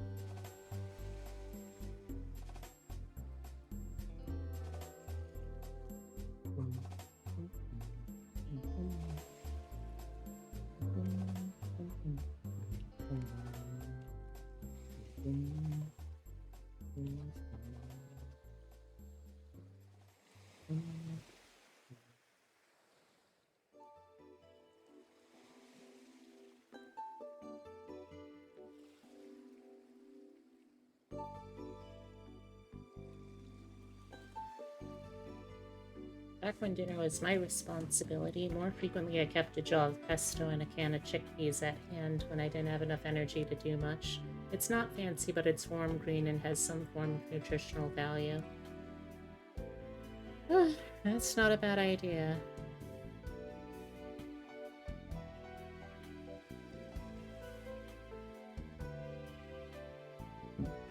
Excuse me.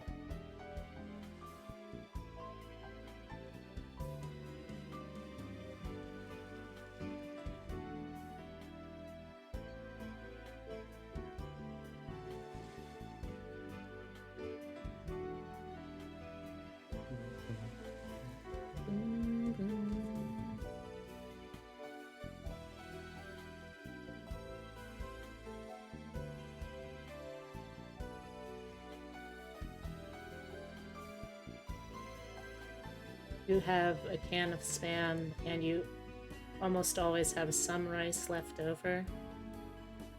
I'm afraid I don't even have rice left over. We had pasta last night, so I don't want to just make pasta again.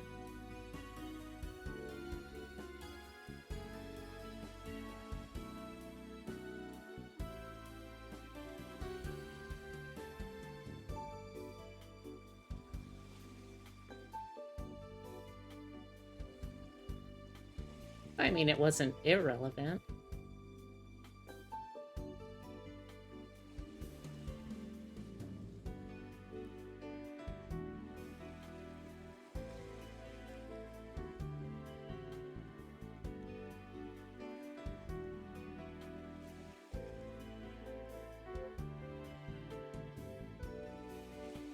Golden curry, that's pretty easy and comes out good.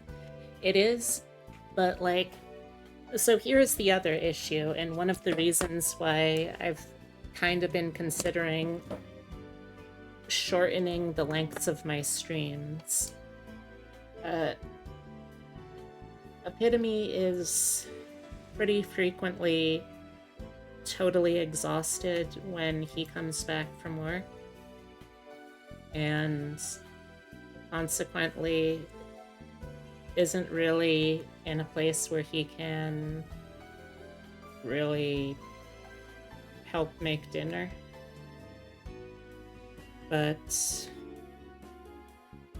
I, at the moment, don't finish stream until 8 o'clock, which means since he also tends to go to bed, since he usually has early starts, that leaves me maybe half an hour before I have to have something ready for him, or he's just not going to be able to have a proper dinner.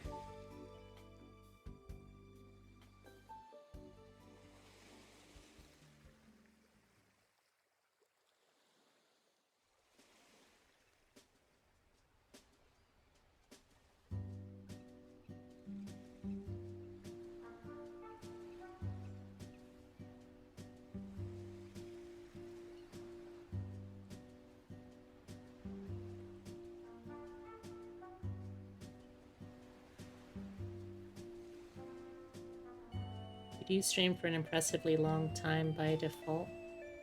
Totally fair to shorten them a little if it's getting in the way of things. I suppose. I don't know. Sometimes I just kind of feel like that would be letting people down. Which I know is not a good mindset.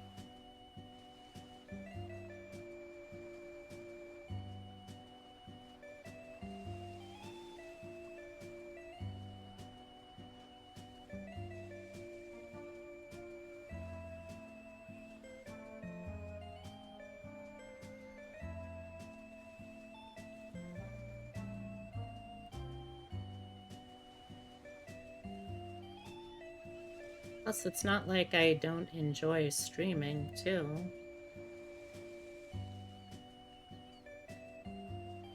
Like, oftentimes, being able to stream leads to some of the highlights of my day. I don't know.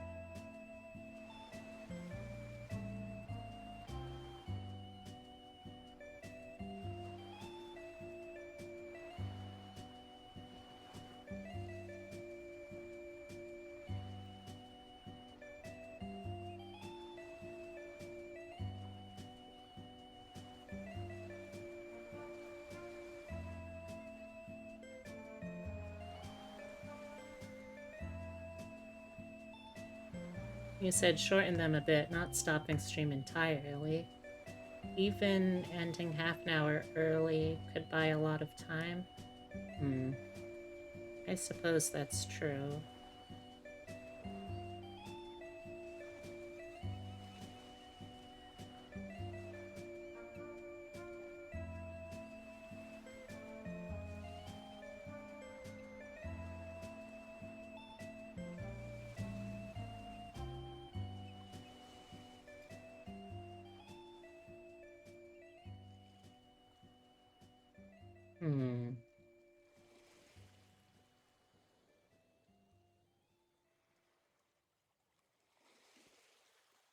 Maybe I'll have to consider doing that, though.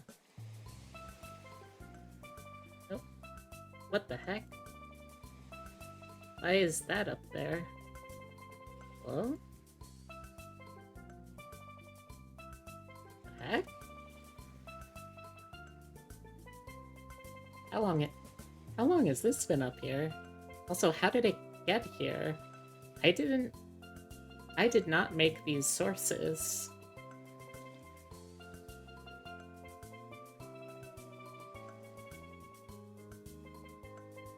Ah.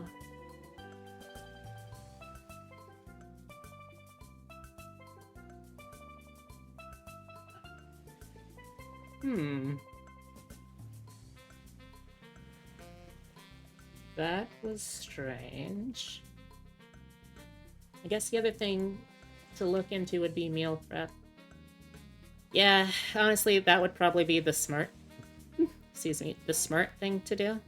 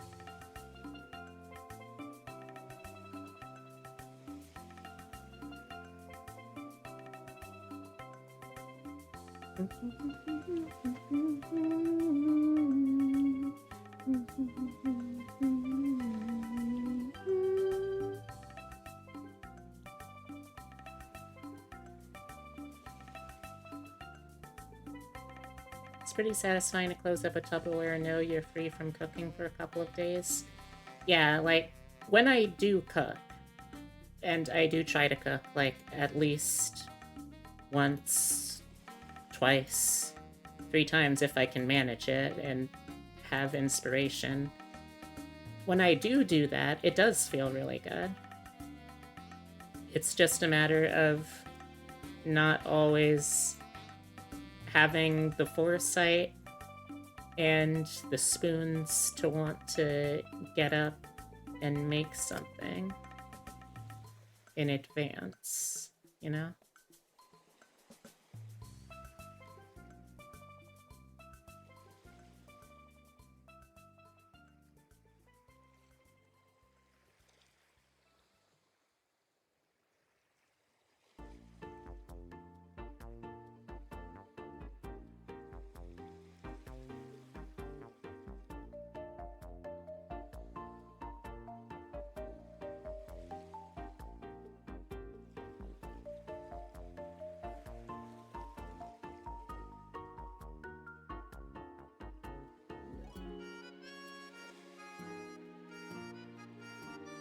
Yeah, sleeves will make stuff when you do have the spoons and then use the wonders of home freezing.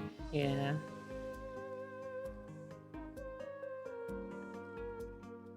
That's actually another part of the problem, I would say.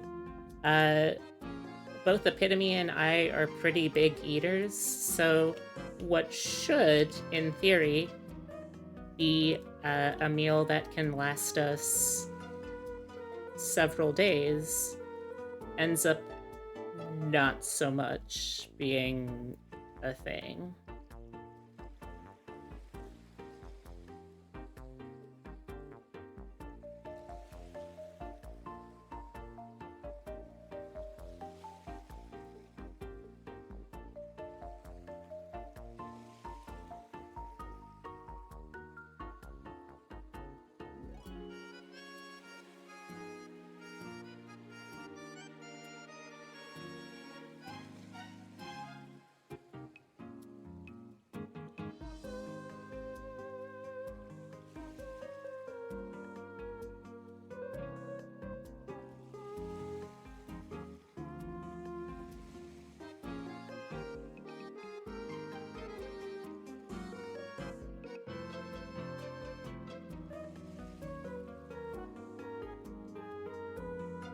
This week, I think I'm planning to make another,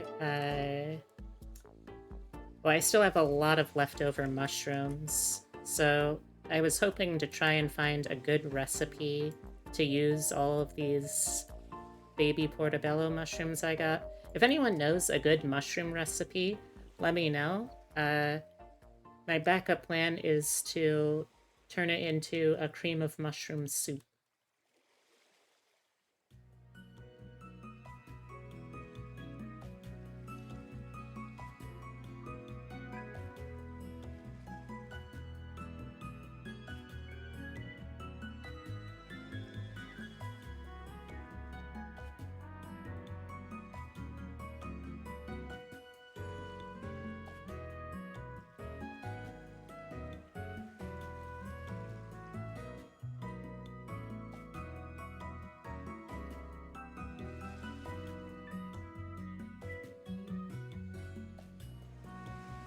That can be a problem, but if it's a known factor you could scale up to portion sizes you find agreeable, I would do that, and I think that is something I'm going to try to do more in the future.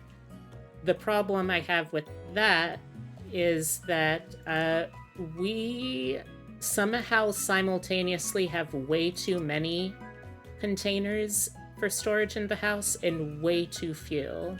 I don't know how, but this is the undeniable truth that I have discovered.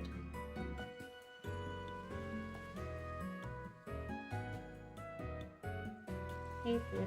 Hey. How you feeling? Wonderful. Hungry. You have any wants for dinner? Not really. Alright, I just want to make sure I'm able to make you something.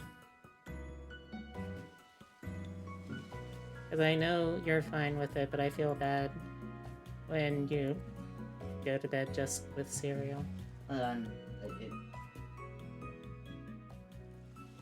What?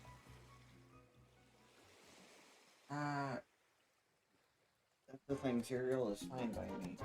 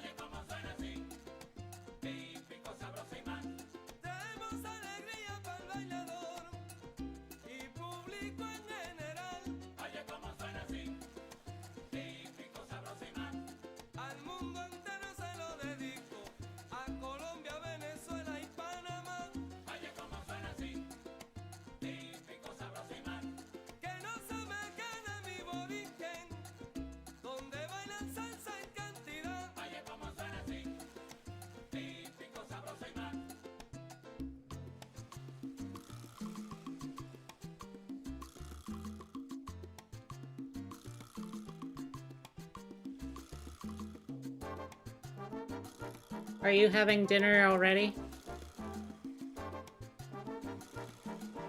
Oh, okay. I'm sorry. Do I look at that? No, but I am. Cat, tell me it's fine. I'm with you using my own chat against me. No, actually, that tracks. It does. Hmm.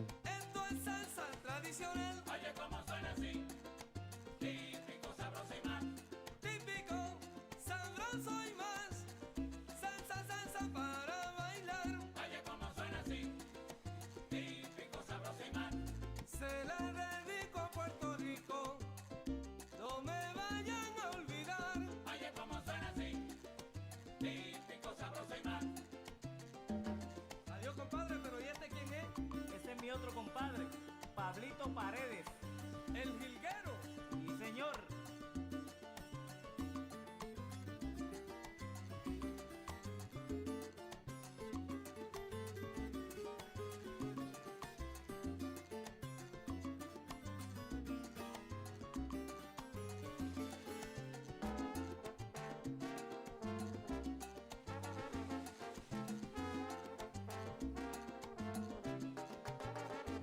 Thank you, JPEG.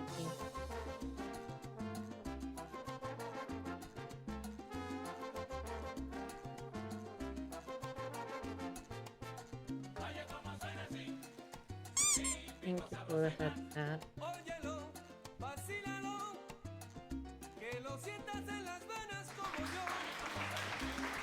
That feels like a little much, but I'll take it.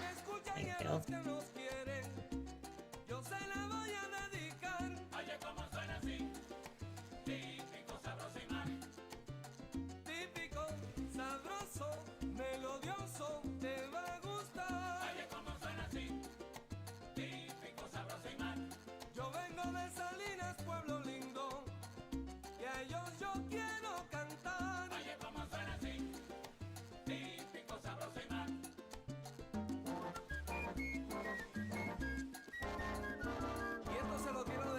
Cariño a mi viejo y a mi vieja, con mi dolores, pa' que lo gocen.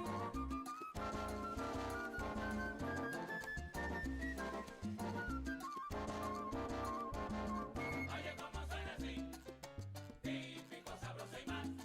Ellos te bailan bolero, salsa y un danzón, y se lo gozan un montón. Oye, como suena así, típico, sabroso y más.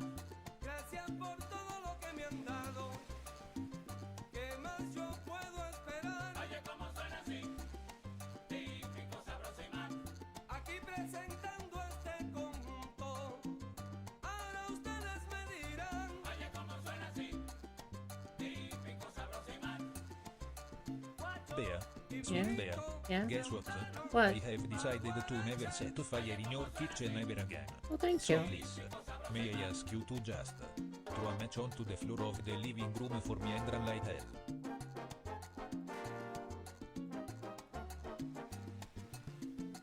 I gived y'all the gift of speech, and this is the kind of stuff you do.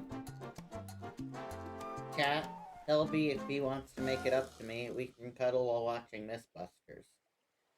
Okay. Oh, are you going tomorrow after work to pick up your suit? No, wait, why would I do that? Because it's ready tomorrow, isn't it? No, it's ready in August. The suit? Wait, which suit? The one you got for the interview. The black one? Yeah, I thought they said they were gonna have it in for tailoring. Yeah, I already brought it. They said it wouldn't be ready until August. Oh, okay. I think it's bedtime for you. Good luck with your various dilemmas. I'm sure you'll overcome them in time. Thank you. I appreciate that.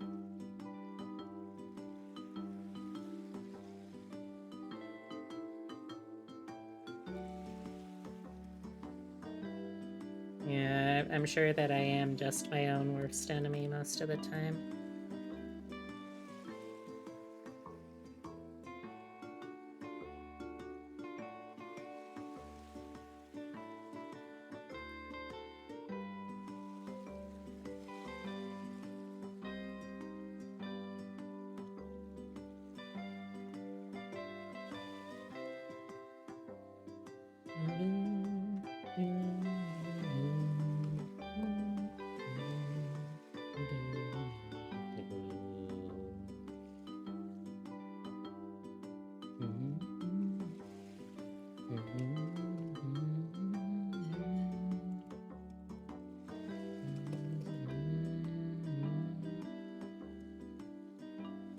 Man.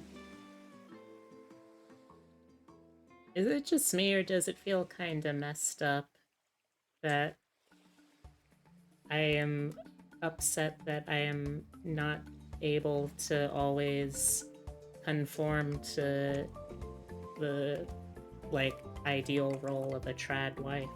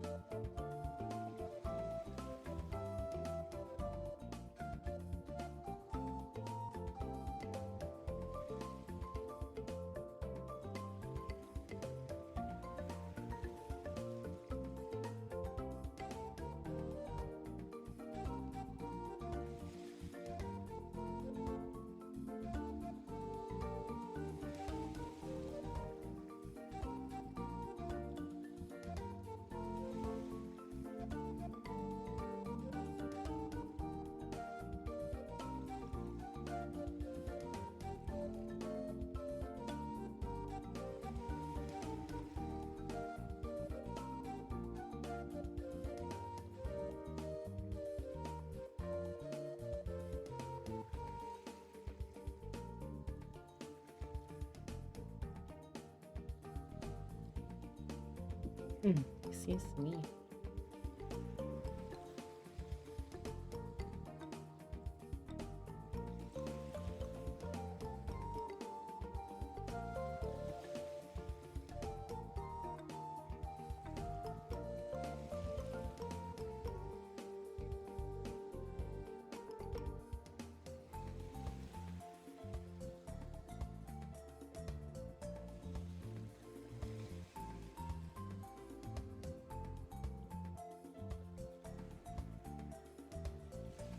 Thanks, I appreciate that.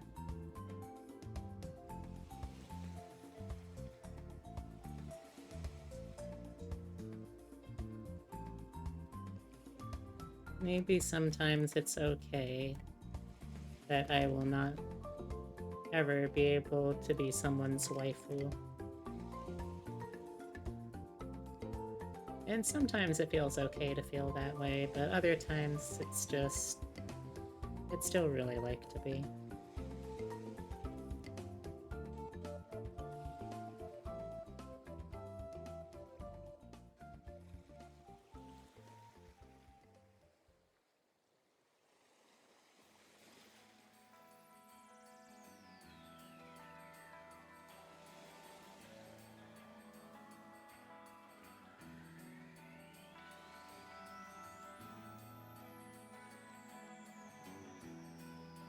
Aw, thank you for the little heart.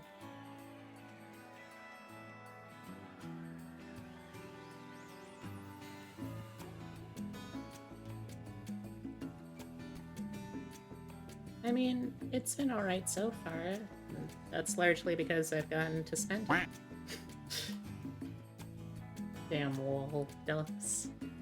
It's largely because I've gotten to spend it with y'all. Like, I'm genuinely not trying to butter people up when I say that streaming is generally one of the highlights of my day. I just really like being able to spend time with people, and I'm not really able to do that very much.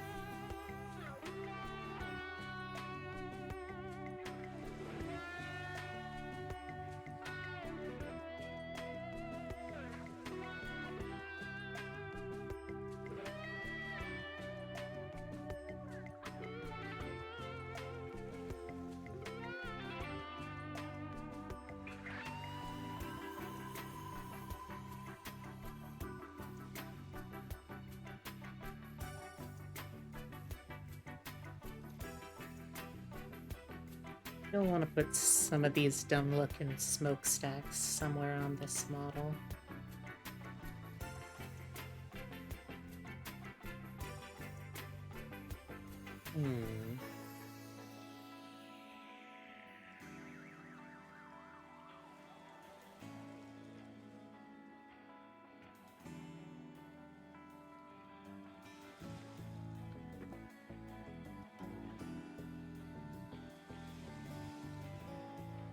Look how dumb these smokestacks look.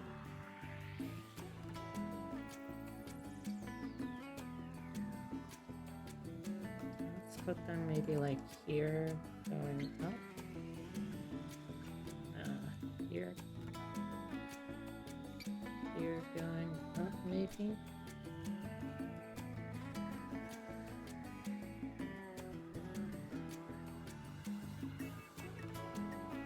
Kind of gives the armor a little bit of a Blastoise feel, I think.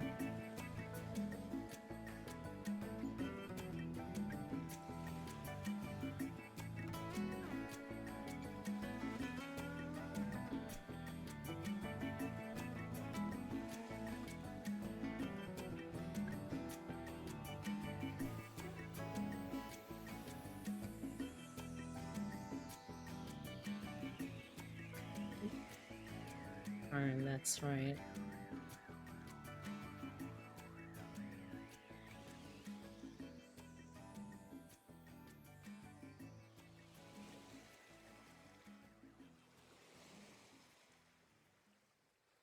Oh.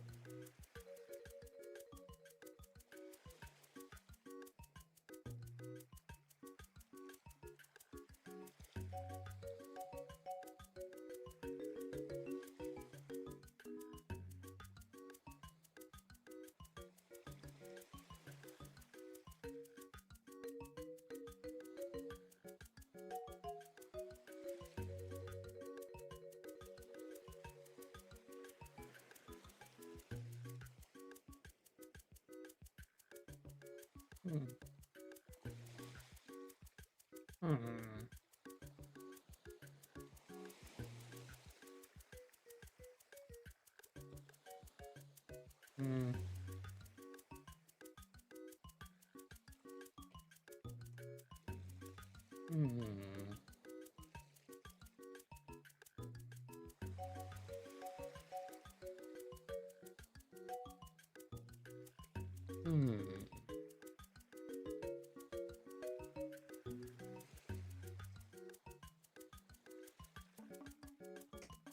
Hmm.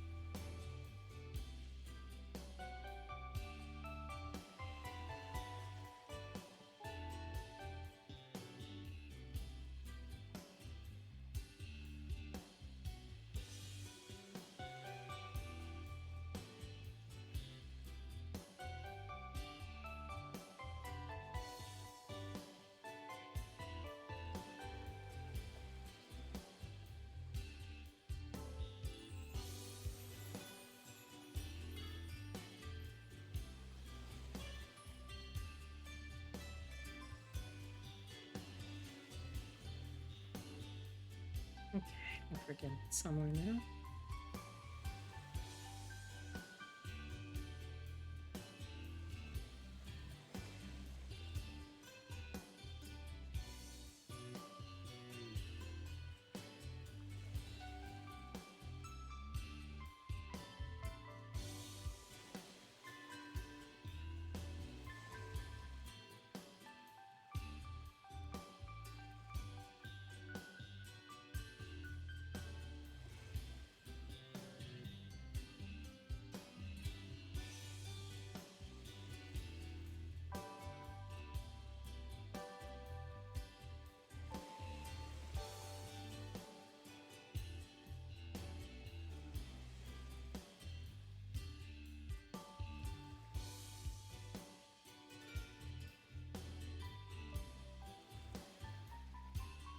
We've got our smokestacks kind of started.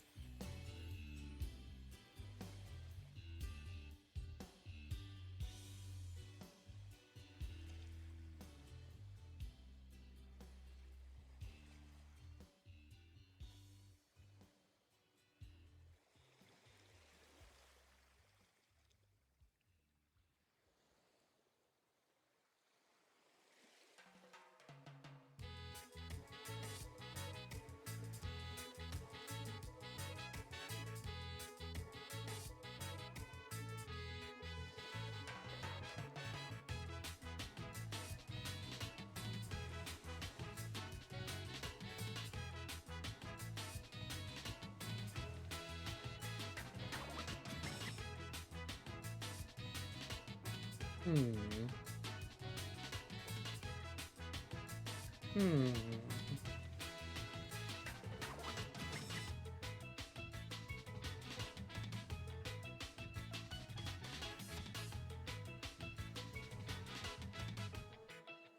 Oh, no. Excuse you, I did not say to do that.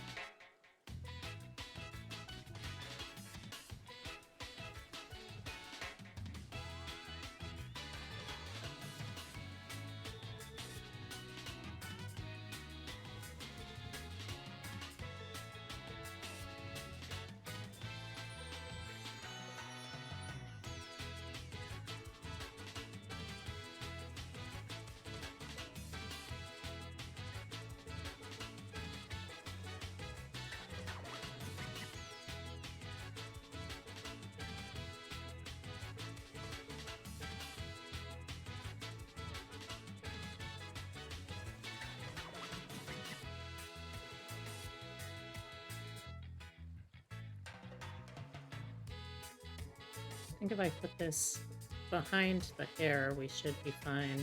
Although it's also a very himbo thing to end up having a ponytail that comes out, like, right next to something that could be an active fire. Yeah, you know, honestly, I kind of talked myself into the design.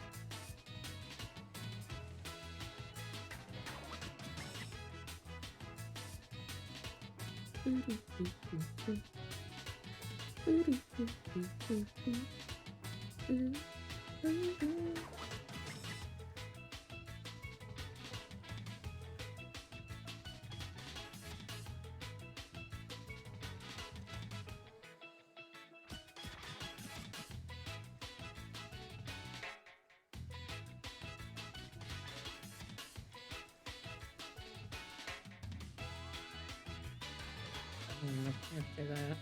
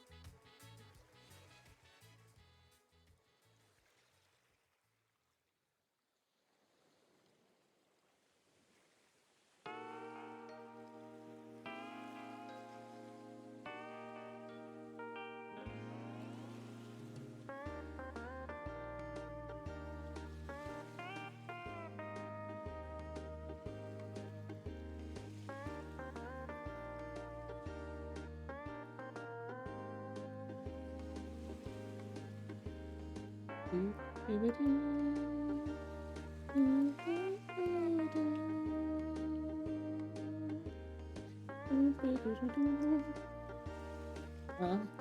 we're slowly starting to get closer to the end of the stream. My next stream, by the way, if you want to swing by to catch it, is going to be tomorrow night at 6 p.m. EST. Excuse me. We're going to be doing more Darkest Dungeon ASMR.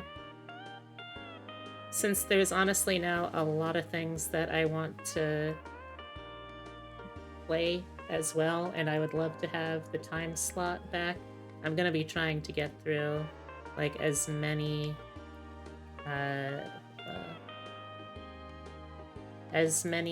sections of the game as I can. Or at least, like, I want to do this as a full boss run. Even though that also means more bosses added in with the DLC and the Steam Workshop stuff. So I'm probably going to be trying to press to get at least a couple of bosses done tomorrow night.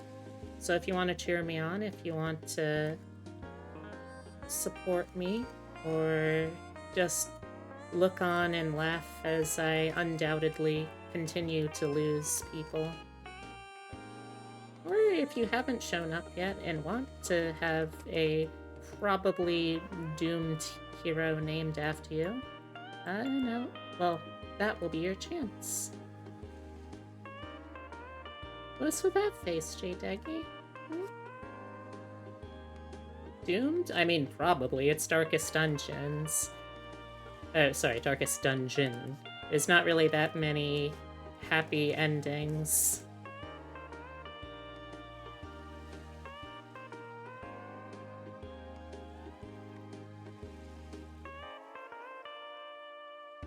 Yeah, you're still alive, actually.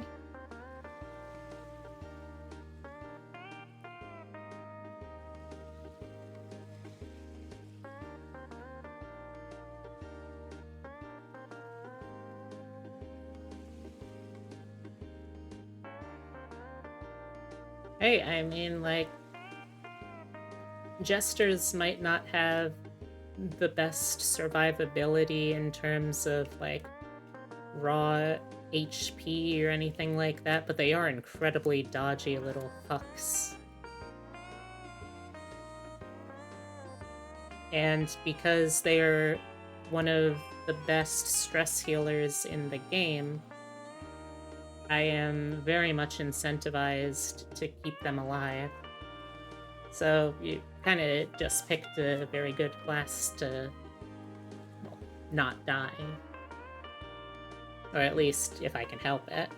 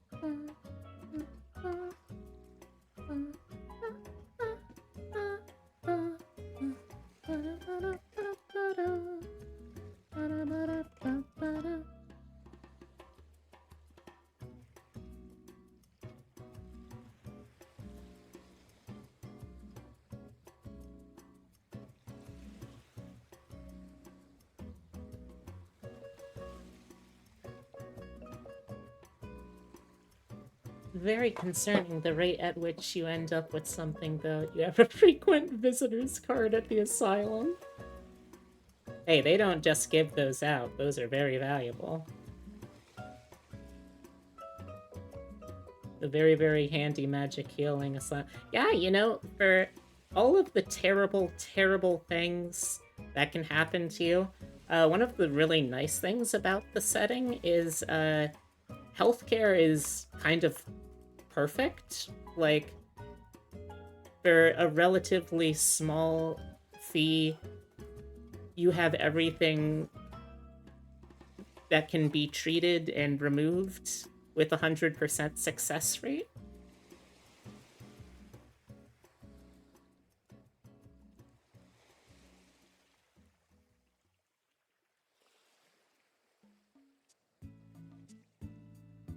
Yeah, like, it's kind of wild.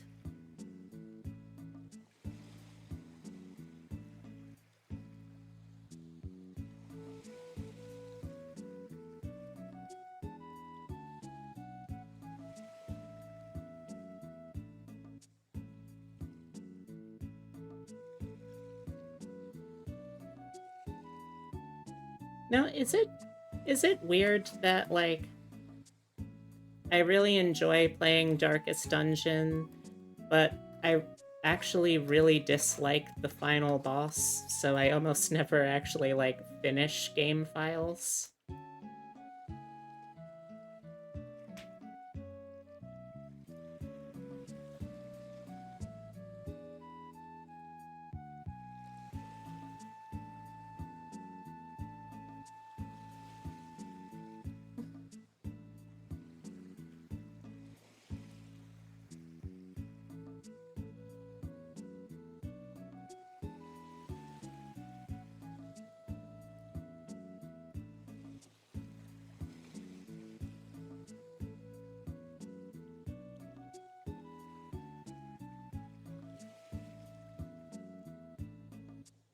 We're just about done, but I'm gonna finish up my line art before I wrap up.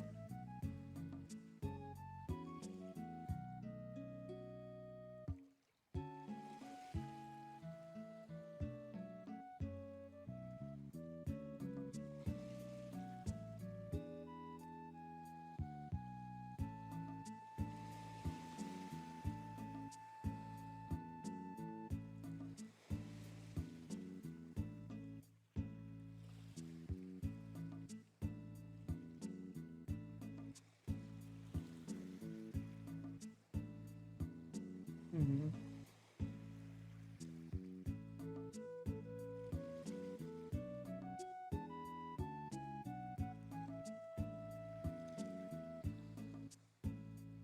Yeah. Character's only gonna really be used for like 2 sessions of D&D, so I don't really have to work too hard. I think this is about right for the line art. Do another save of that, and let's start putting away my stuff.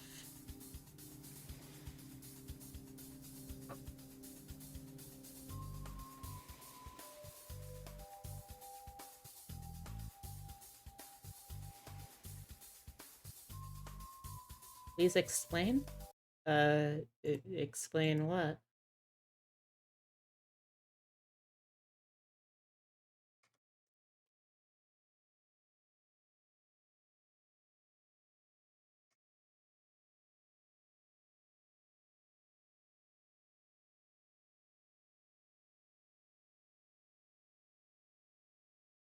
Okay, let's hop over here for now, then.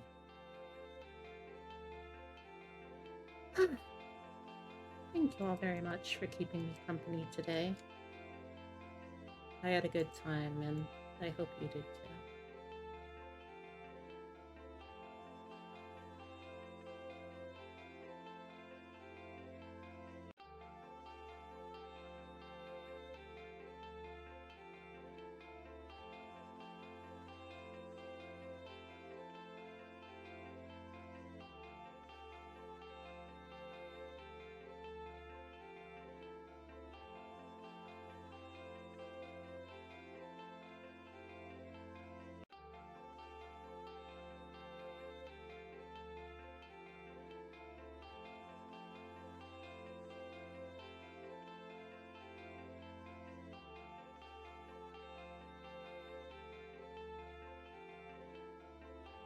Anyway. Hey, I'm gonna start looking for a raid target. Let's see.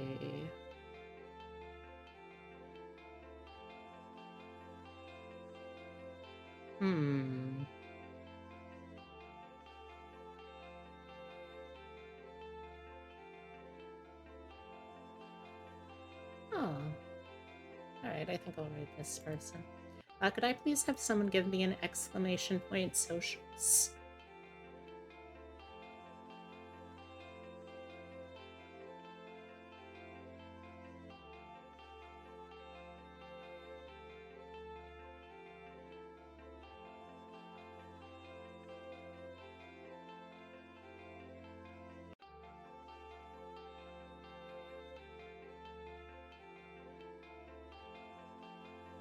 Alright, so the first link there is my card.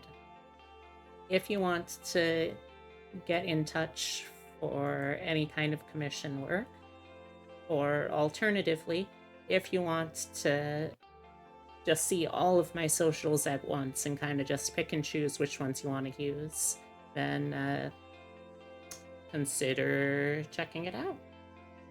Then we got the Discord. I am pretty much always on there, so if you want to get to know me or get to know any of the frankly amazing people that are a part of this community, please consider joining. I'd love to have you too. Then we have the Twitter. I post my schedule there every Sunday. I also post any finished projects I have. I post things that are just fun or funny or I think important, you know, the usual blogging stuff. And then finally the YouTube, where I put my VODs when I remember, hey, I should probably put my VODs somewhere. So...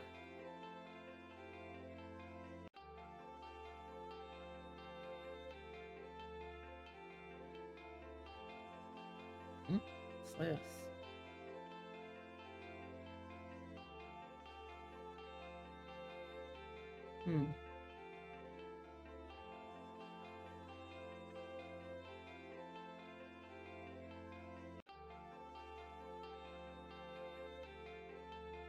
Anyway, like I said, check out tomorrow night where I will be doing the Darkest Dungeon ASMR stream. For now, though, we are going to be raiding...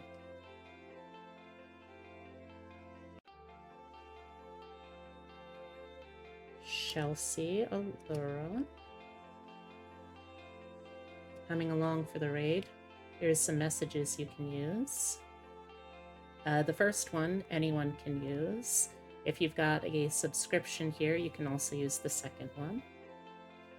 And, yeah. I hope to see y'all tomorrow at 6.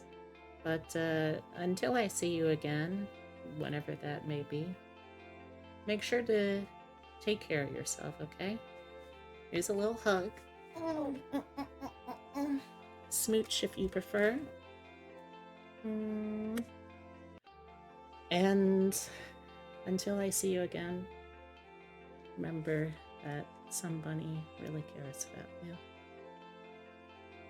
Alright. Bye. Good night. See you tomorrow at 6.